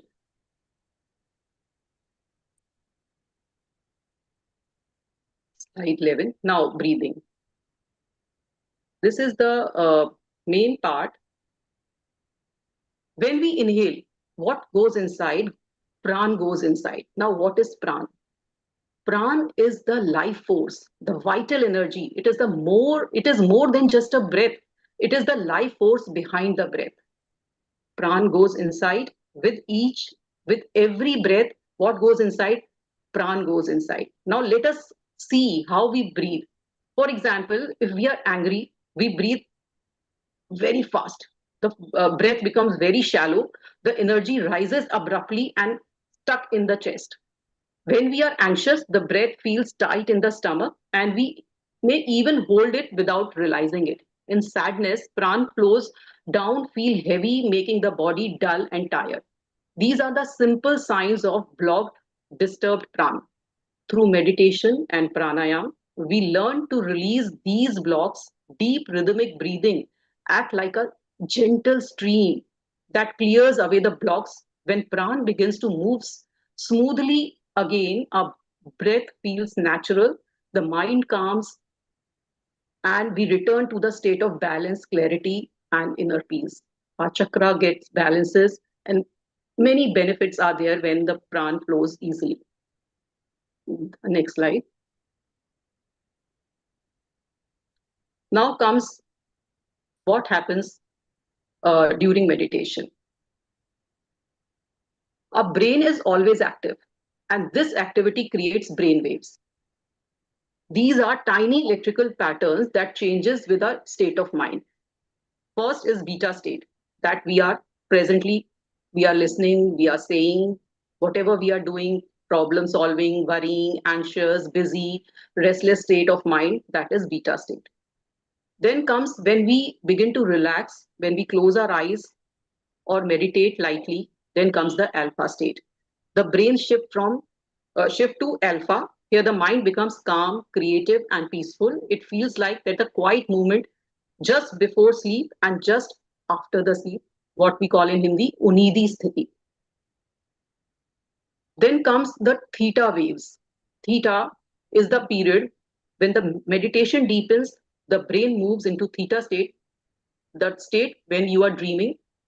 While sleep, when you are dreaming, you are in theta state. When you are waking and dreaming, where intuition, inner healing, and deep insight arises, many spiritual experiences happen here. Then comes delta wave when you are in deep sleep, exactly in deep sleep. But during meditation, also you can reach towards delta waves. It is the deepest meditation or deep sleep. The brain reaches delta. This is the state of complete rest and renewal, where the mind is silent and the body heals. So when we meditate, we are literally changing the brain's rhythm from restless beta to peaceful alpha, and sometimes even to theta and delta. That is why meditation brings such clarity, balance, and the sense of inner peace. Uh, Next slide. Slide 13 is there. Yeah. So there are different kind of meditation. So many available on YouTube, different music apps. And different gurus teaches different kind of meditation. Some of them I have mentioned over here. That is mindful meditation, transcendental meditation, loving kindness meditation, vipassana, Zen meditation, chakra, mantra, yoga nidra, Kundalani meditation, walking meditation, Nada, that is sound meditation, breath awareness, visualization, body scan, Tratak, that is candle gazing meditation. So there are so many kind of meditation you must have gone through, or you must have noticed, you must have learned. So there's 100 kind of meditation present in over here. So next slide, please.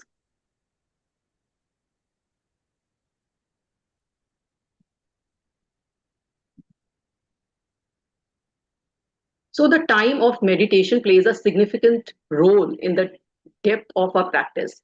Now, some people ask that what time should we practice meditation? Should we do it in the morning? Should we do it at night? Meditation is traditionally the early morning hours called Brahma Muhurat around 4 a.m. to 6 a.m. That is considered most auspicious as the atmosphere is pure, the mind is naturally calm, and the energy of nature supports stillness. However, it is a myth that meditation can only be done in the morning. Many people promotes that meditation should be done in Brahma Muhurat, but while morning meditation brings clarity and freshness, but evening meditation helps to release stress of the day. Afternoon practice improves focus, and the night meditation before sleep calms the nervous system for deeper rest. The truth is, any time is good time if you are consistent. What matter most is regular practice, not the clock. So the time we can do at any time whenever we are relaxed, when we have no work to do, when we are in a calmer state, then you can do meditation at that time when there is nobody for you to disturb on any subject. So do meditation at any time. Next slide. Yeah, it's Yes. already there. So researchers shows that meditation calms the stress center of the brain, strengthens focus and emotional balance, and increases gray matter linked to memory and compassion. It brings harmony between the left brain and the right brain. Usually we are like in today's world, we are more of using left brain. We are more logical than creative. So meditation helps in bringing the balance between left brain and the right brain, leading to clarity, peace and balance.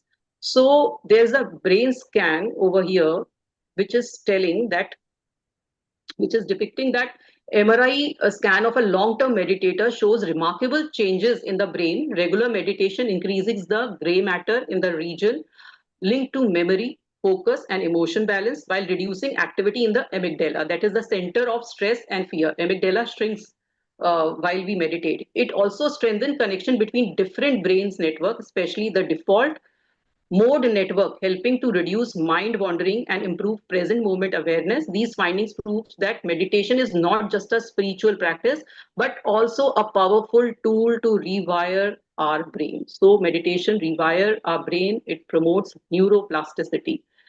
So please next slide. Yes. So how to practice meditation? So let us understand this also, that how should we be mindful. Apart from being meditator, you can be mindful in at any time. In a busy lives, we just rush. We are always doing multitasking. We are like watching television. We are handling our phone also while doing that. When we are eating, we are watching TV. We are opening our, like we are seeing our constantly on mobile also at the time of eating. So what we can do, we can be mindful. Mindful practice bring full awareness to the present moment, noticing what is happening in the present moment. We practice in simple ways, like while eating you can enjoy the taste, texture and the aroma of each bite. While walking you can feel the breath, the ground beneath, and you can feel the rhythm of the foot. And you can while breathing you can feel that that the flow of air is going inside, and what kind of air is going inside, it is cold or it is hot. So you can feel that, and you can easily do the daily chores also, like of washing dishes, folding clothes, making food, or writing mails, or doing any of your office work, being attentive and being meditative. So during commuting also, you can, instead of just going with your all worries and thinking about your past or thinking about your present, thinking about your future, you can be present. You can notice the trees outside, the hus and buzz of vehicles. You can see the mindful, you can see that what is the rhythm of the vehicles going around. You can follow, you can see which music is going around in your car. We even don't notice that what is going around in our world. Just we are in our thoughts constantly, which are chattering. So we have to be mindful what is going in our life at present moment. That is also a kind of meditation. We can simply be indulging, we can simply indulge in some kind of music, some kind of dance, some kind of creative activity to be mindful. So that is also a kind of meditation. Now, there are so many hundreds of benefits of meditation. Next slide, please. There are so many hundreds of benefits, so which I have mentioned. I will take it very swiftly. Like there is clarity in decision, patience. It increases patience, increases creativity. Our sleep gets deeper. Next slide. In our body, our breath slows, our heart rate slows, our blood pressure drops, muscle relax, digestion improves, immunity strengthens, pain's perception decreases because the brain processes pain differently in meditation. Next slide. There are so many spiritual benefits also, like we connect to higher consciousness, we deepens with awareness of self and soul, and so many benefits are written over here. Then comes work and productivity benefits, which improves work performance and efficiency, enhances leadership qualities, reduces burnout, fatigue, improves time management, our decision making enhances, our handling workplace stresses uh, decreases, it boosts our confidence in communication. So there are so many benefits. Next slide. And there are so many energetic benefits. Then there are rare and unusual benefits, like it can reduce addictive behaviors and craving. It helps in weight management. It encourages intuitive eating and better habits. It helps to release stored cellular trauma also. The ancestral trauma can also be reduced by continuous meditation. Next slide, please. Yes. Ms. Raki, please be quick. Yeah.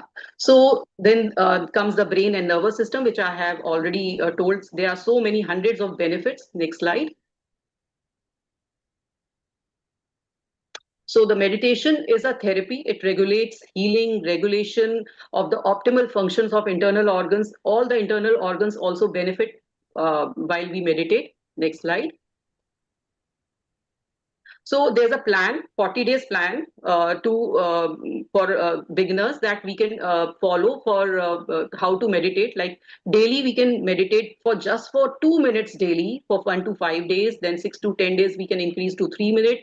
Then to 11 to 15, we can increase to 4 minutes. Then 16 to 20, 5 minutes, 21 to 25 days, 6 minutes, then 26 to 30, 7 to 8 minutes, then 31 to 35 to 9 minutes, 36 to 40, 10 minutes, and 40. After 40 days, meditation will become our natural habit. We have to inculcate a habit of meditation, and by following from 2 minutes to 10 minutes, going to 10 minutes, you can make it as an habit.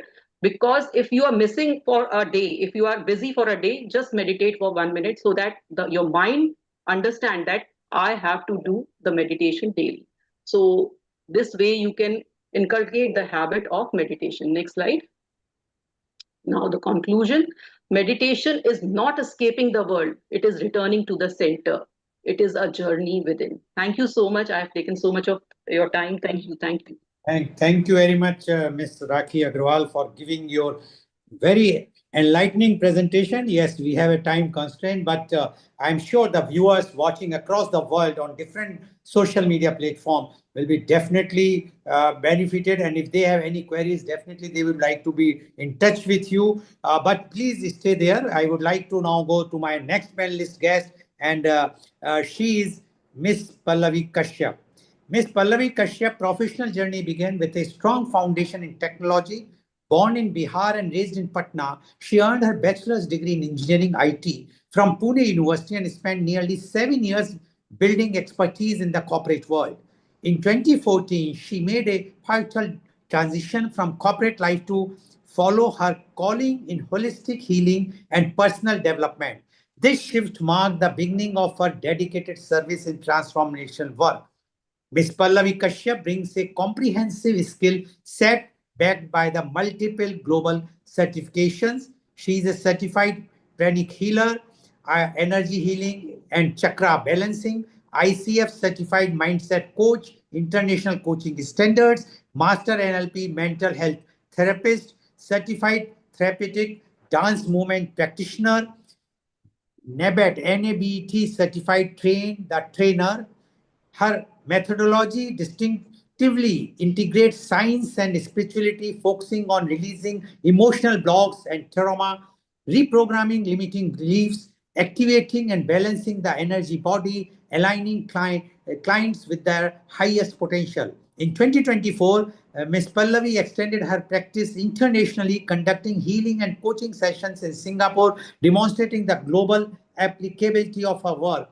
Through her Instagram platform at the rate coach_Pallavi, she has cultivated a vibrant community of 14,000 plus followers, sharing practical healing practices, mindset transformation techniques, and spiritual guidance.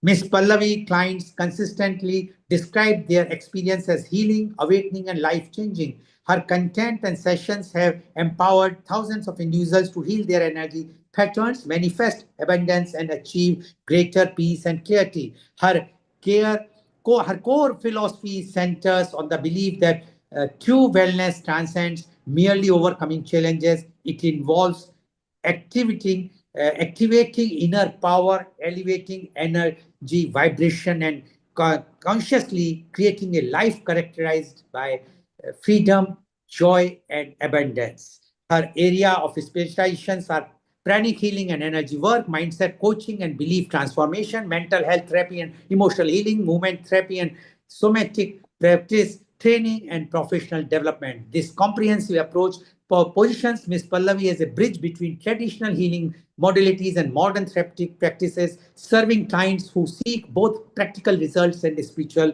growth. Please welcome Ms. Pallavi Kashyap.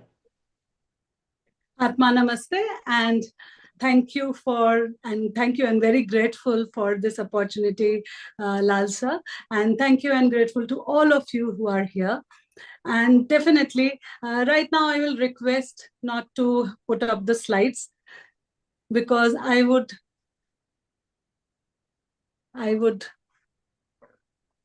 feel that an interaction about what I'm going to talk would be better than looking at slides right now. So and I'm grateful to Rakhi. She started with telling about meditation, and I am also going to talk about meditation, in particular, one of the meditation. But before that, let's ask ourselves, let's look around our room, wherever we are sitting, and think about it. Look at all the things in your room. Aren't they talking to you? Just look around. Aren't they talking to you? The clothes you're wearing, aren't your clothes talking to you? The watch you're wearing, aren't your watch talking to you? Think about it. Social media, it whispers to us. Sometimes comparisons, sometimes good feeling, sometimes bad feeling, right? Crowded room gives and sets noise inside us, right? Right? Thoughts, our own thoughts, goes into fears, looping worries, and sometimes we don't even know, nothing happened, but our thoughts talked so much that we are even getting into a bad mood, bad state, even crying sometimes, right? Now, I'm very grateful when 9 o'clock, before 9 o'clock, when I joined, 9 India time, I joined. The word I heard first was healing our earth. So it struck my mind, what is disturbing our earth? What is disturbing? Aren't these noises, aren't these thoughts disturbing our earth? Because what is disturbance of earth? Let's ask ourselves, what is disturbance of earth? Disturbance of earth is when we don't feel good about either ourselves or good about people around us or good about our environment, right? That is disturbing, isn't it? Right? That is disturbing for us. When everything around us is talking, how can we heal ourselves? And when we can't heal ourselves, how can we heal Earth? There's a very good saying, charity begins from home, right? Healing begins from self. We can't heal anybody if we are not healed. And that's reality, right? Now, the question comes, how can we heal? Research says that we have at least 60,000 to 70,000 thoughts, right? But let us come to that awareness. In 60,000 to 70,000 thoughts, why do 2-3 thoughts get stuck in our brain? Why not all 60, 70,000 thoughts are in our brain? Big question, right? Because somewhere our energy, our mental energy, our physical energy, or our emotional energy, everything is somewhere stuck, somewhere, and those thoughts get stuck and those thoughts start affecting us. Now, the question is, what can heal? There's n number of methods which can heal. But since this platform, we are talking about meditation, I will like to talk about meditation, and in particularly one meditation which my guru, Master Chokok Sui, I'm a pranic healer, and my guru in my guru's realm, we are taught, that is called twin heart meditation. But before going there, let's ask ourselves, how can we heal? And if we can heal ourselves, can we be somebody who can contribute even a little to heal the earth? Yes. Yes, think about it. Just let's think about it. Suppose if you are happy today, okay? What do you feel? What happens to the energy of your house? Think about it. Is your house energy also seems to be good? When you are happy, you are active, you are in that mode. What happens to your home energy when you are not active? You are not in good mood. You are not feeling good. Everything just goes down, right? So think about it. If you can heal your energy, if you're home, where is your home? I hope we are all on planet Earth, right? Right? So if we can cleanse in the energy of our home just by our energy, aren't we contributing to cleanse in the earth energy? Right? We are contributing. Now, let's understand one thing. What does meditation do? Yes, it calms our mind. Yes, it gives us a lot of energy and clarity, inner peace, everything. But if we look at what meditation does, it does emotional cleansing. It does spiritual cleansing. It does mental cleansing. It gives inner peace. It gives healing acceleration. It does world service. It also does karmic cleansing. Now, how all this happens? This happens from simple thought process that we need to clean, heal ourselves first. But before going to what is twin heart meditation, and I would really, and I'm thankful for Rakiji saying that 2 minutes also, definitely 2 minutes also is very good for you. Even if you spend 2 minutes, and we'll try that 2 minutes, we do a simple meditation and just check ourselves what has happened to us, right? But before that, let's clear certain myths about meditation. One myth, meditation is stopping all your thoughts. 60, 70,000 thoughts, if I stop, oh my God, I am equivalent to Supreme Being. No questions asked, right? No, it's about observing your thoughts. If you can observe your thoughts and if you can go in depth, you will know where you are blocked. You will know what you need to clear, what you need to cleanse in. Second myth, every day when you meditate, you have to meditate for hours. No, 2 minutes to 15, 20 minutes is very good enough. It's about intention. If you would have heard anybody, all of us, if we are working, Think about it. Some days when we are working, a simple presentation, if we have to create a simple presentation, it might take days and hours. And it's like, oh my God, or tomorrow I have to present. So today, anyhow, I have to complete that presentation. Someday when we are in that energy, 15 minutes, 20 minutes, and the presentation is ready. So it's not about time. It's about intention, right? The more you give that intention, the more you are healing yourself, more you are contributing to healing Earth. Only spiritual or religious people do meditation. Here, I would just like to contribute by saying one line. Spirituality does not mean that you are morning, evening praying to God. Spirituality means that whatever work you are doing, if you are doing with clear intention, with pure intention of not harming or not doing anything bad to anybody, you are doing spiritual work. Simple. If you are a business person, you are doing spiritual work. If you are not doing anything bad for anybody and you are working clearly with clear and pure intention, that is also spirituality. So meditation, for anything you do, you are moving yourself to spiritual. That means your character building, your values, your intention, your energy is increasing. You would all agree that you would have felt good by meeting some people. Even when you are meeting for the first time, you start feeling, oh my God, I felt so good meeting this person, right? And some people, if you know them also, and if they call you that we are coming to your house, you are like, oh my God, what kind of excuse can I make? I can't have coffee today with this person. Please, God save me. Right? What has changed? Both are humans. What changed? Their energy, their intention, knowingly, unknowingly. Right? So these are myths. Then there is one more myth that if my mind wanders, I am a bad meditator. Please, it's not about good meditation, bad meditation. Look at yourself. How many days, how many years did you take? Go and ask your parents to just write one A. How many days, how many years did you take to just stand on your feet and take one step? Right? So if your mind wanders, it is not about bad meditation. Right? It's all good.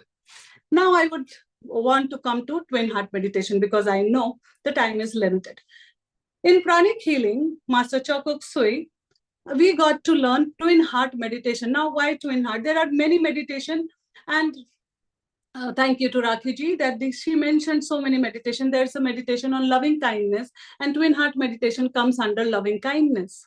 Because if you study anywhere, love is one energy which nurtures everything. So under loving kindness, twin heart is one meditation. Now, you all should ask me, twin heart, who has got two hearts? Right? We all have two hearts.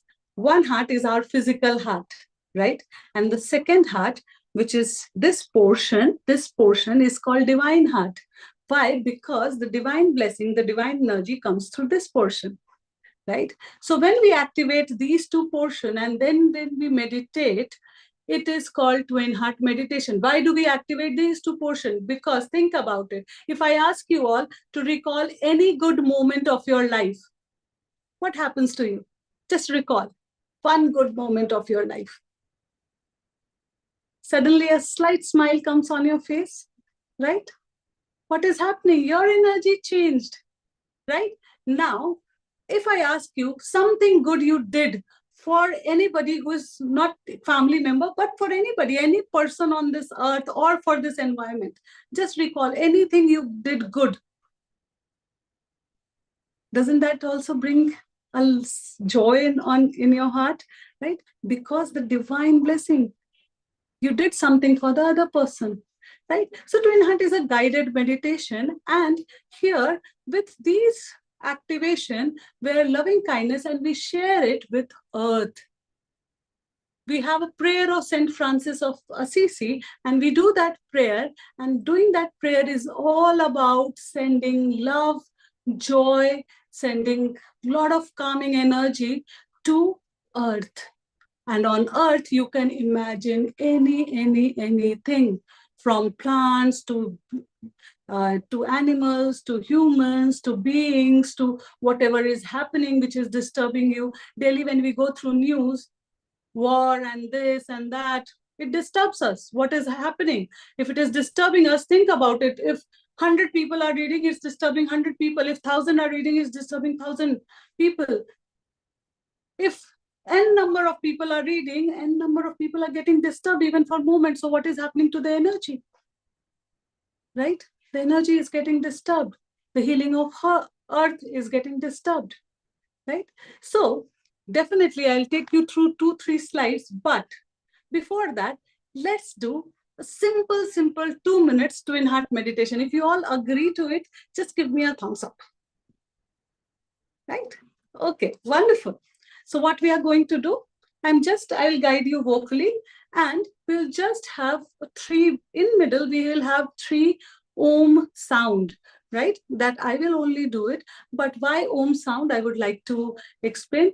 Om or it is chanted as Om or Hum. It is the sound in every part of earth. That sound is just an energy which can actually bring lots and lots of healing and lots of channelizing of your own energy, right? So it's just the hum sound. So it's a Om sound. And just simply do it.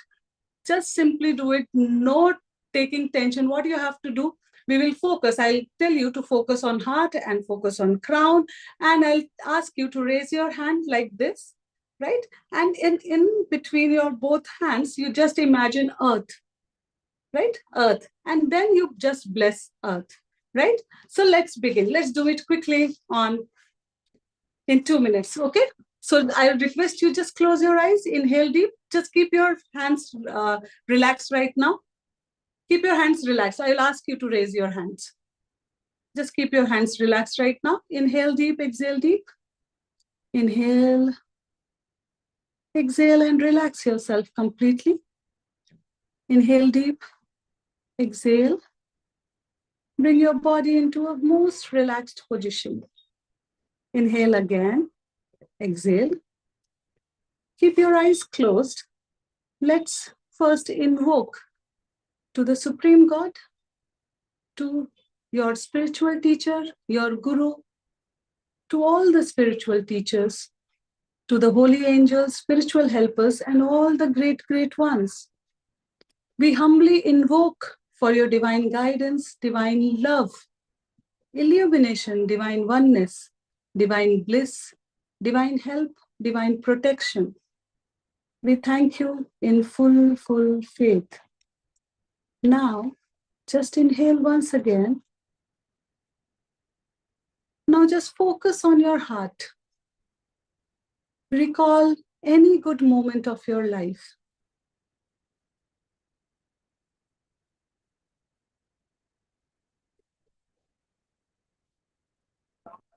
Now raise your hand in the blessing position and imagine earth in between your palms.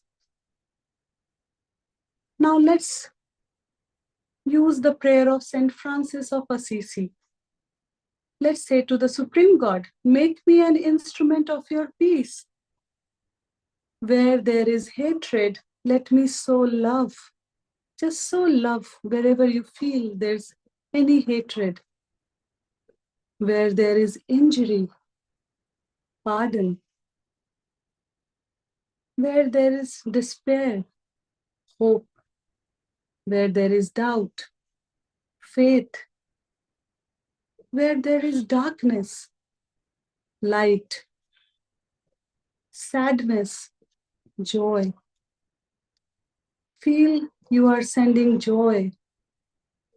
Feel that you are sending hope. Feel that you are sending clarity. Feel that you are sowing love and peace and healing at this moment.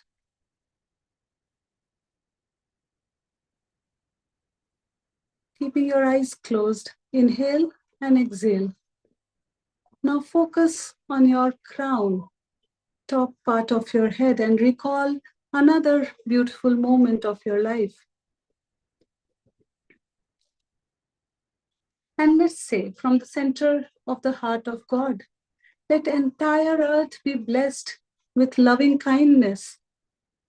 Let entire earth be blessed with great joy and happiness. From the center of the heart of God, let entire earth be blessed with understanding, with harmony, divine peace. Let entire earth be blessed with goodwill and the will to do good. Now simultaneously focus on both heart and crown.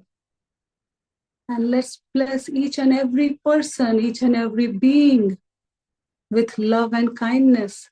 See yourself also on that earth. Blessed with loving kindness, blessed with divine sweetness, divine joy, warmness, caringness, and tenderness. Let each and every person on the entire earth, every being, be blessed with inner healing, inner beauty, divine bliss, divine oneness. Let each and every being be healed.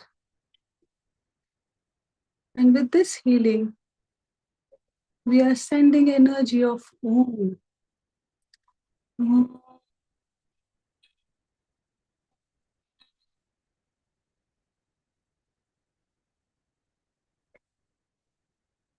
Om.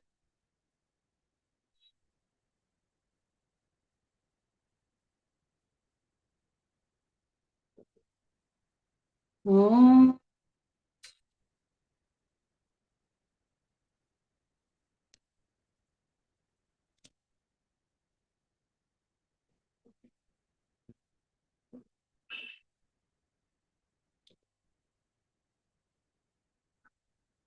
Let each and every being be healed. Every person be blessed. To the Supreme Being, thank you for giving me healing. Thank you for healing Mother Earth. We thank you with full faith. May the earth be healed. May every being be nurtured and healed. So be it, so be it, so be it. To the Supreme God, we thank you for your divine blessing. To all the spiritual teachers, all my holy masters, all the saints, holy angels, spiritual helpers, and all the great ones, we thank you all with great blessings. Thank you. Just inhale deep, exhale deep, and you can open your eyes with a big smile.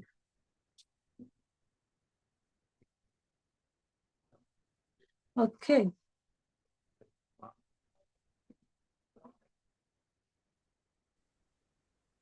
Yes, Dr. Lakshmi.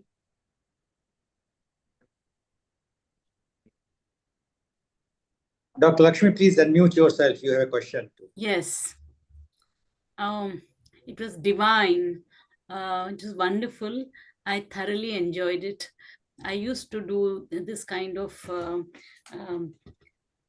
breathings when I was in Mumbai. After having come here, I'm missing all that. I really enjoyed this session. Thank you very much. Thank you. Grateful to you and grateful to my master for having this chance to have shared this with all of you. So this is Twin Heart Meditation. It hardly took us 2 minutes and we became everything. We became, we did collective energy shift. We raised our consciousness. We did emotional and mental cleansing. We inspired into the right action and we have become a part of healing the earth. Thank you very much, Ms. Pallavi, for giving such a illustrative and enlightening and spiritual, I must say again, and especially for healing our earth. Thank you very much. Now I would go back to our first panelist, and he is Dr. Sushil Gupta. Dr. Gupta, you have heard both our panelists about the meditation. Now, your views on yoga. Now, Mr. Lal, I think both the panelists, Rakhi as well as Pallavi, they have given in detail how to meditate. And it's something very unique the way they have explained that how meditation is going to help our body. In fact, meditation is really something which everyone can do. And you can start, as Shivraki was saying, that for 2 minutes, then 3 minutes, then 4 minutes, and keep on increasing. And once you complete, say, something around 10 minutes, then it will become your habit. So that is something very unique way of doing it, because you are right and she's also right that many times it happens when you start meditating, then there are so many thoughts which are coming and disturbing you. So that's all. But now let us talk about yoga. Now, yoga is something which is very ancient way of keeping your body healthy. And I'm very sure that India is one of the uh, country who has started yoga long time back. And now with the help of our Prime Minister, Mr. Modi, he has already uh, the way he has gone with yoga throughout the world, now everybody has started thinking of, yes, yoga is must and we should do it. And yoga is, to be very frank, Mr. Lal, it is for every, right from, even if you say 20 years onwards, you can go for yoga, and there are so many pranayams, so many exercises which comes under the yoga. And as you said personally, that after the heart attack, uh, yoga you can skip, and you have decided to go for brisk walking. But still, I would say that after, even if you have any sort of a disease or any sort of a health issues, but there in yoga there are so many exercises, so many ways by which you can think of that what sort of yogas you should do.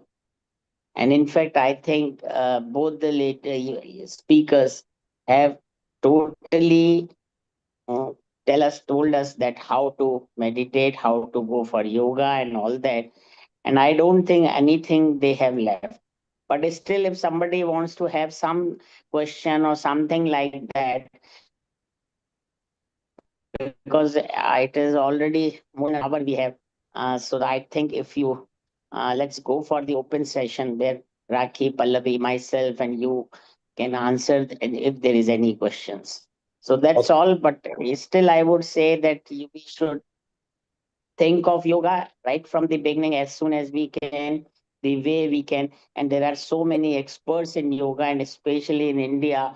Oh my God, we are so lucky that we are having yoga sessions, we are having meditation sessions, and even our elders made us understand that how we can go for yoga. Okay, thank you very much, Dr. Gupta, for giving your views about yoga. And you have, as you said, that let's ask the questions. If anybody wants to ask the question, over to you, Amrita. The questions which you can ask to Dr. Gupta or Rakhi or to Pallavi, because you yourself is a yoga expert and meditation expert, Amrita. Thank you, Lal Goelji. This is a wonderful place where everyone interconnects with different ideas, different views on the same topic, and they have expertise in different ways, and that's what is very ingrained. In fact, very beautifully explained, Pallavi ji and Rakhi ji, your uh, way of working, of understanding. It's really very nice. And I just wanted to have certain tips from you before we move further. What is your general advice? My question is to each one of you, and I would like you all to answer one by one. Maybe I start with Dr. Sushilji. What is your general advice for an individual in the daily life about practicing yoga? What we generally see is that on the International Yoga Day, there are hundreds and thousands of pictures, and there is a huge media coverage on a lot of stuff. Many people in the dress with the t-shirts on tried to imitate something which just hits up the public figure. But do you think that the practice of yoga in that way is fine? Or what is your take that education about yoga should come from what end, and how must people understand that the practice of yoga is part of their lifestyle and not media coverage? Over to you, Dr. Sushil. Thank you, Amrita. And very nicely you have asked the question. You see, you will be surprised to know that International Yoga was the also it's initiated by India only. One thing. Secondly, that in India, since I am in with the education field or background, still I am running schools also, and I am the president of all the schools of Agra and country wise. So we have already kept periods of yoga. And in the morning assembly, we always go for the yoga session 5 to 10 minutes, right? And not to be taken, but you will be surprised to know that now we have started the laughing yoga also. So where the every house, because in India every school has got 4 or 5 houses, so every house is supposed to take care 1 week assembly, and where the childrens come and do for laughing yoga, laughing exercise, and the yoga exercise. So this is how we want to inculcate right from the beginning that each student should go for yoga. And no doubt about it, once yoga session is there, they all enjoy, they all understand that what is the meaning of yoga, and we make them understand by the special coaches and things like that. So my take is that we should always go for yoga, even as rightly Raki and Pallavi was saying, even yoga cannot be on morning also. Even in office, you can go for your yoga. 5 minutes, 10 minutes of yoga by doing, there are so many exercises, so many. And once you go for 5 minutes, it's really going to give you a very fresh. So this is how I think, this is my take. Thank you. Pallavi ji, you have been practicing meditation, and what do you think about this, as well as what is your take on what are the 5 best poses people must practice every day, apart from Surya Namaskar? Okay. Thank you, Amrita, for asking this question. And see, right, I would like to differ a little, right? Because the background is also of mindset coaching and all that. So I will just differ a little. Now, we don't understand the meaning of yoga. The first thing is we don't understand the meaning of yoga. Yoga is not just doing physical exercises. Yoga means to unite what? Your body, mind, and soul. What will that give you? Balance. If we ask anybody on this earth, if they are anyone, can anyone claim that they are stress-free?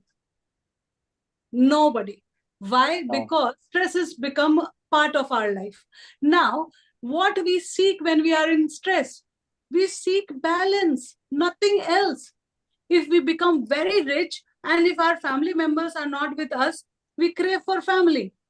If our family is together and we don't have that finances, we crave for finances. So yoga just means balance, balance of every sphere of life. Now, for children, how can yoga become easy? Children, yoga can become easy because children are monkey see, monkey do. If parents do it, children will learn it, and they will learn any kind of poses on this earth, right? Now, next thing, why should physical exercise be a part of yoga? When we say yoga, why physical exercise is something which we should have? Well, because physical exercise is one way, and the easiest and the most entertaining way, however you do it, whether you dance, whether you play sports, whether you do yoga, whether you do poses, one good way to release all your blocked energies. If you're facing blockage in whatever you are doing in your life, physical exercise is one good way. So rather than going for poses, I would say ask your body, what do you love? So I play badminton daily because I just love to play. It gives me time to be with my friends and also to play and to run around. So I play. I love dancing. I am a therapeutic movement. I'm into therapeutic movement. Why therapeutic movement I chose? Because dance is something I love. So that works as yoga for me. That works as physical exercise for me. So I would just say to everyone, ask yourself, what do you love? Whatever you love, that will work as releasing that blocked energy for you, and you will come to a balanced state. So Lovely. That's nice. Love yourself and love what you do, and that is what is the message from Pallavi ji. Rakhi ji, what have you to say about your favorite postures or your favorite work of doing? And apart from the Surya Namaskar, what would you love to practice? Yeah, thank you so much. As from me, yoga, as Pallavi said, it is union of body, mind, and soul. Same way, the postures. Actually, when we do yoga, our mind is continuously chattering. So what yoga does, it brings our mind to a state of present.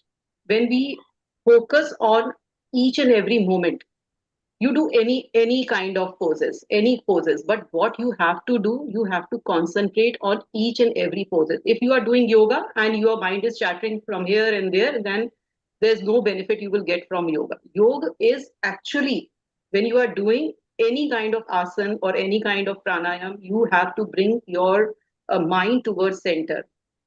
If you are stretching your hand, you have to watch, okay, the pain is over here. The pain is going from here to here. If you're stretching your legs, then you have to watch the legs are opening like that. So you should have focus on each and every moment. Like I want to suggest Lion Goyal ji, that he said that I'm not doing any kind of yoga. I like to suggest you can do sitting yoga on chair. Actually, yoga is not about physical wellness, it is about internal wellness.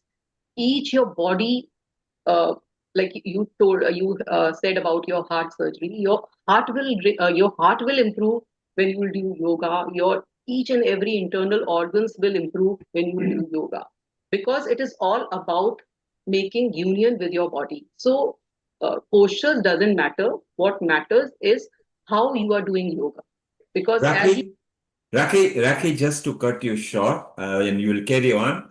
Rotarian Lal Goyal does yoga. He is one of the most fantastic guy on the earth, connected to so many people globally. His yoga, his coolness, his meditation, and his mind. So he does do yoga in one format or the other. You can see the beaming, smiling person. I'm not going to reveal his age. He's 50 plus VAT plus bit of tax and bit of government text here and there.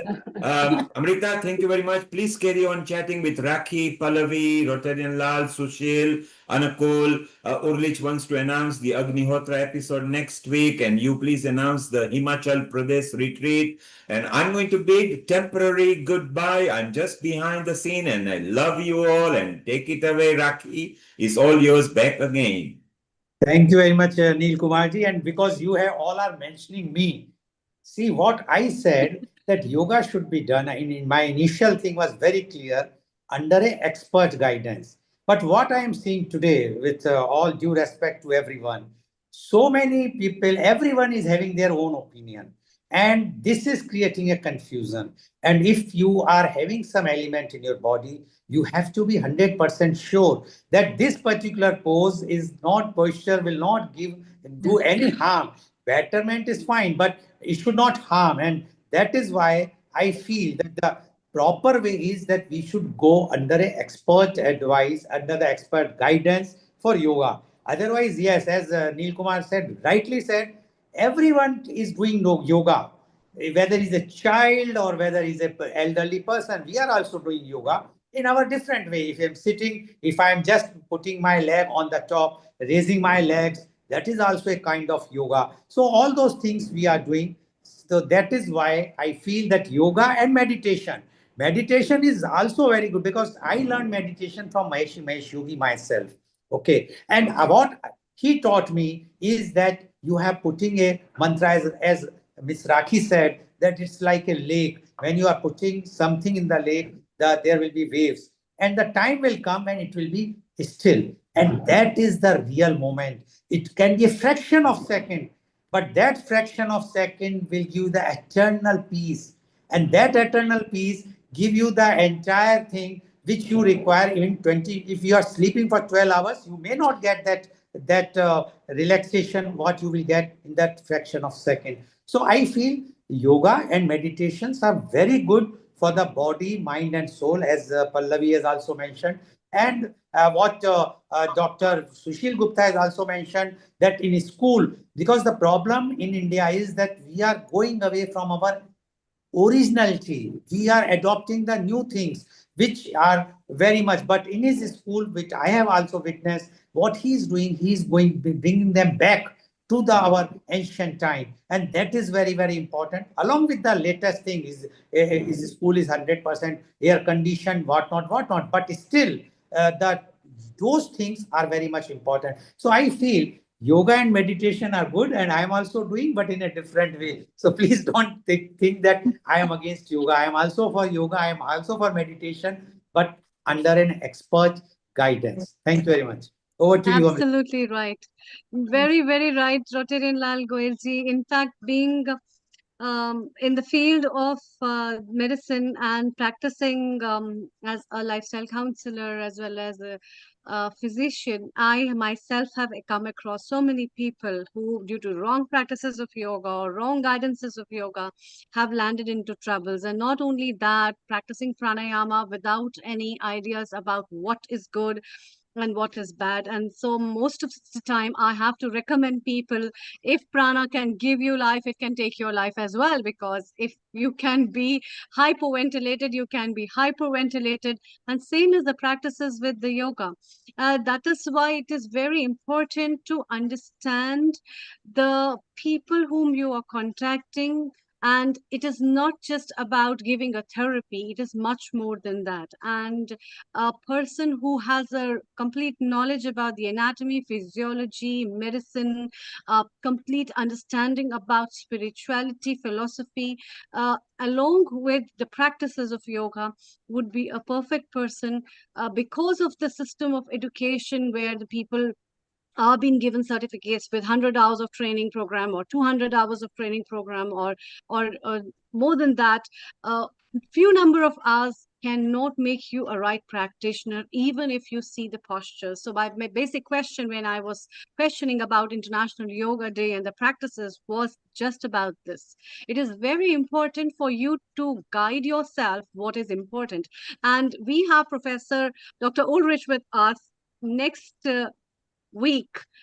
That is the 7th of September. We are going to have an Indian knowledge system episode that we are starting up with. And to gear up that start, it will be from Agnihotra therapy, which is the ancient traditions and how these ancient traditions of Agnihotra can be made viable. Dr. Professor Ulrich, before we say bye to all of them, what is your take on practicing yoga? You have been traveling India for such a long period. You stay in Germany, you practice in Poland and so many countries. What is your take about yoga and the practices of yoga at your place? Over to you.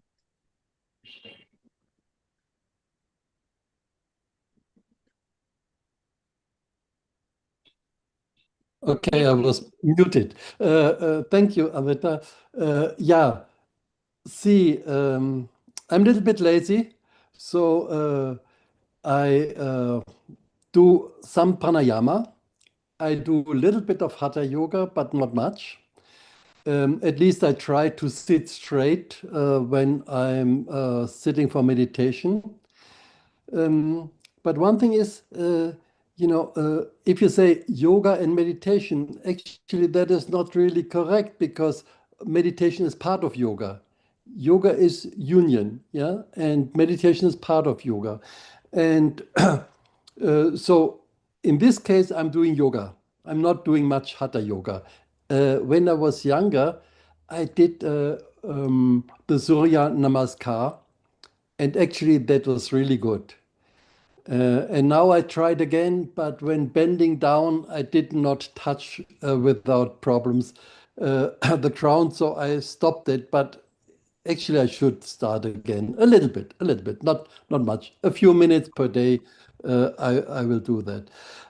And one thing, because it was a lot about meditation and prana. Raki and Pallavi, that was really interesting. I enjoyed listening to that.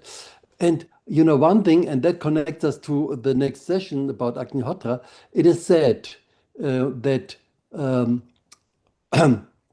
prana,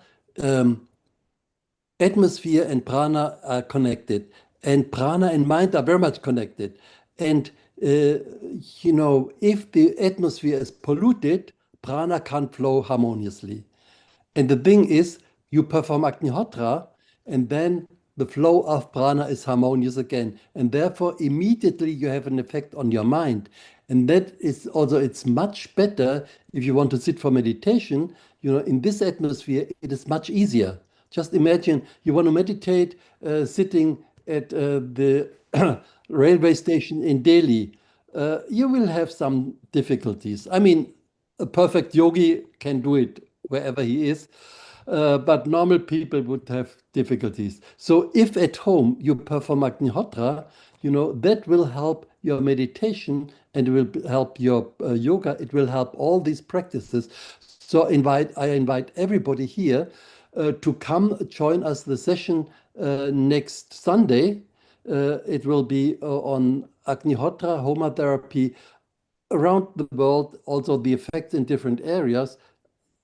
It's it will be useful. Yeah. So we have this episode on Indian knowledge systems, Agnihotra Homotherapy on 7th of September from 2 p.m. British Summer Time. So don't forget to join it. And it is specially being produced by Dr. Ulrich, and he will be sharing his expertise on Agnihotra and how different practices worldwide of Agnihotra has taken up a charge to heal people, to heal the world, heal the planet, as well as to purify the flora and the fauna. Yes, thank you. Thank you so much, Dr. Ulrich.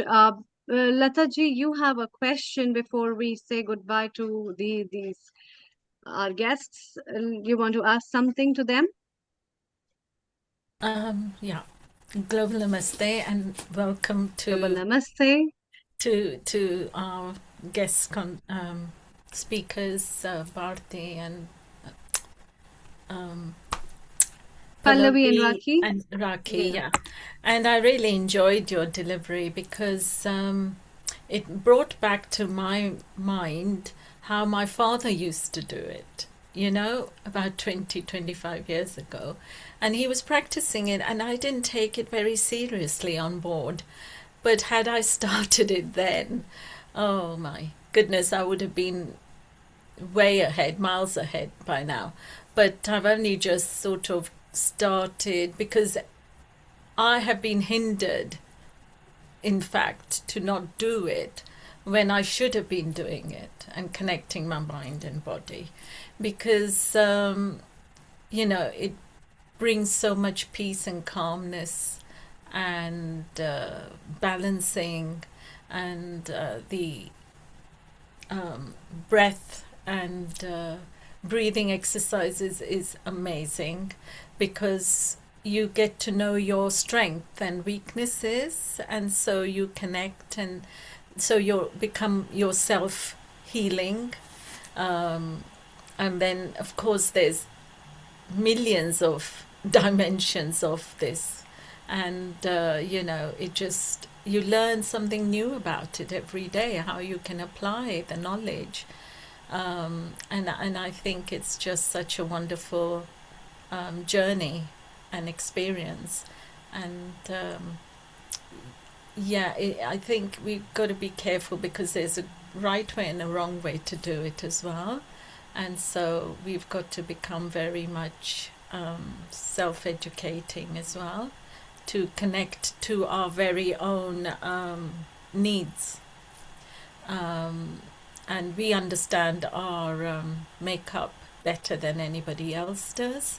So it is good and helpful to really educate ourselves and do more research on it, and then also connect to other people. The universe connects us to people on the earth, and so then we enjoy that journey, learning together, don't we?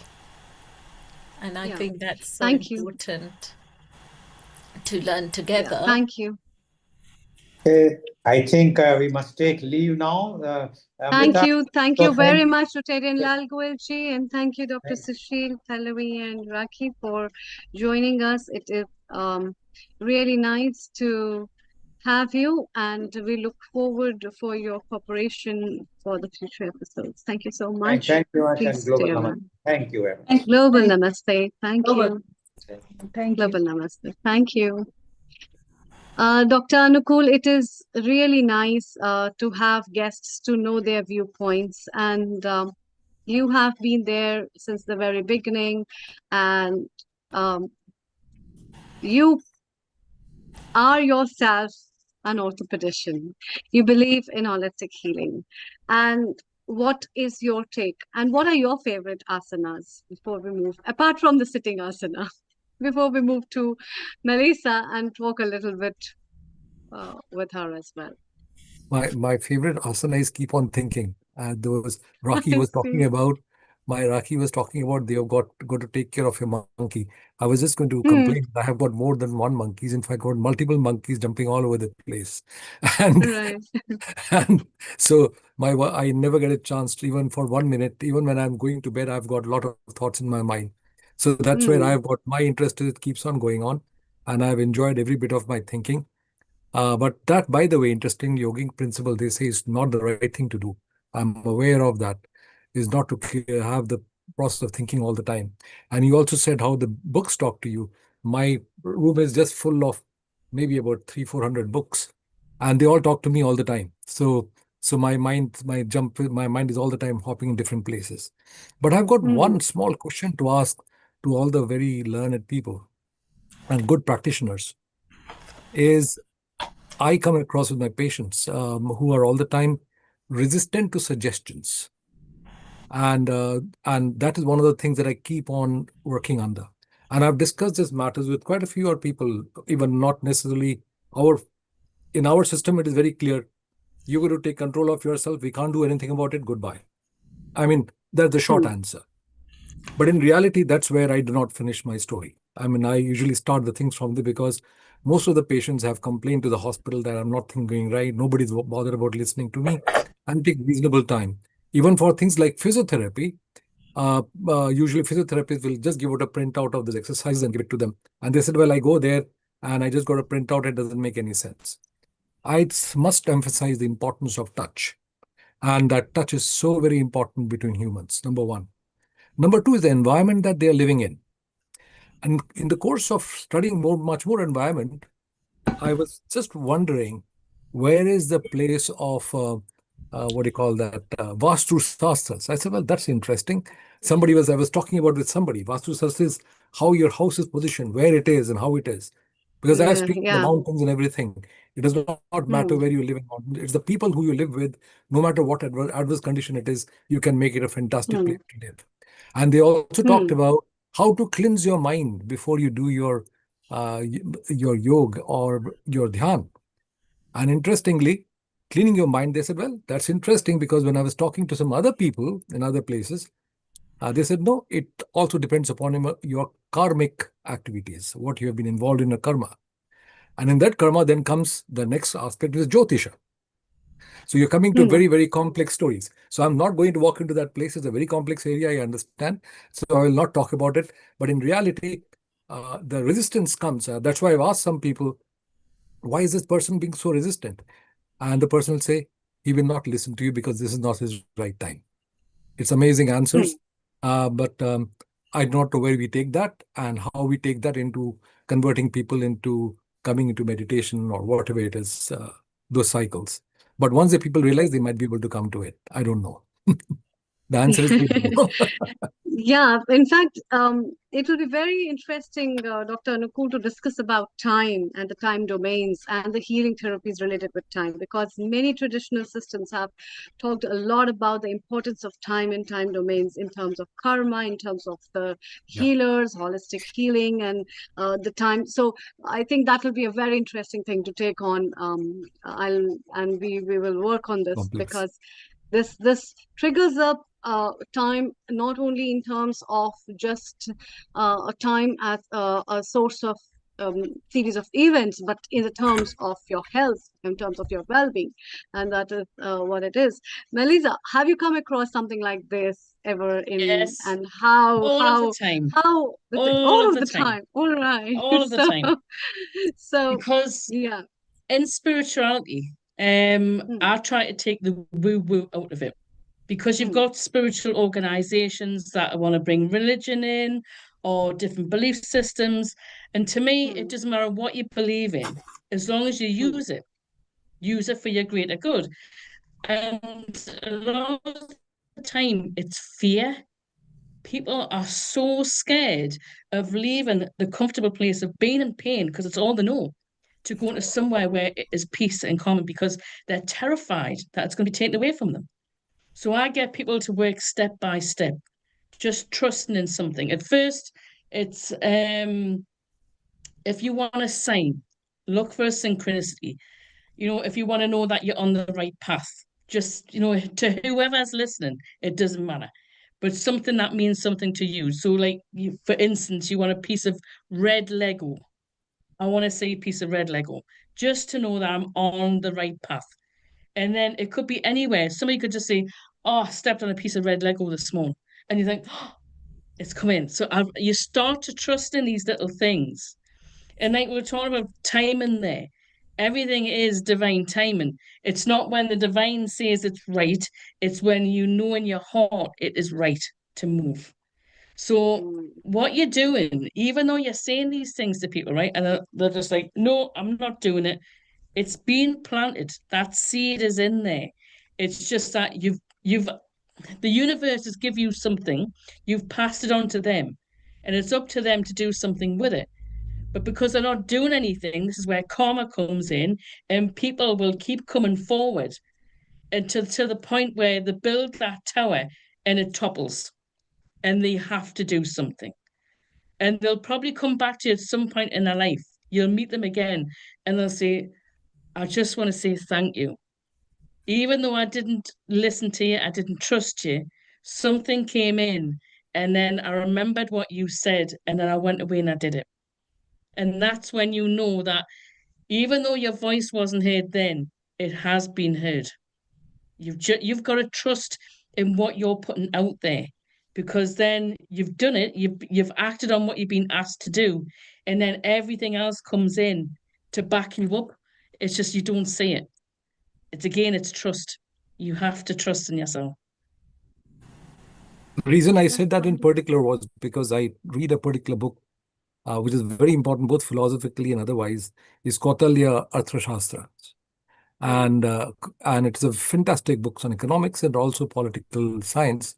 But more importantly, Kautilya himself was a very big, what do you call, this Jyotisha. That means he used to follow the concepts of Jyotish Vigyan, as we call it, very strictly. So I was a bit surprised because I was myself not very conscious of it.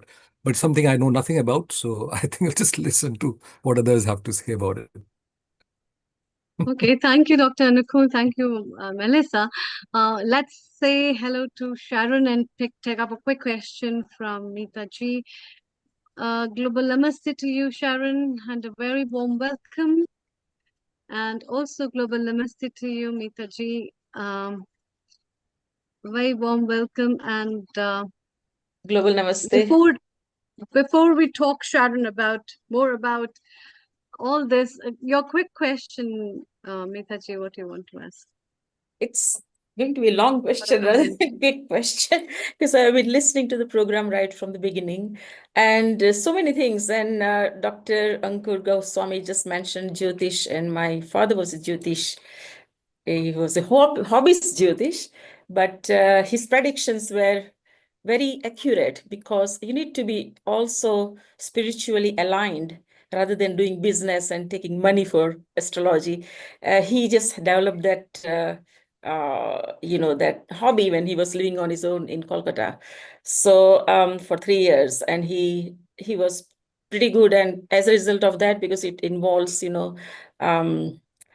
logarithm mathematics in drafting the horoscopes. So my brother, who is space scientist, he used to do that, whether he believed or not.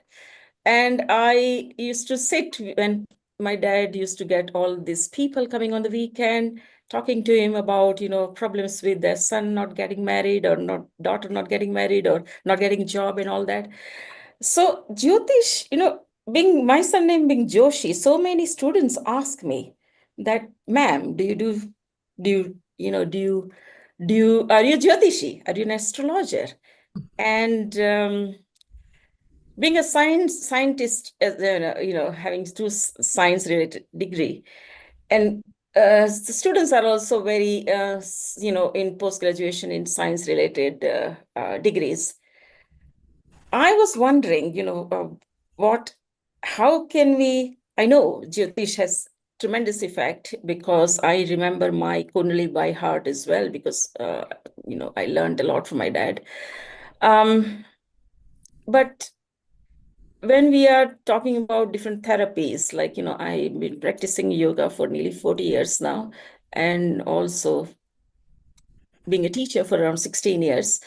So I do everything. And my mother as well, she is a regular pranayam practitioner. And when the cardiologist saw her,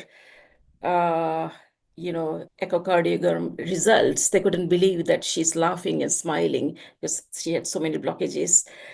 And I think because of the pranayam, so all these things consolidating together, Jyotish, pranayam, it has impact individually, but all this bringing together Reiki, I'm also a Reiki master and Reiki teacher both. How is that, going to influence the conventional field of medicine, allopathy? Because we can see mindfulness has taken into the mainstream now. People don't like to associate with any religion or anything. So yoga is there, but meditation, if it is aligned with a religion or a traditional practice, they don't want it. So they want mindfulness. So how can this be all put together, consolidated as an alternative therapy to convince the intellectuals, the academicians? You are in academics as well, Amritaji. So you just recently had a conference. So did you have any skeptical people with regards to alternative therapy, and how to consolidate? Dr. Anukul Goswami also could throw some light, because I often have this dilemma that how do I bring justice to astrology? Thank you so much for your question, Mitaji. Yeah. In fact, there are research institutions and there are a lot of other institutions that work on Indian systems and science and traditional things in relation to the Vedic studies. There are many universities that now are working on this in relation to the concepts of time, consciousness, in terms of the Vedic systems as well as the Vedic knowledge, to where the scientists, especially the mathematicians, as well as the biophysicists, are working together in many of the eminent organizations to bring these edges together. And we're exploring the old traditional systems and the knowledge-based books of what is the basic behind the domain of time and the understanding of time in many forms. And we have a lot of discussions in many other organizations. You will be pleased to join them. You can come and attend some conferences where you can get some insight. Thank you very much for your question. Thank you very much. Thank you. Sharon, My dear Rose, global namaste to you again. And I, ever since these 2, 3 years, ever since I have known you, you have a broad smile on your face every time with the fragrance of the rose in your heart, practicing and believing in the systems of yoga ever since you have been a student of Sitara Devi, a follower, a pranic healer, as well as believing Even before. in Tai Chi, Qigong, and so many things, yes, and that has made you what you are. So, what is your message for today's episode for the practitioners of yoga, people who believe in healing modalities, and how can people heal from your tips of the day today? Over to you. Thank you. Well, I brought a meditation actually. Beautiful. When I worked I started yoga probably about 1968, believe it or not, when I was in college, right? And I was in dance. So of course I had a very advanced teacher in terms of consciousness. I am blessed. At that time, I was a soul wandering somewhere where I had to meet you. Isn't it an amazing thing? A soul with a karmic life comes and enters the screen. You're on the other opposite side of the world. I'm on the opposite side, and you're giving me the knowledge of yoga. That's what is yoga about. So I started, and then in when did I go? 1974. Well, 1973, I was living in Jerusalem. And that's when I first really encountered alternative health. I had a problem with my neck. I was dancing. And a friend who had been in the Olympics said to me, "Oh, I've worked with a man named Moshe Feldenkrais, who created, because I had an injury, and he created a whole system of working physically, kind of a physical therapy of working with issues, physical issues in the body, especially the joints, etc." So that's when I first encountered actually alternative health. And then I was in New York dancing, and that's when I first had acupuncture. So this is like about 74, 75. I first encountered acupuncture and chiropractic. And I've been an alternative health, practitioner. I've trained in craniosacral therapy and Feldenkrais and other things. And then meditation, I first encountered around that same time in New York, and it was TCM. No, not TCM. It was transcendental meditation, right? And I was given a mantra, and then I was, on my path, and have encountered many traditions. And it has helped me tremendously, not only in my own work and the integration of all these healing systems, traditional healing systems, with the physical aspects and the meditative aspects.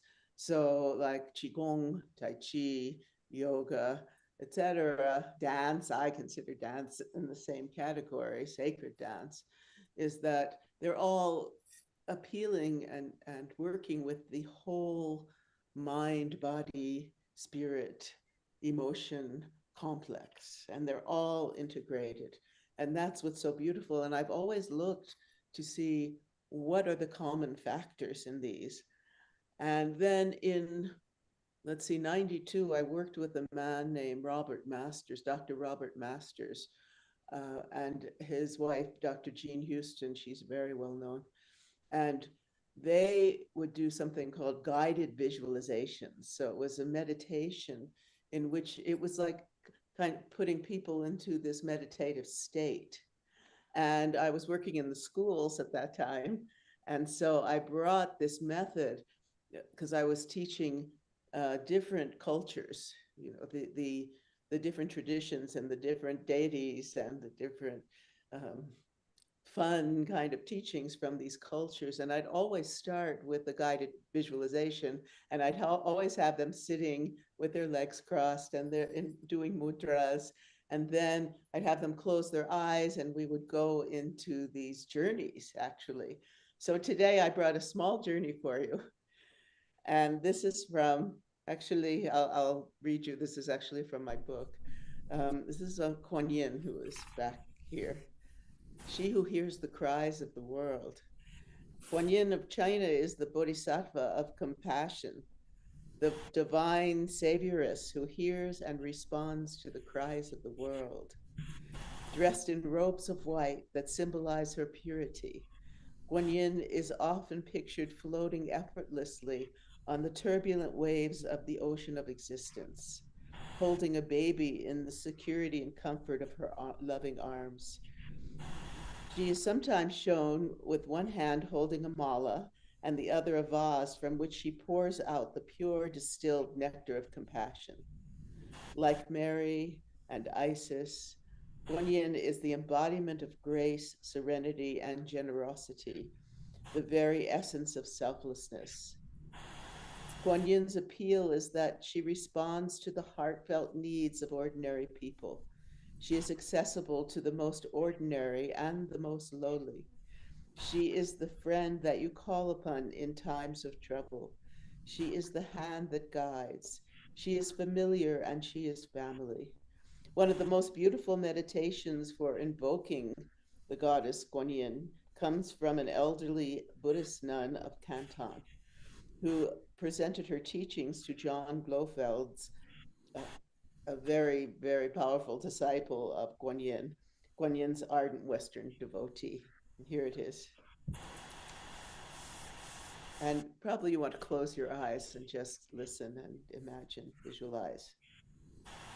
You sit down on a hilltop or anywhere high enough to see nothing but the sky in front of your eyes. With your eyes, you make everything empty.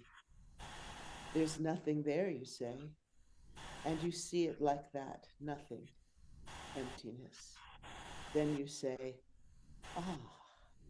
but there is something.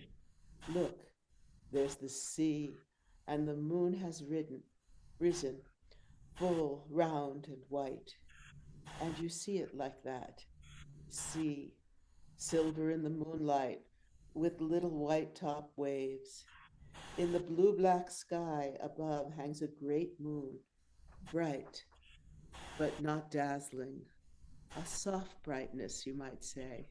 You stare at the moon a long, long time, feeling calm, happy. Then the moon gets smaller, but brighter and brighter, until you see it as a pearl or seed, so bright that you can only just bear to look at it. The pearl starts to grow, and before you know what's happened, it is Kuan Yin herself, standing up against the sky, all dressed in gleaming white, and with her feet resting on a lotus that floats on the waves. You see her, once you know how to do it, as clearly as I see you sitting there, clearer because her face is not in shadow. Also, her robes are shining, and there's a halo around her head, besides the bigger oval-shaped halo cast by her body. She smiles at you, such a lovely smile. She's so glad to see you that tears of happiness sparkle in her eyes. If you keep your mind calm by just whispering her name, Kuan Yin, Kuan Yin, and not trying too hard, she will stay a long, long time. When she does go, it's by getting smaller. She doesn't go back to being a pearl, but just gets so small that you can't see her. Then you notice that the sky and sea have vanished too. Just space is left. Lovely, lovely space going on forever. That space stays long if you can do without you. Not you in space, you see, just space. No you.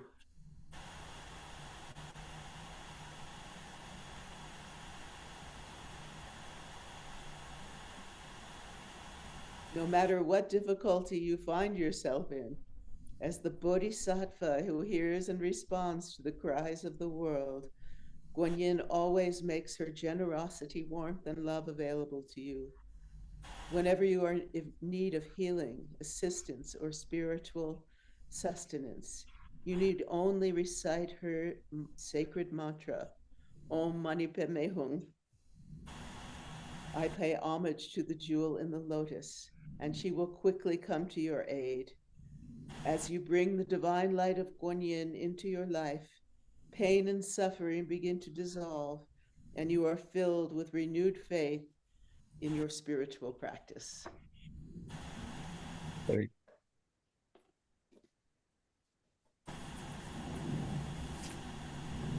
So beautiful, in fact. And Om Mani Padme Hum is very nice. Sharon, can we have a little meditation with that as well for a while? Well, there's two mantras. So I have a song for Guan Yin, and we've met Jebing Chen. Sure. She's playing it. So it goes like, I'll do the mantra, but Om Mani Padme Hum, Om Mani Padme Hum, Om Mani Padme Hum, Om Mani Padme Hum. And then on top of that, I have Namo Guan Shin Pusa, Namo Guan Shin Pusa, Namo Guan Shin Pusa, Namo Guan Shin Pusa. Then it goes like, feel her chi flowing through your body. Feel her light flowing through your mind. Feel her warmth rising from the earth. Feel her waves of bliss pouring from the sky. That's some of it. Wow, that's very nice, in fact. It's really I have lovely. some really amazing singers. You know, I write most of it, Yes. and in my songs I do most of the mantra chanting, and they do all the, melodics. But yeah, it's she's been in my life for many, many years. When I was a child, and I was going through difficulties, for some reason I kept trying to dig my way to China, and I have no understanding why. And then years later, like saying let's see, it was like in the late 70s, I met someone, an astrologer actually, who had her boyfriend had been a very big disciple. He was an acupuncturist, and he American, and he went to China, and he was studying with a woman who was a great devotee, and she gave him this photograph that a man, one of her devotees who was a photographer, had taken, and he prayed for Guan Yin to appear, and he just took a picture in space, and he got this photograph. And she gave me this photograph, which has been with me. And even I gave it to my Guruji Sitara, and it was sitting on the altar with Saraswati and Durga and everybody else. Guan Yin she's really known for healing and for helping, right? You cry to her, Guan Yin, and she does appear, she does help. It's really very, very magical. And, all of us who know Saraswati and Lakshmi, etc., know the power, the great power of the goddess and the goddesses and all the forms of Shakti in helping us in our daily lives, in our meditations. And of course, I must say that my other form of meditation is the embodiment of these of these goddesses and gods of Shiva, etc. And that is an incredible meditation because you really feel their Shakti as you embody them. And especially in the dance where you have to be in Kathak, you have to be so rhythmically focused. You can't, if your mind goes off, so that you really feel that power or that compassion or that sensuality just flowing through you. And that is, to me, that's why I put dance with all those, the yoga and the Tai Chi and the Qigong, etc. And because to me, dance is an embodiment of all of that. Thank you, Sharon. Thank you so much. Lakshmi ji, what are your practices? You sing, you also dance, you have been into yoga as well as in education, giving children a lot of your resources and wealth of knowledge to people. What have you to say before we wind up today's episode? Yes, since we were talking about well-being of people, this is the book. This Iyengar Yoga book. I mean, I practice this book. I've learned several years of yoga from Iyengar ji, and for 20 years probably I've learned under him, as long as he was alive. That's what I keep practicing. So it's a lot of standing asanas, sitting asanas, and I also do Shirsasan, which I love very much. And generally, I wind up with Shavasana. That is, you lie down and just, relax and just, give yourself to the Lord. So this is how I practice. I'm not so regular as I used to be, but I think after this year's session, I'm going to be a little more regular. And thanks to all of you and all your contributions. Thank you, Dr. Lakshmi. Thank you so much.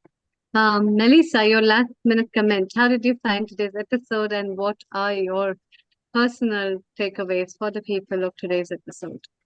Oh, we need another episode. What I've just been told there was that actually the reason why we all came here from the universe into the physical body was to experience the wisdom of the universe in a sensual way through all of our senses. So that when we do all of these different movements, we have the connection of the universe within us. And that's our way to stay connected. But sadly, we are disconnecting. And this is why I feel it's very important that we research back in different traditions of different cultures, because all of these different deities that we have, it's all the same energy, just in different forms that we understand them. So for me, this has just been a breath of fresh air, that connectedness of people who are already aware, but need to get out there and help other people, even if it is just planting that seed. Because in 10 years' time, we're going to be in a very different place than where we are now, where the chaos is. But when you think back in the beginning of time, when chaos started, it then became a beautiful place. And we're just going through that process again. Thank you. Thank you, Melissa. Meeta ji, your last minute comment before we wind up. Yeah, thank you very much for Lakshmi ji. I really admire you so much. The one asana I can't do is Shirsasana. It's so difficult to do. My dad used to do with the support of a wall. And I also learned from Iyengar's yoga, but I didn't learn continuously from directly him. But that was the yoga I learned when I was 12 years old. It was compulsory in the school. What I would like to say is, yes, this is a reminder that we need to practice what the body has learned, the mind has learned. And in the hustle and bustle of life, we forget about those important things to keep this machine going.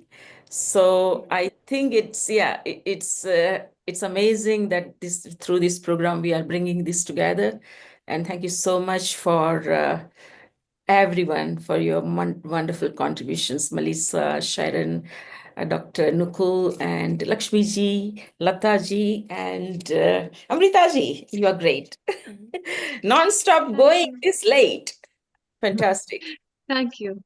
Thank you, Mitaji. Yes, Lataji, your last minute comment, and then we go to Dr. Nakul and we wind up. Yes, please. Yeah, I just feel very proud of being from the lands of yoga, where it's originated, and how they had this in-depth understanding of keeping peaceful and calm and keeping the body at ease, rather than now the world has, increased in the population and so many distractions and the AI age and all that. There's too much, and yet yoga is still very practical and very useful to ground us and bring us back and to keep having good health.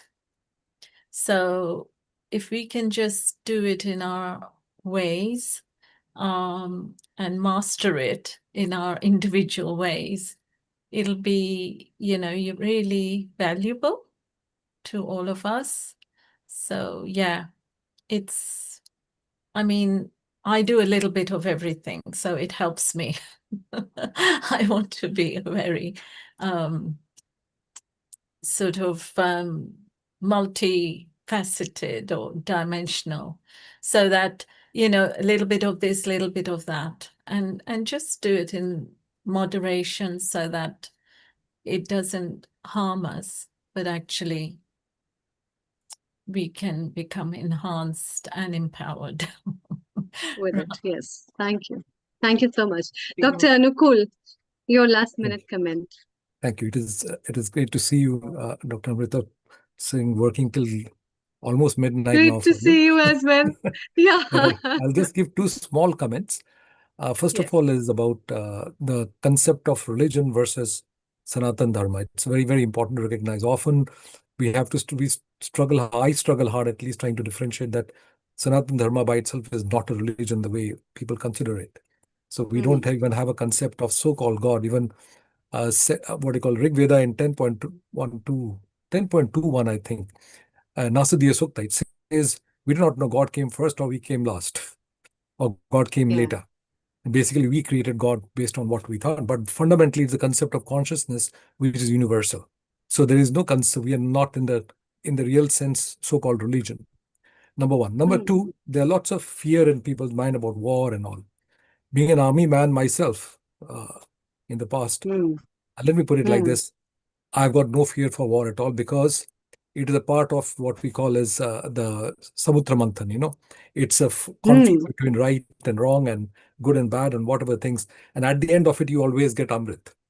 So that's, I think, what has to happen. It has a part of the human nature and we should not be afraid of it.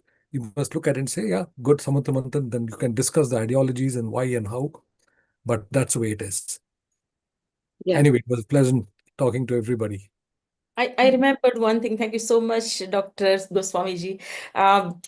One concept of Vedic concept is Spandana, that we all are waves in the ocean and we meet, like waves collide and, move. And these waves are individual in their form, and still we are part of the big ocean, which is bigger Absolutely. consciousness. And we all are individual consciousness, individual wave, individuality with each of us. So, yes, we come together, but it's a universal consciousness within which all this divine individual, each of us are part and parcel of that. And that's a very, very important point you said about Sanatan Dharma, that, we all are. Yeah. Thank you. Anyway. Thank you. Thank you so much, everyone, for today's episode, and special thanks to Sarah Mills for bringing so lovely guests. So thank you, Melissa. Thank you, Aniza. Thank you, Heather and Rena, as well as Rotarian Lal Goelji. Thanks to Kevin and Sharon for contributing to this episode. And my last thanks to all our regular contributors, as always, and Dr. Anupulji for bringing and taking out time. And also, I'm very, very thankful to our technical director, Nishit Kotak, as well as our support, Neil Kumar. Thank you so much. We look forward to see each other the next Sunday with a new episode on Indian knowledge systems and Agnihotra homotherapy. So keep watching, keep sharing, and keep remembering us in your thoughts, in your life, and stay happy. With this, I would like to end up with the Gayatri mantra, and let's join our hands together after so many thoughts with the breath, chanting Om. Om Bhur Bhuva Swaha Tatsavitur Vareniyam Bhargo Devasya Dhimahi Dhiyo Yona Prachodaya. Om Bhur Bhuva Swaha Tatsavitur Vareniyam Bhargo Devasya Dhimahi Dhiyo Yona Prachodaya. Om Bhurбhuva Swaha Tatsavitur Vareniyam Bhargo Devasya Dhimahi Dhiyo Yona Prachodaya. Om Shanti Shanti Shanti.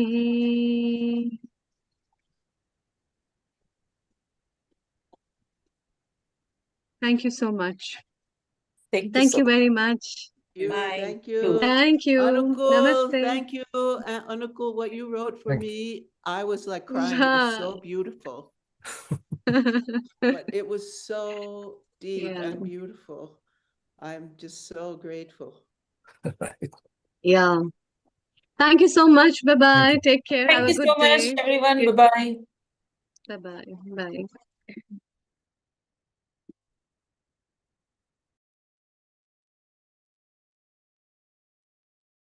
How do we get out? Good night, Nishit.